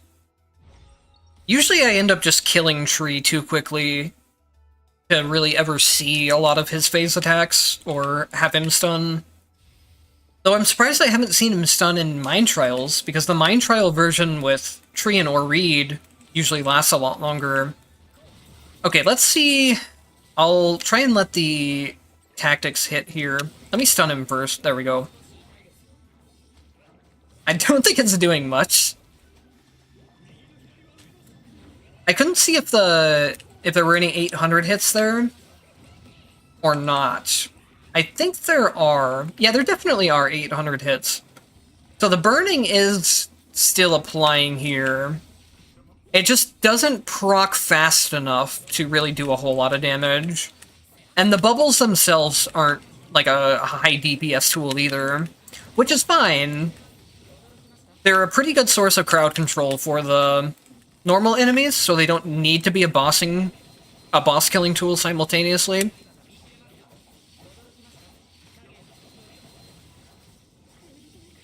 Also, they have the thing going for them where they're funny to look at, so that's a positive in my book, even if they're not very strong.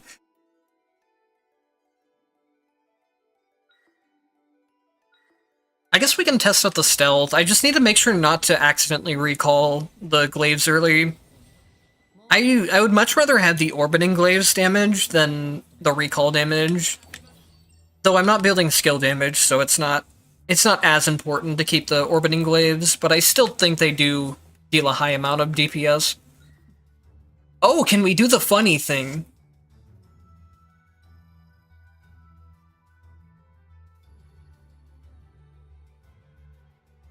So this thing is very, very bugged. It will give you red tactics that you can't even use sometimes, and it will sometimes allow you to double up on red tactics, even though they're in the same space in terms of, like, their slot. Let's see what happens when I click it this time. So see, since I'm almost maxed out on things here, the game doesn't have any choice but to give me a lot of red tactics, and it also glitches it out. So now, so here's an example. I have Burn Bomb, which should normally require fire projectiles to get, but it ignores that and gives it to me since it's a tactic that's actually on the burning tree instead of the burn bomb, or instead of the fire projectile tree. It's a very, very, very glitchy black market upgrade, and it can do a lot of very funny things. So now I just have a 5 red tactic build, even though I shouldn't have really built into one, based on what I have here. Let me see. Where is it? Details. Wait, no. The burning bomb thing isn't even on the burning tree.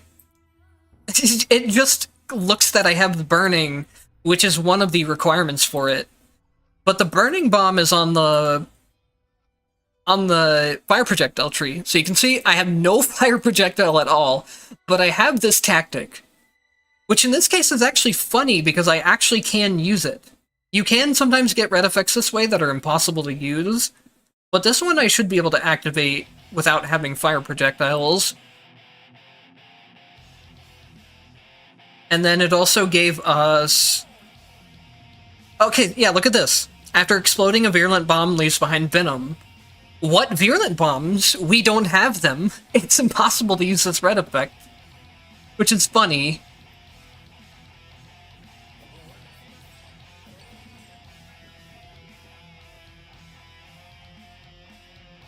We'll have to check, but the burning thing should work. The virulent bomb things can't work. It's impossible for it to. Yeah, the burning thing is working. You can see the fire projectiles come out every so often. Most of them are just hitting an enemy right away, but they do work.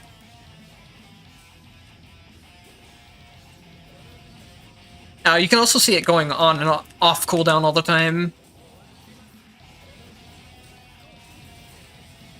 Okay, once you get the pufferfishes upgraded, and you get the skill venom synergy with it, and maybe get something like the slime synergy that will also spawn venom.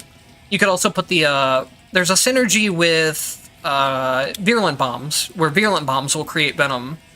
Once you have this stuff going, you get a ridiculous amount of crowd control, actually. Like, half the enemies on the screen at any time were lifted there. This is a really cool build. I like it.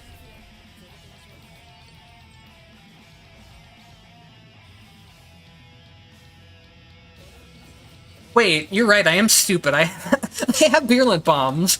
Why did I think I didn't?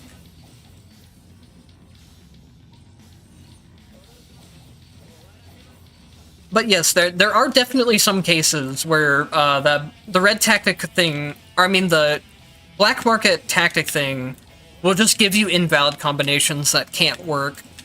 In this case, we did get actual valid ones, but that was more due to luck, with the burning thing working without fire projectiles.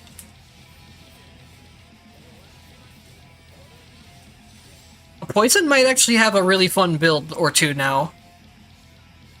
The problem is going to be boss damage, as usual, with builds like this, but counterpoint, it's really funny. I like this build.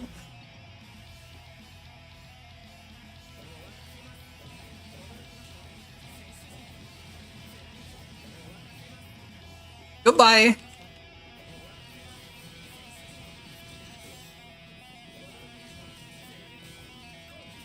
It would help, too, if I had a character like Lambda, who has a really low MP cost on their skills, so I could spam out the skill Venom a little bit more often. I guess what I could do is I could just do a single hit of Endless Lace, and that wouldn't drain my mana.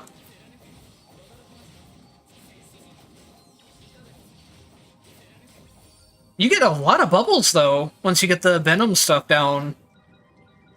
It's a cool build, I like it. It might not be the strongest thing, but it seems to be pretty decent in terms of crowd control. I don't know if it's doing a whole lot of damage. We can try to check. Let me just use a mix. I'll just use both mixtures, that way I don't die on accident.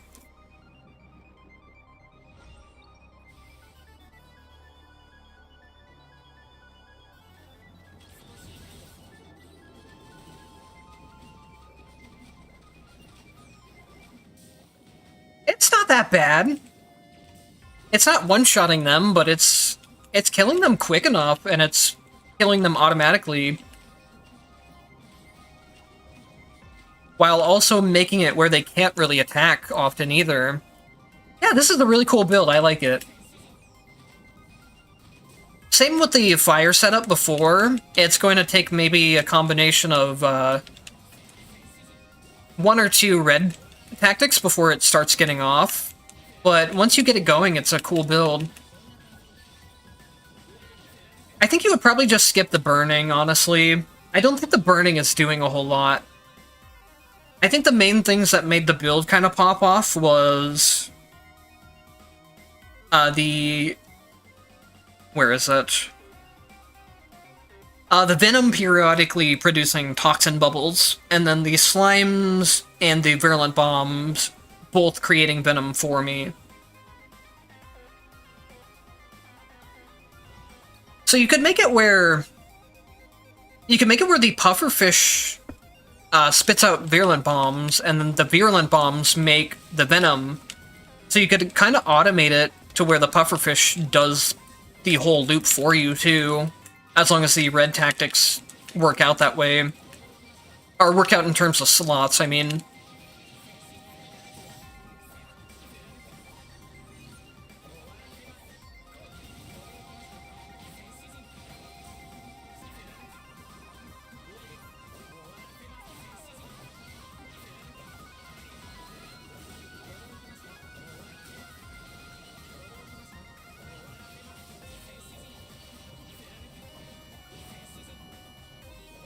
Even if some of these builds, like the Shadow Chains and the ice stuff seem to be kind of a bust, I'm having a lot of fun just being able to experience new things in the game again. This should give me quite a lot of time to enjoy new things and find new builds in the game again, which it was really starting to get stale for a while there.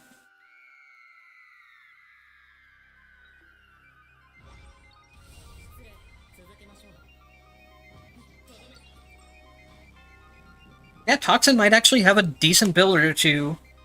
I'm looking forward to doing the poison build too, and see if being able to actually reduce the poison trigger time could make a huge difference.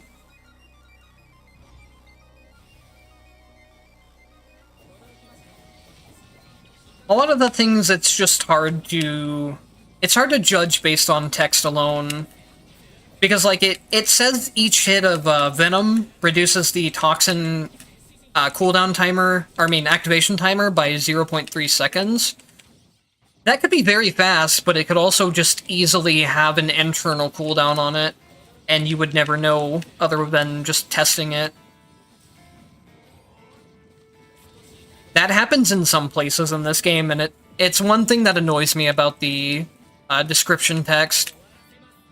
Like, one example of that is the bloodthirsty red effects. Those, on paper, look like they do a lot of damage, but in practice have an internal cooldown on them, and don't end up proccing a whole lot of often. That's not good English. I'm bashing the game's text in English at times, but then I can't speak properly half the time myself either. But anyways, hang on a second.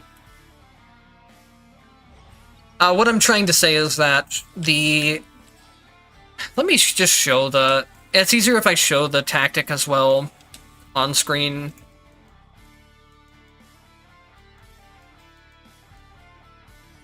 Let's see. It's not here, where is it? Here's one of them for an example. Bloodthirsty Blade Ring. Upon hitting an enemy inflicted with Rend, Blade Rings deal 500 extra damage. That sounds like it would be a lot, considering how fast Blade Rings hit. But there's a cooldown on this to where only the first Blade Ring in the set of Blade Rings will actually activate this.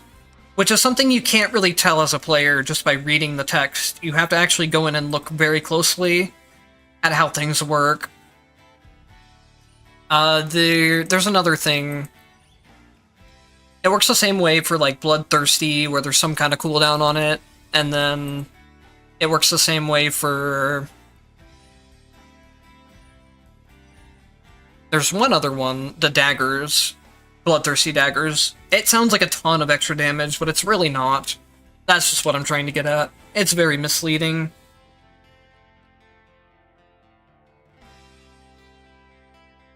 I don't think the Shockwave Crystal applies on fall damage. You can see an animation when it applies, when they're hitting the walls, and I don't think that animation triggers when they take fall damage. Oh, can you fly? You're stunned. I don't think she can fly, unfortunately. I wanted to see Ori fly up and get slammed down, but I don't think that's going to happen.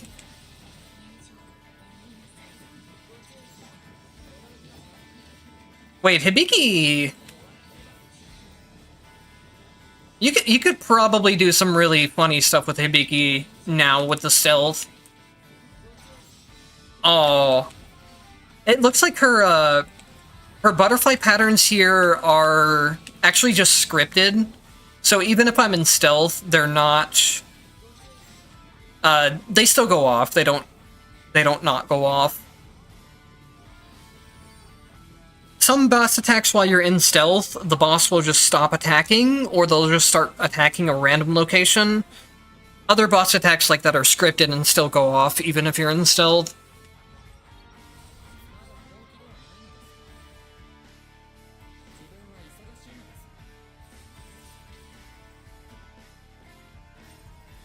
It looked like the bubble damage at the end of the fight there was doing okay damage, but it wasn't anything too crazy. It would help if I was fighting a bigger boss, where more of the bubbles could maybe hit at once. It wasn't anything awful, though. Wait, why did I do that? I thought that said event for some reason, instead of exchange. But it doesn't matter too much. I just want to fight another boss real quickly. And in order to get the boss room to show up, I have to cycle through other rooms.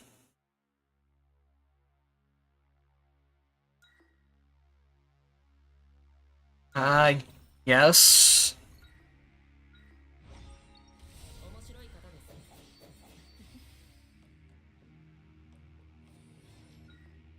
Not this boss.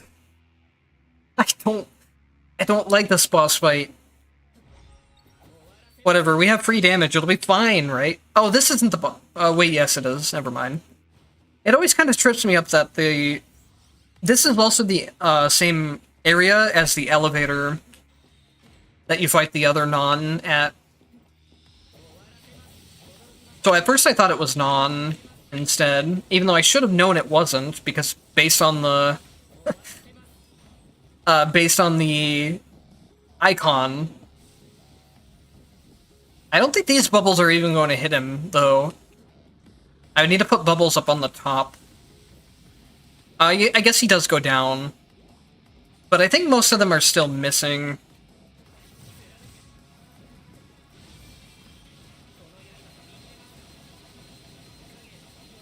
Yeah, I don't think we're gonna really be able to check on this boss too much. So I'll just try and kill him as fast as I can.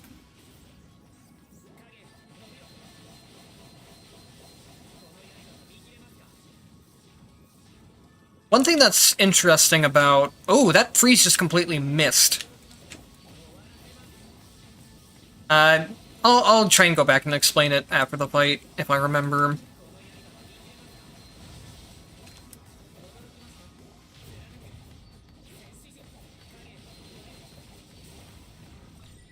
One thing that's interesting about Ragna's second legacy skill here is that it's one of the very few damage bonuses in the game that will actually increase tactic damage. So we are technically making the build slightly stronger by adding this in, but it's not gonna, like, make a huge difference either way. Almost every single damage increase in the game does not affect tactics. The only two I've found are Ragna's second legacy skill and Rending Impact. the tactic itself. Everything else, like Radiance that increases damage dealt, or any of the Mind Crystals that increase damage dealt, just ignore tactics. When she comes down from this phase, I'll try to stun her and then let the tactics deal damage. We're killing the boss very quickly, but that's mostly just character damage, I think. But we'll see.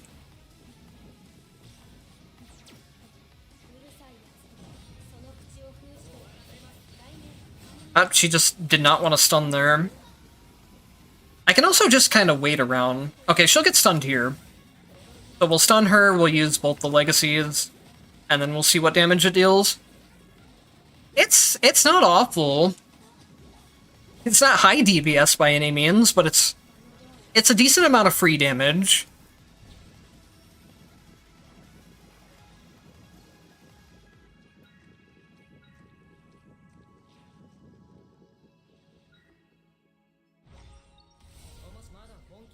Also, the case with most most low DPS builds is that you can probably stick Frost in there somewhere just to solve that for boss fights.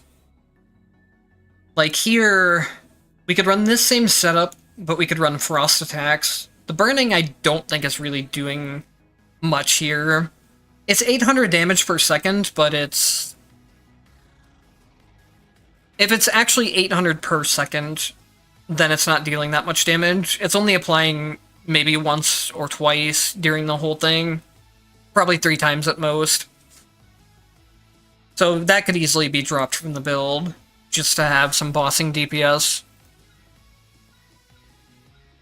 I don't really care about winning or losing the run, so I guess we can just try Reki. Reki's just a very, very difficult boss fight.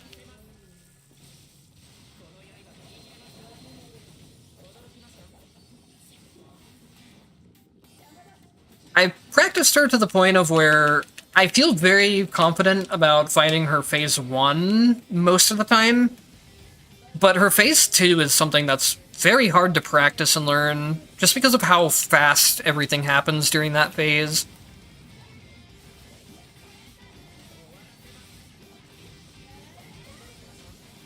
That was a cool dodge. I don't even think that was dodge frames. I think I actually just managed to get underneath her there. I need to be a little bit careful here. Okay, good. I didn't kill her quite too fast. If I kill her a little too fast there, then Ragna's second legacy skill will keep draining me during the cutscene and take damage, or take health away from me. I think.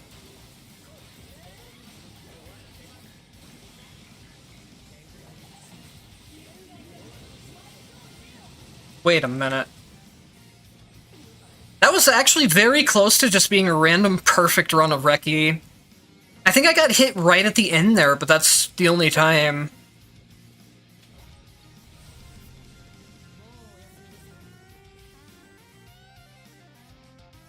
Faster Ascension should, in theory, make them take more fall damage, yes. I don't feel like the faster Ascension is that noticeable, though. It does make them go up faster, but it's not as noticeable as I thought it would be.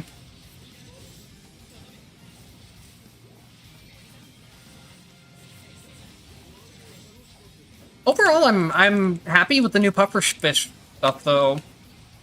I think it's not something you want to just, like, run in the middle of a random build. I don't think the pufferfish on their own are that strong. But once you start combining the bubbles with, like, the venom being able to spawn the bubbles, and then being able to spawn free venom through other sources, I think the build actually gets pretty decent.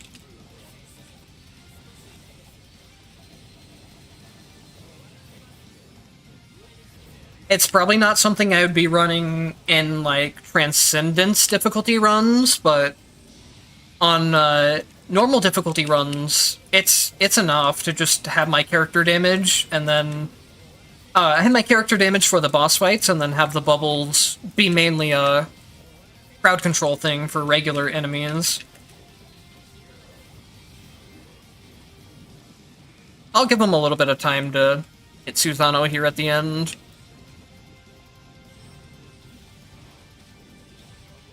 Yeah, it's not bad DPS by any means. It's just a lot less DPS than what the character itself could do, or what other tactic builds could do.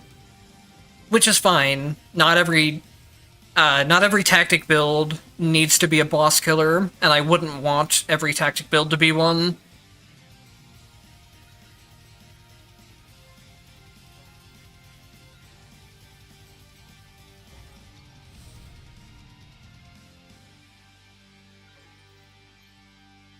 Jin's legacy is arguably the best in the game, yes. The other contender would be... the other contender for strongest legacy would be Ragna's second legacy skill. It is just... the healing on it is very, very busted. If you're dealing any decent high amount of hit counts, you can very easily out-heal the drain on Ragna's second legacy skill. Also, since you're taking damage from being drained constantly, Ragna's second legacy skill also gives you skill damage from his passive effect, his just basic passive that you get. And then also, on top of that, the game never tells you, but Ragna's passive and legacy passive actually can stack. The more times you take damage in a short amount of time, the more stacks of it you get. The stacks have diminishing returns, but they do stack. So you get more damage. You get more skill damage for free just by using the second legacy skill. You get flat damage from the skill itself, and then you get multiple stacks of Ragna's passive too.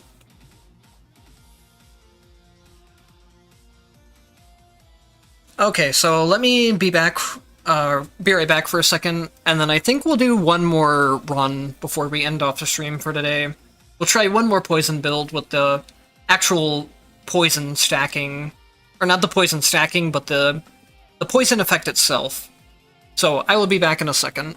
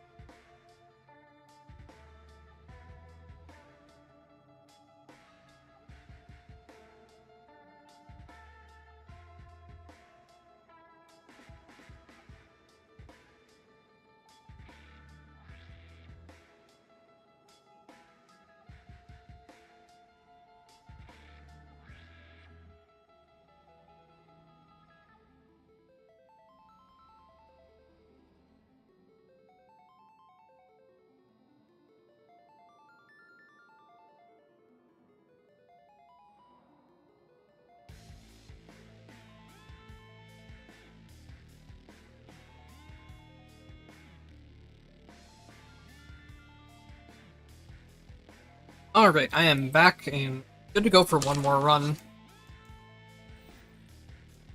I think the plan for this run is to make use of the new poison thing I saw. When Venom deals damage to poison enemies, it reduces the poison duration, which will make the poison trigger more often, basically. And that was always a big problem for poison, is that it would take way too long to trigger, and then do not enough damage when it does trigger.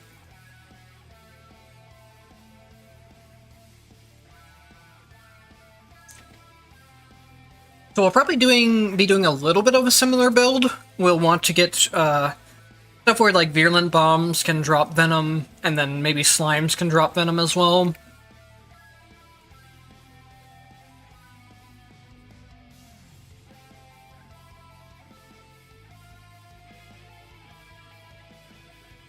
It depends on how long you've been gone. There was an update to stuff like room generation that made a huge difference in runs. It's a lot easier to get very strong Evo types set up now than it used to be. On average, you get a lot more potentials during a run, so you have a higher moveset for your character as well. And then I'm trying to think of what else. The DLC characters are kind of their own thing. Rachel is extremely broken in my opinion, and too easy to play, but it's a single-player game, so that's not really a big deal. Hazama's the complete opposite, where he is very confusing and sometimes difficult to play, but he gets rewarded for it very little, in my opinion. And then Icy's kind of the middle ground of the two, where I might actually play Icy this run. I really, really like this character. Most people call this character very weak, but I think she's actually very, very, very, very strong. Maybe within, like, the top 5 characters in the game. The thing about Icy, though, is that she gets very highly rewarded for your skill that you put into the character.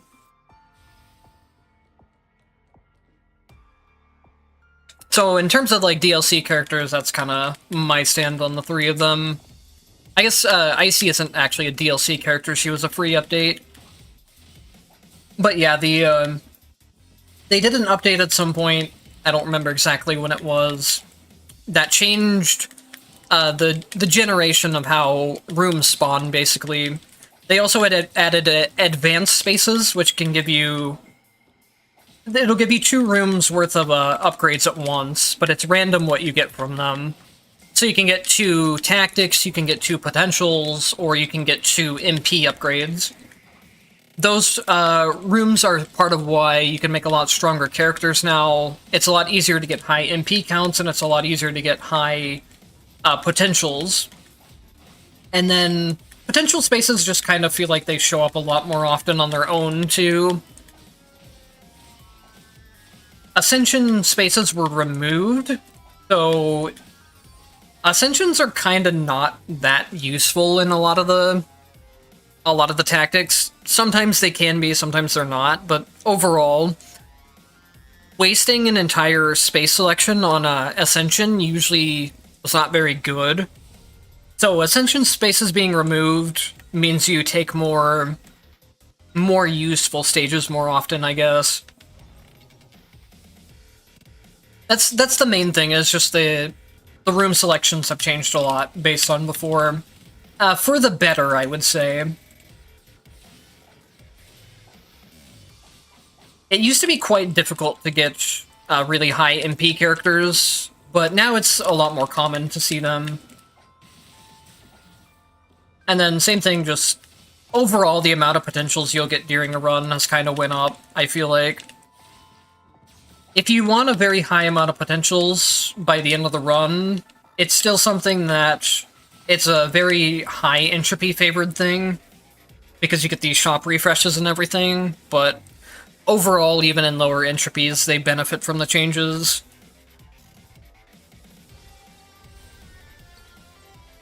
And then, in terms of balance, nothing really changed. Until this major update here, where we got new tactics and stuff. I can't really say anything on that yet, though, until I play around with it more. There was a patch that nerfed a few tactics, like Rending Impact, but those tactics are still good, and I don't think anything will really change in terms of tactic balance unless they do something very drastic with damage numbers.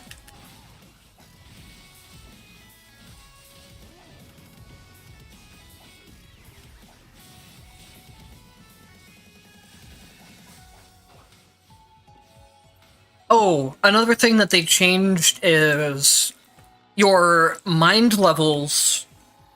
The mind levels increased a lot from before. So you can see that my character has almost 3,000 starting HP now.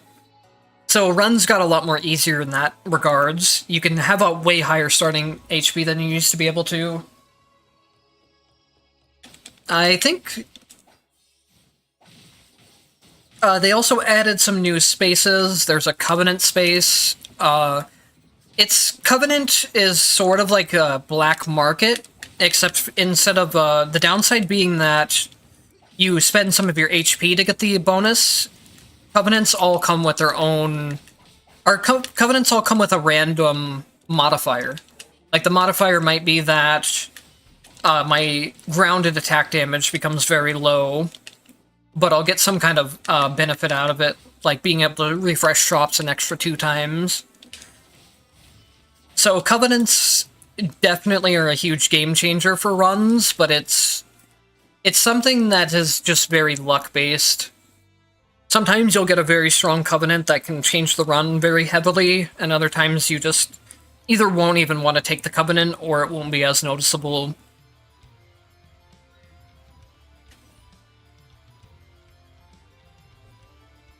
So I think, unfortunately, I have to ignore the pufferfish here.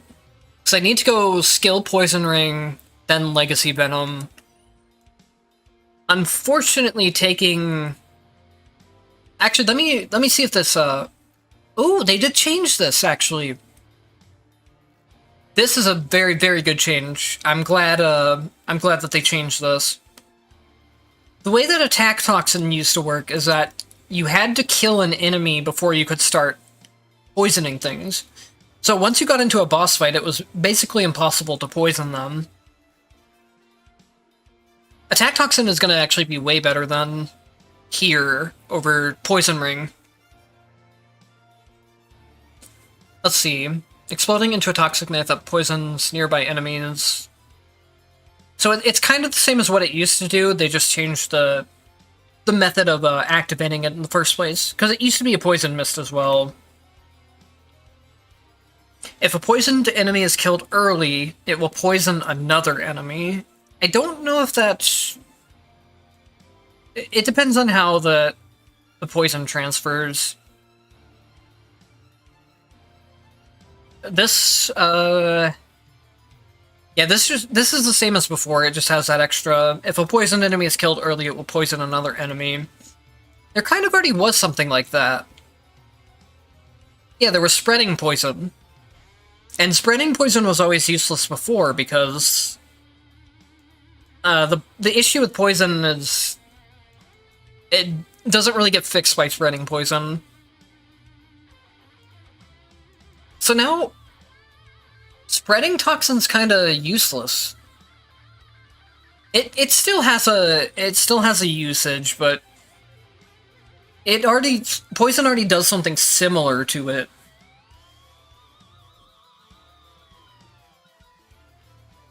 So I guess we can actually go Legacy Pufferfish, we can go... Skill Venom, and then attack Poison Ring.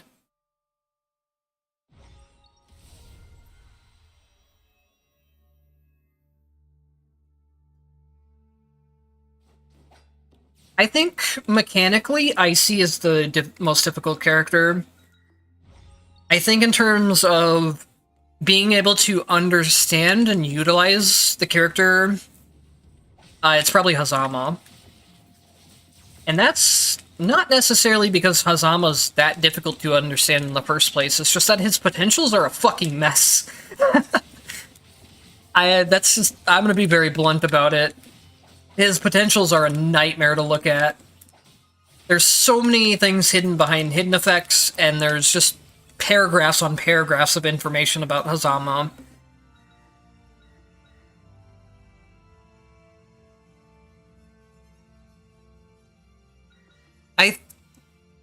I'm gonna have to test the other two things, but I almost feel like this is just the best option. If you're playing a ranged character, I can definitely see going for this. But I don't think this is very useful.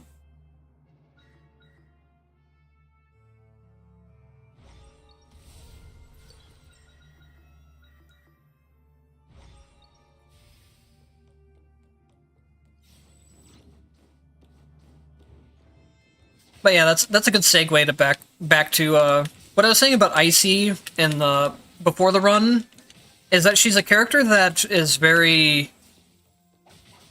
She actually gets rewarded for being more skilled at the character because of the way that her MP regen works. She doesn't regen any MP, but she gets mana back when you're hitting an enemy. So that means that both playing more aggressively is rewarded for her, and then also... Oh, I need to get through here very quickly. But it also means that the more efficiently you can attack with her... Oh, this is really dumb. I should have just waited, I guess. I shouldn't have tried to force my way through there. It's okay, though. We should be able to heal it back. But yeah, it means the more efficiently you're able to string attacks together with Icy, the more MP you're going to have for her MP move, which her aerial heavy attack is her main source of damage. So being able to stack up MP quickly and efficiently by attacking with your normal attacks is something that will very highly change the amount of DPS you can deal on her. I hate... We can take the Virulent Bombs, at least. I just don't really like wasting refreshes on tactics.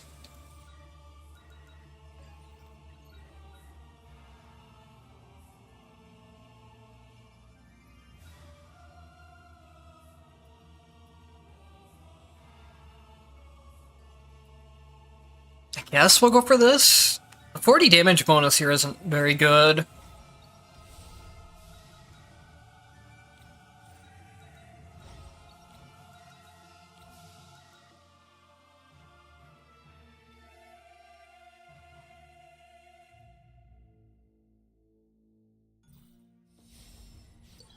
Yeah, Hazama's upskill just seems to be a big fan favorite of pretty much everyone that plays the character.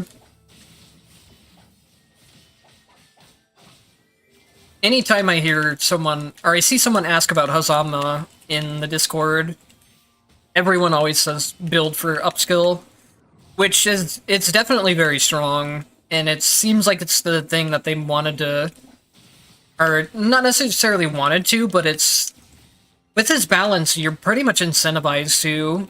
You get permanent invincibility by doing so, you return all the mana, and it's one of the only things that feels like it does decent damage on him.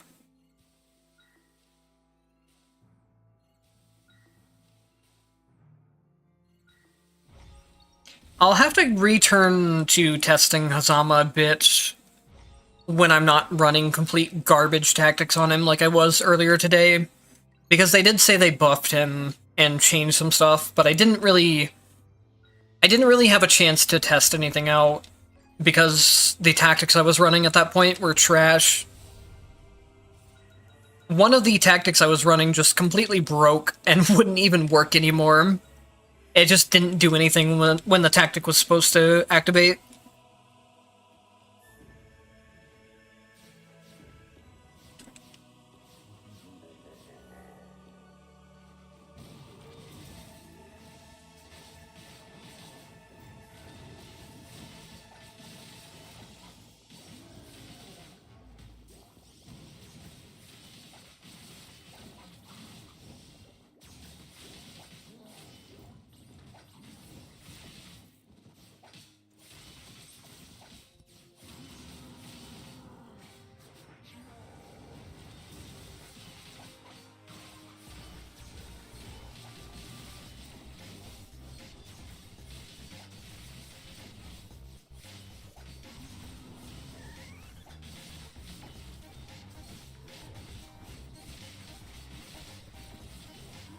I really wish that the pufferfish could at least lift bosses while they were in their stun state. Though I honestly don't know if that would be something good long term. It would completely ruin any combos you were trying to do on the boss when they're stunned, and that's kind of supposed to be the whole point. So I can understand why they didn't make them lift.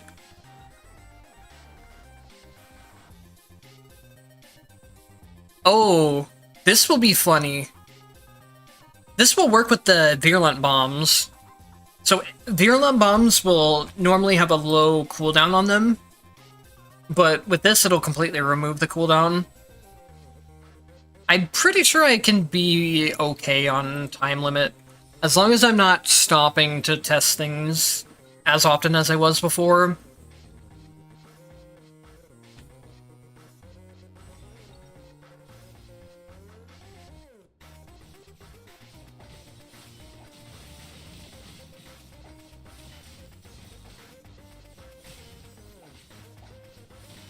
So now you can see I just have virulent bombs everywhere. And these are going to be spreading venom for me, so having the no cooldown on them is going to be very, very helpful.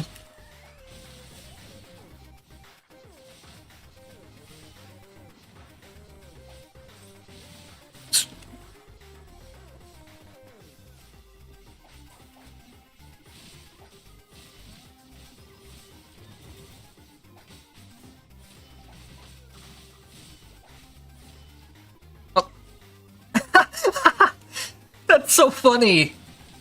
I noticed that he had a mark on him through Icy's dash thing, so I was able to mark teleport to him after the bubble lifted him.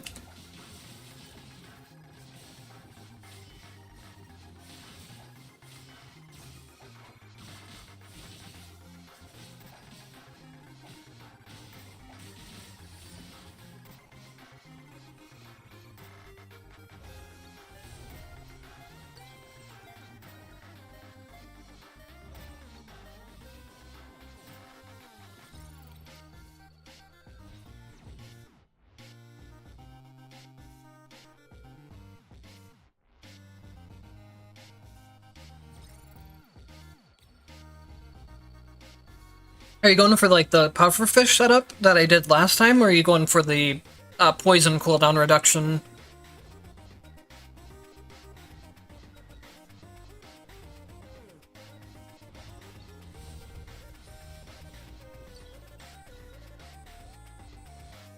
The pufferfish setup that I had last run was really fun.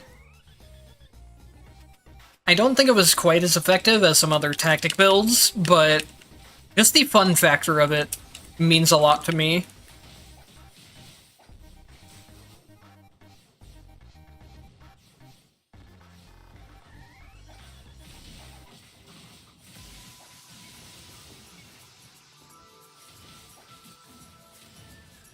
A lot of the tactics in this game, unfortunately, are just...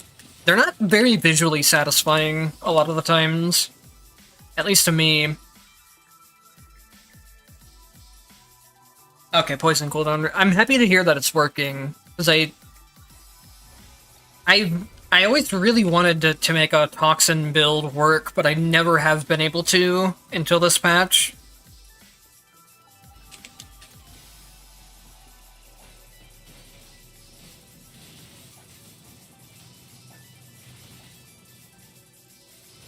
I can understand why a lot of the tactic effects aren't, like, more visually stunning as well.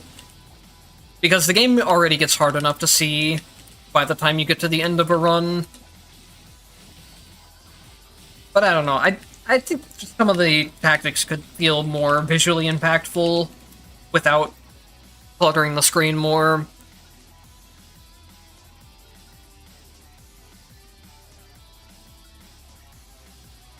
Do we just want to go for... No, I think I definitely need to go for potent poison if I'm going to do any kind of poison build. Poison needs all the damage help it can get.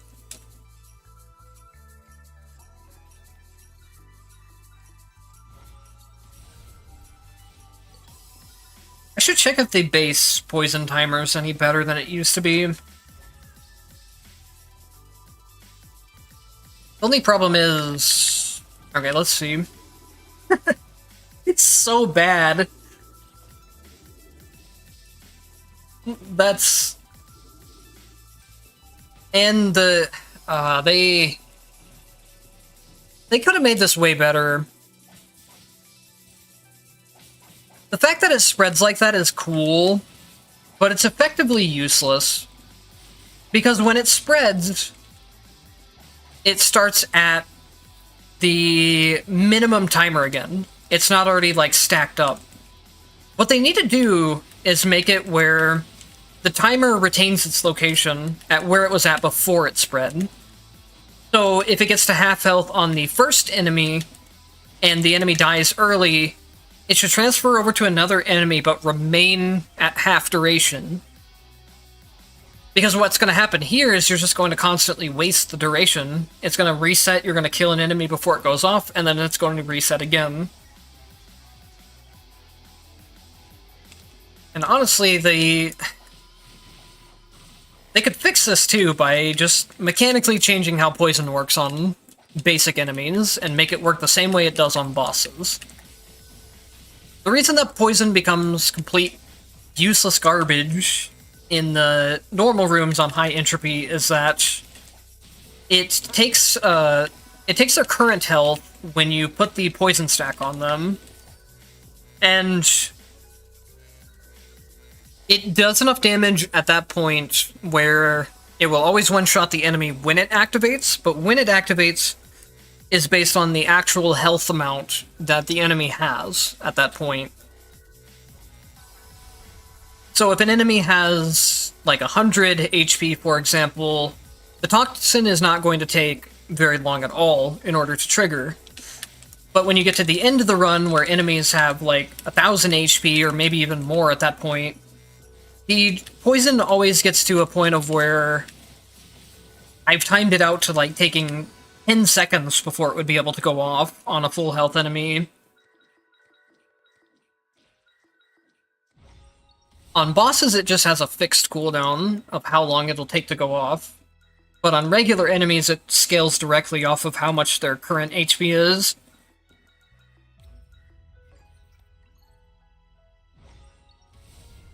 Another issue is you can't ever, like, refresh the poison. So if an enemy gets hit and gets poison on them at full HP, and then you try to, like, apply another stack to maybe make the poison beat less time at lower HP, it doesn't work that way. They're just stuck on the same timer.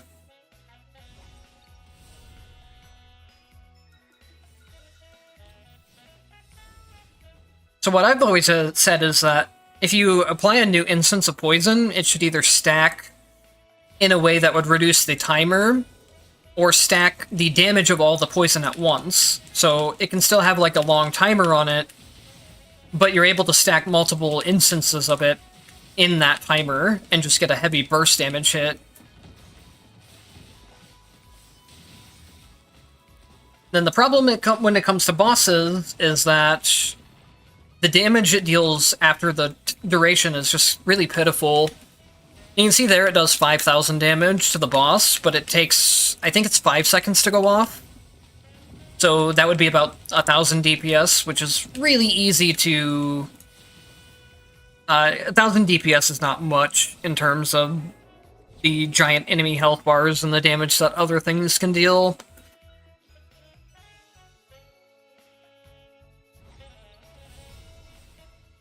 But we'll see how much the poison reduction helps out the build. If we're able to get that 5,000 damage up to the point of where it applies maybe once per second or once every 2 seconds, it might be better.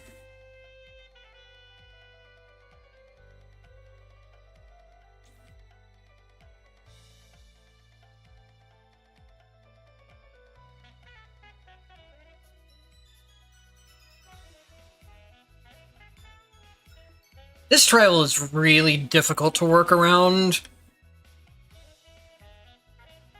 The problem is that when anything says the attack damage or the skill damage will be greatly reduced, you do like basically single digit or low double digit hits. So as soon as your MP runs out from this, you just have no damage output. Because you can't use skills because you're out of MP anyways.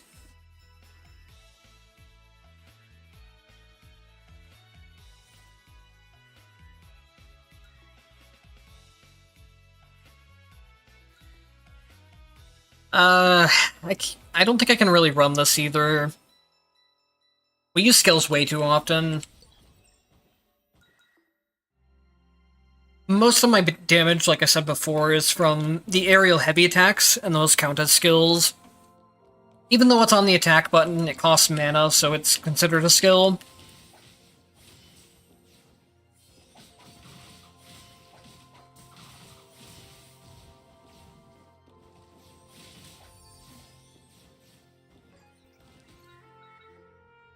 I don't think we don't actually want the poison slimes, we want to make sure and get the venom slimes instead. Wait, no, they actually don't go on the same slot. That's a surprise. Slime, all of these slime red effects used to always be on the same summoner slot, so it's nice that you can actually have 2 slime effects now. Let's see, that would go to Legacy. I think we want a different Legacy, though. I think we want the Pufferfish one. Let me check.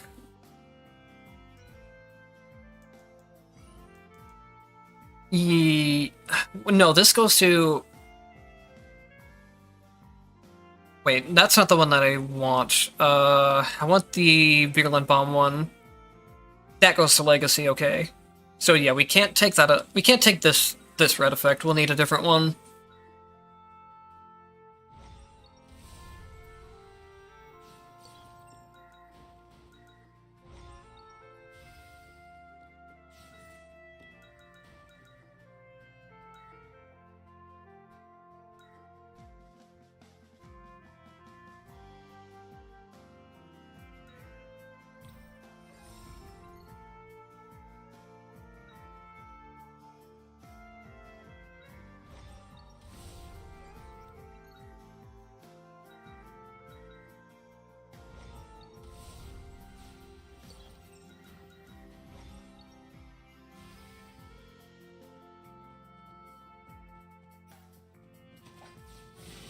I just realized we don't have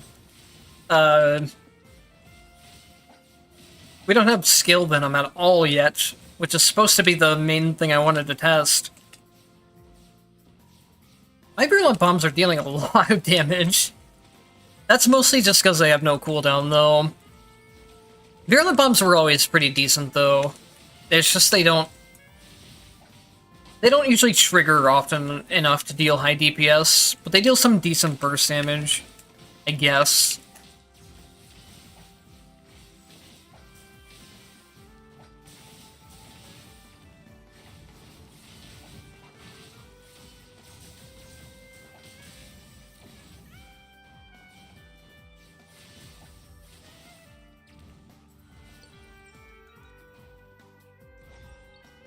But yeah, I think if they made one more small change to poison, it could easily be very strong. The change that they need to make is just that when you kill an enemy early and it carries over, it needs to carry over at the same duration on the timer. So like I said before, if it's at half duration and you kill the enemy early and it swaps over to other enemies, then the timer still needs to be at that half duration. It needs to not reset. Though I don't know if that would actually mechanically work with how the mechanics behind poison work. But they could probably make it work.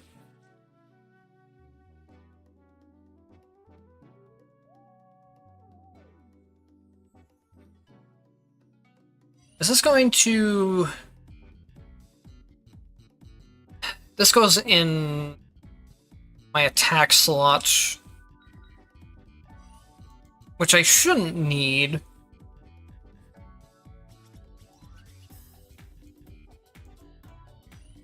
Or do I?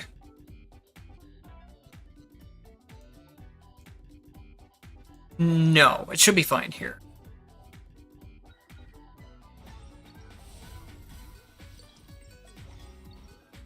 The other thing that I would say that they do for poison is just remove the whole mechanic of it being based on enemy HP, and just make it deal fixed damage after a certain amount of time the way it does on bosses. That way it's more consistent, and doesn't scale so horribly into high entropy.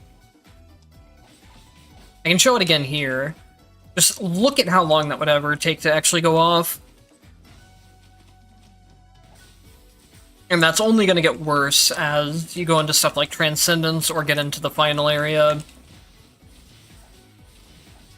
It's a weird thing where you don't want to put poison onto the enemy until they're already low on HP, but you can't really control that either too well. With Poison Ring, you can kind of control it a little more, but it'd still be really awkward to do. And then also, if you're waiting to put the poison onto enemies when they're low health and using it as an execute, you might as well just get Rending for the Rend execute on the final upgrade there. It'd be much more consistent.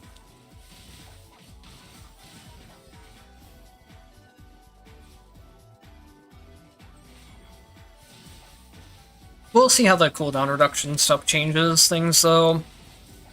I think it'll help out for boss fights at the very least. I think this red effect will be interesting to see, too. The pufferfish creating virulent bombs.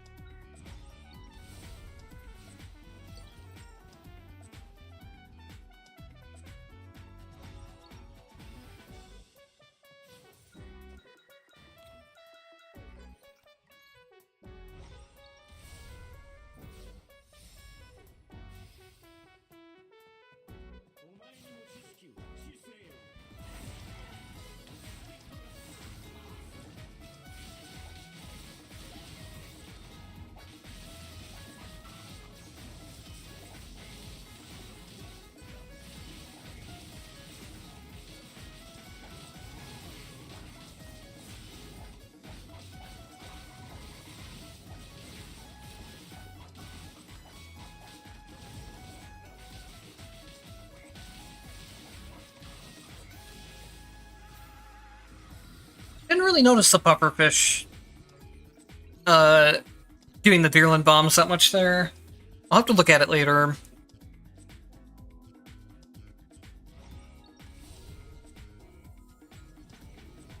We're still missing a tactic that, or a potential that increases my MP regen, but it doesn't seem like I really even need it at this point.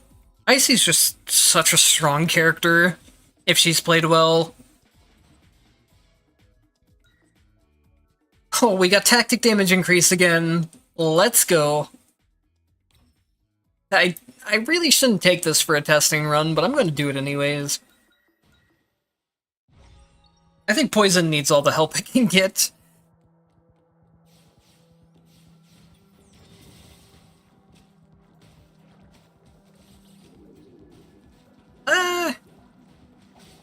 The pufferfish doesn't really drop that many virulent bombs, but it's something, I guess. You can also have 2 pufferfish available at the same time, so that would help.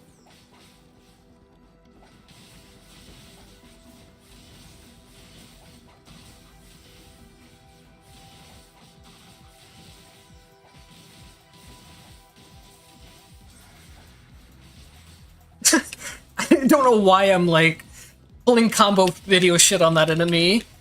Sometimes my icy muscle memory just kicks in and I start doing really wild stuff. That enemy just got, like, completely disrespected.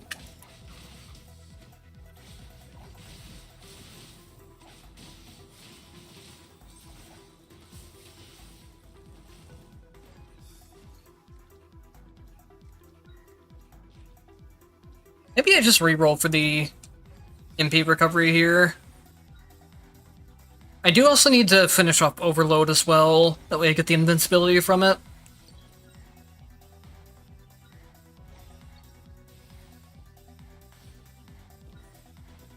I need some more poison spaces, otherwise I'm not going to get the whole point of the build.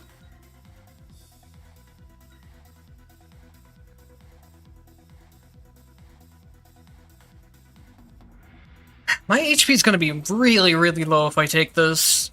I want the extra exchange points, but I don't think it's worth it.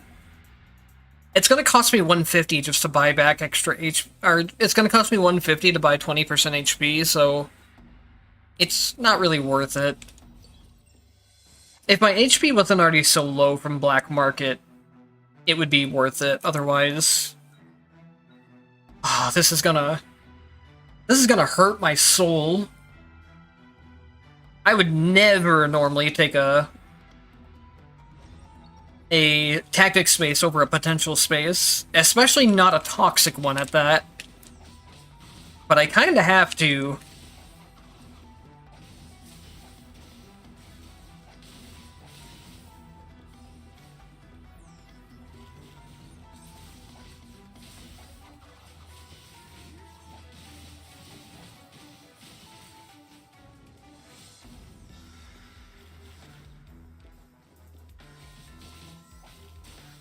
Let's see, we still have 5 or 4 or 5 more stages left after this. So hopefully we can get the cooldown reduction thing. None of this is what I need. I need to get Skill Venom now. And then that'll unlock the red effect immediately, at least. I don't have to fully level the Skill Venom.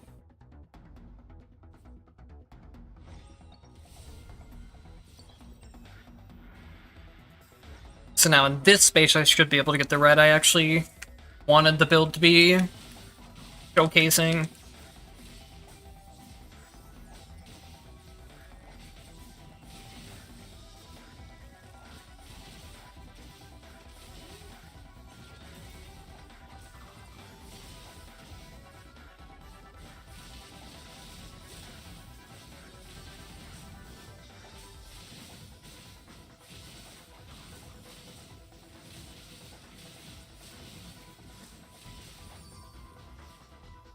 They said they fixed the damage ratio on one of Icy's attacks as well.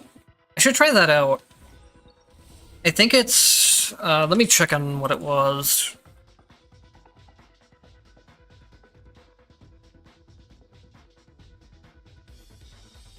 It should be up action, and then up action and then skill. It should be this one. It uses up all your MP, but it does damage. And it used to have a really, really awful damage ratio on it. It was never, ever worth it to use. Which apparently they fixed, but we'll see. That did 14,000. I don't know if that's enough to be worth spending my entire MP bar, though.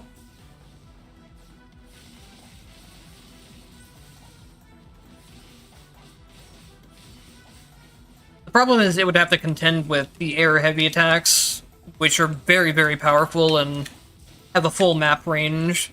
Not full map, but full screen, I mean. It's hard for any of her other skills to compare with that.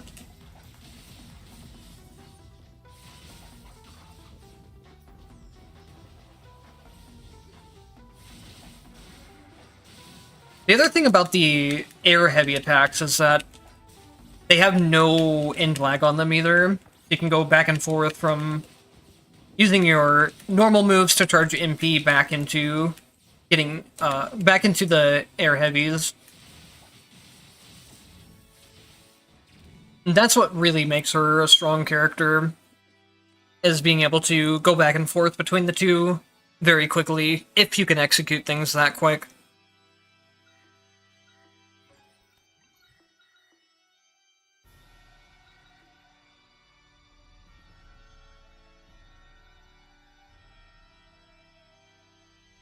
Getting to Reki is still good.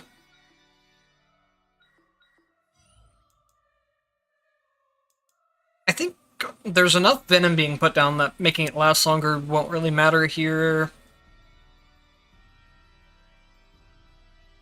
We don't really need the venom to inflict poison either, because stacking the poison doesn't do anything.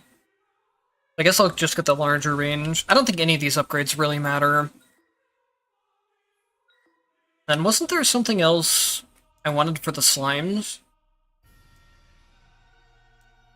Oh no, the slimes can get both, so it's fine. I don't really care about the slimes inflicting poison either, though. So I think I'll just build towards this.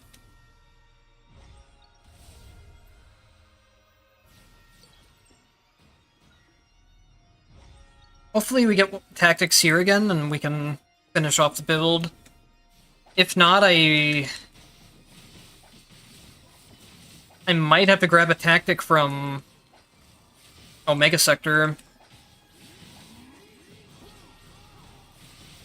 Or I guess it's Alpha Sector now, I think. I'm never gonna get used to the name change there. This is a very, very annoying room layout, with having the afterlife bombs on enemies. They're also being shielded, so it's more of a pain to attack them.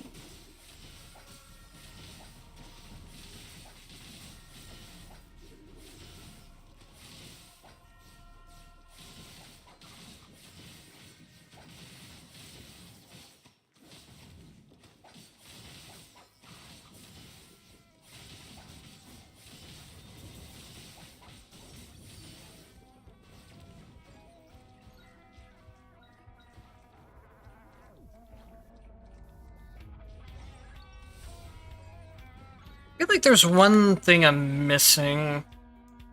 Maybe it's not possible to get into it with the current setup. I don't think it is, actually.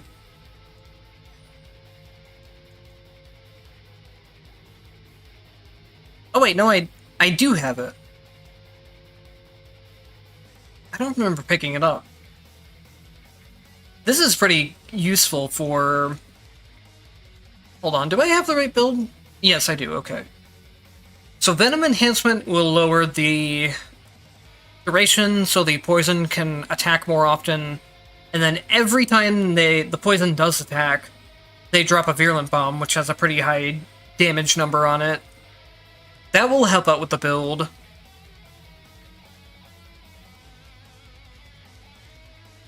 This, I don't know, that's still not really too high of a damage number, but we'll have to see how fast it goes off. It's something that's easy to synergize into, either way, so you might as well do it if you're running a poison build.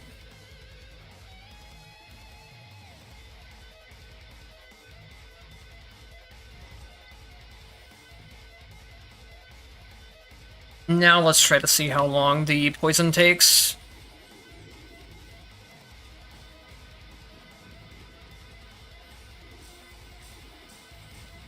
It's not really helping much. It'll probably help more on a boss fight. The poison timers are just going to be completely insane here. If the enemy gets poisoned at full HP,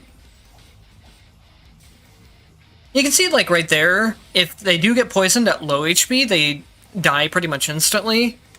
But with this enemy being at full health, he takes a ridiculously long time to ever trigger. I'm out of timer, that's great.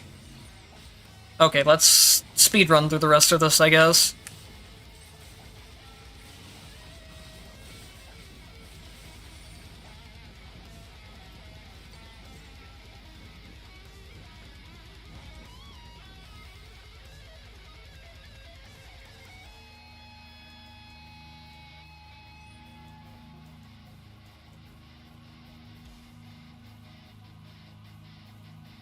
Accumulative Venom is a standard thing, unless you mean something else.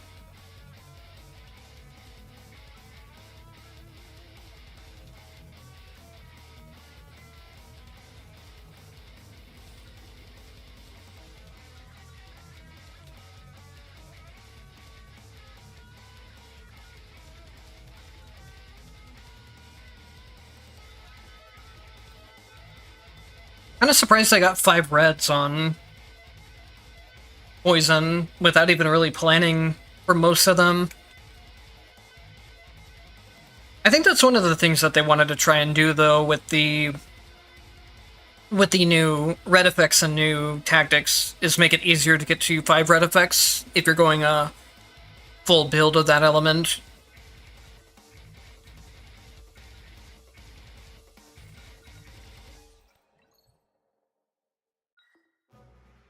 Oh, I didn't have any increased dashes this entire run. I kind of didn't even notice because of how fast Icy is anyways. Oh, let's see how this goes. I'm going to be taking damage constantly throughout the fight. I can heal some of it back through Ragna's Second Legacy, but I can't do that all the time. And I can't heal when she's up in the air. Maybe I can actually kill her. That was a lot of damage! What the... Was that just my damage? Or did the tactics actually do something there? I couldn't see. She just, like, instantly exploded. I'm pretty sure I'm still missing... Let me check. Yep, I'm still missing my MP recovery from here.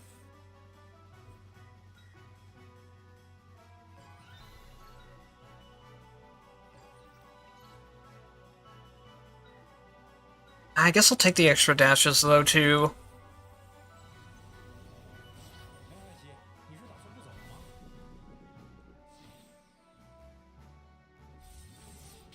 I mean, Icy is very strong, but I don't think she would normally kill that fast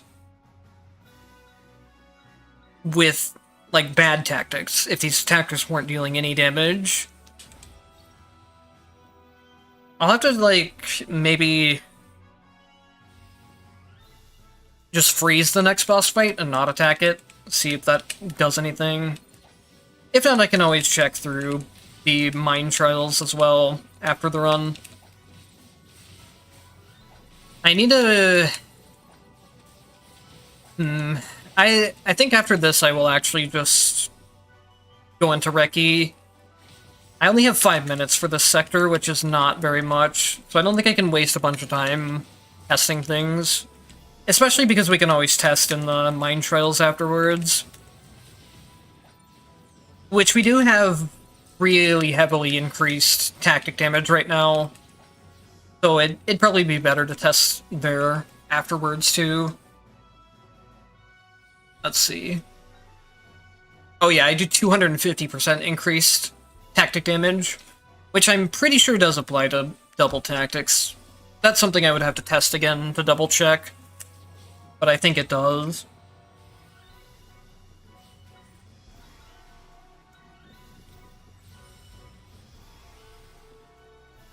I guess we can go into one exchange just to get something on discount. I'm not cheating, it's all skill, I swear. Nothing to do with luck.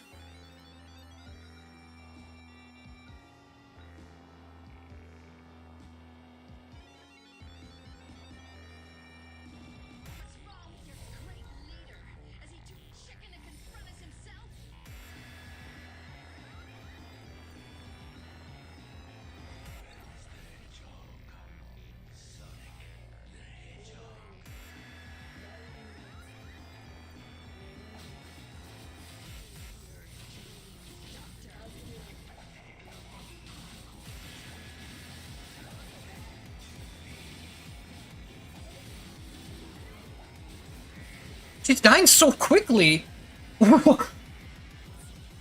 Wow. I can't see what's doing the damage, because Icy does like 1,000,000 damage numbers, too. I think my virulent bombs are hitting... I just saw something hit for 35,000. Huh? Wait, is the poison stacking that quickly? I saw like a bunch of 15,000s, I think. What the fuck? Perfect cleared while not paying attention at all. I mean, it helps that she died in like a minute, but I was not looking at her attack patterns at all. I was just looking at the damage numbers. What the fuck just happened there?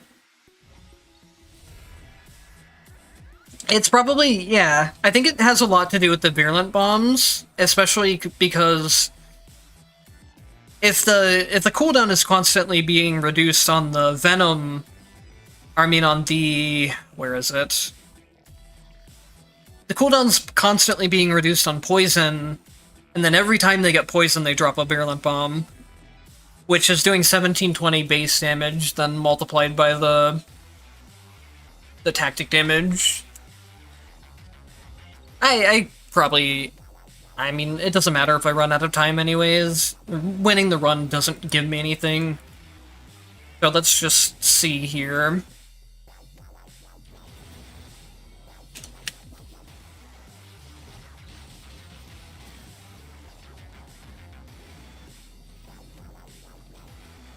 Wait, what? I saw 2 stacks of poison on him. Maybe that was just because he moved and glitched out. Oh, Oh. What happened there? I guess I took more damage than I realized I did. I was not looking at my HP or anything. I was just looking at the damage. The cooldown reduction seems very significant, though, from the poison. It could definitely make poison actually viable. But let's check on how much it does without that buff first. Without the black market buff, or the covenant buff, whichever one I took. Pretty sure that was a black market thing.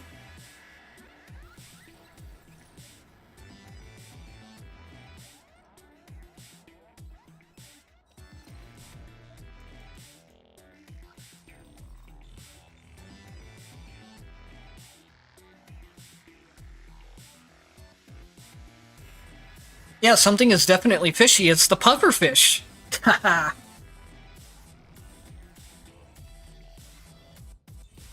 Oops.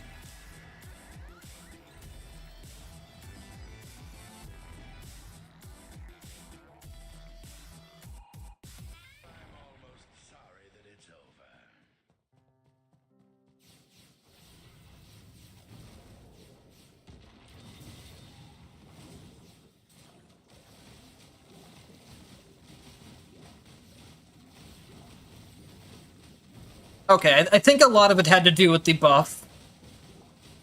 Oh, actually, it's stacking up now. That could have been a cumulative venom stacking.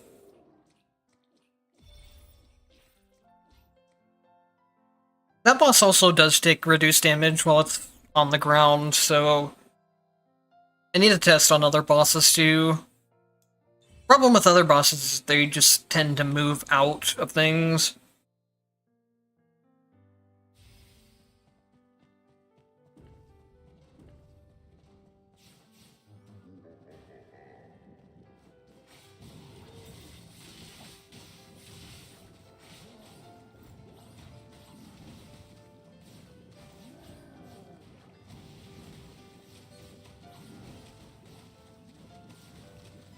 Yeah, the cooldown reduction is very significant. It's still not enough to really make the poison do a whole lot of damage on its own, though. There was a lot had to do with the 250% damage bonus I had.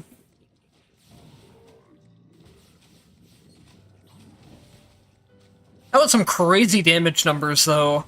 Or, like, some crazy damage output in general. It's cool we got to see poison at least do something. But I think this isn't going to change a whole lot, unfortunately.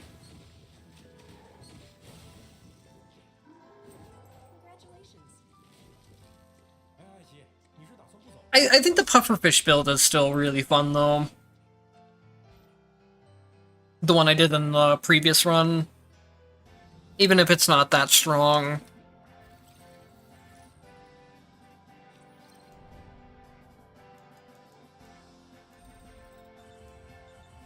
Do I have that character? I forgot which character it was even on.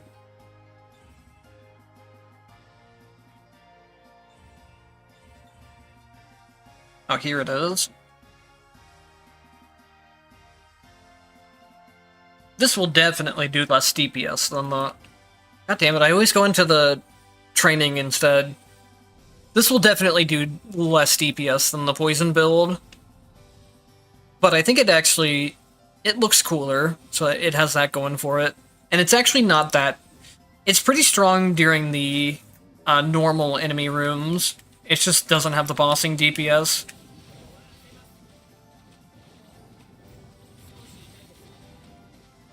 This one basically just makes a ton of the pufferfish bubbles, which in the normal enemy rooms, it will constantly lift all the enemies and do crowd control, while also dealing enough damage that a lot of the normal enemies die to it. The problem with this build is that it just does not have the bossing DPS. The poison build is kinda the opposite, where it's complete garbage in the normal rooms, but it does at least do some boss damage.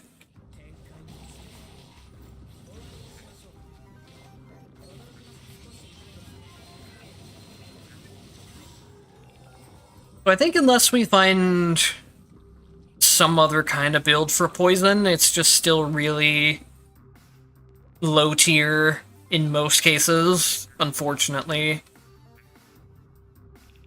But we can't really say for sure yet. There's still many things to be tested.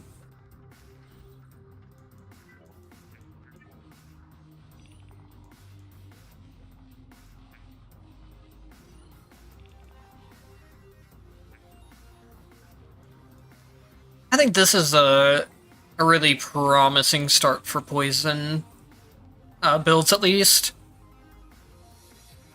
This Venom enhancement really helps out with the problem of it not being able to trigger quick enough. It just doesn't help on normal enemies because the time on it is so ridiculously long at end of the runs. And then for bosses, it just doesn't quite have the damage output, but that could be fixed pretty easily with some number increases. And then the pufferfish build could easily be made stronger as well. But I think it's kind of fine, just with how much work it does in the normal rooms. On that note, I think I am done for today. If I'm feeling up to it, I'll do another part 2 of the stream tomorrow to test stuff like Flying Blade, maybe test the Shadow Marks some more, and the electric pillars that I didn't get around to testing. But for now, I'm going to call it good for today. So thank you to everyone who showed up. I had a lot of fun chatting with everyone. And thanks for either showing up or watching. I appreciate it.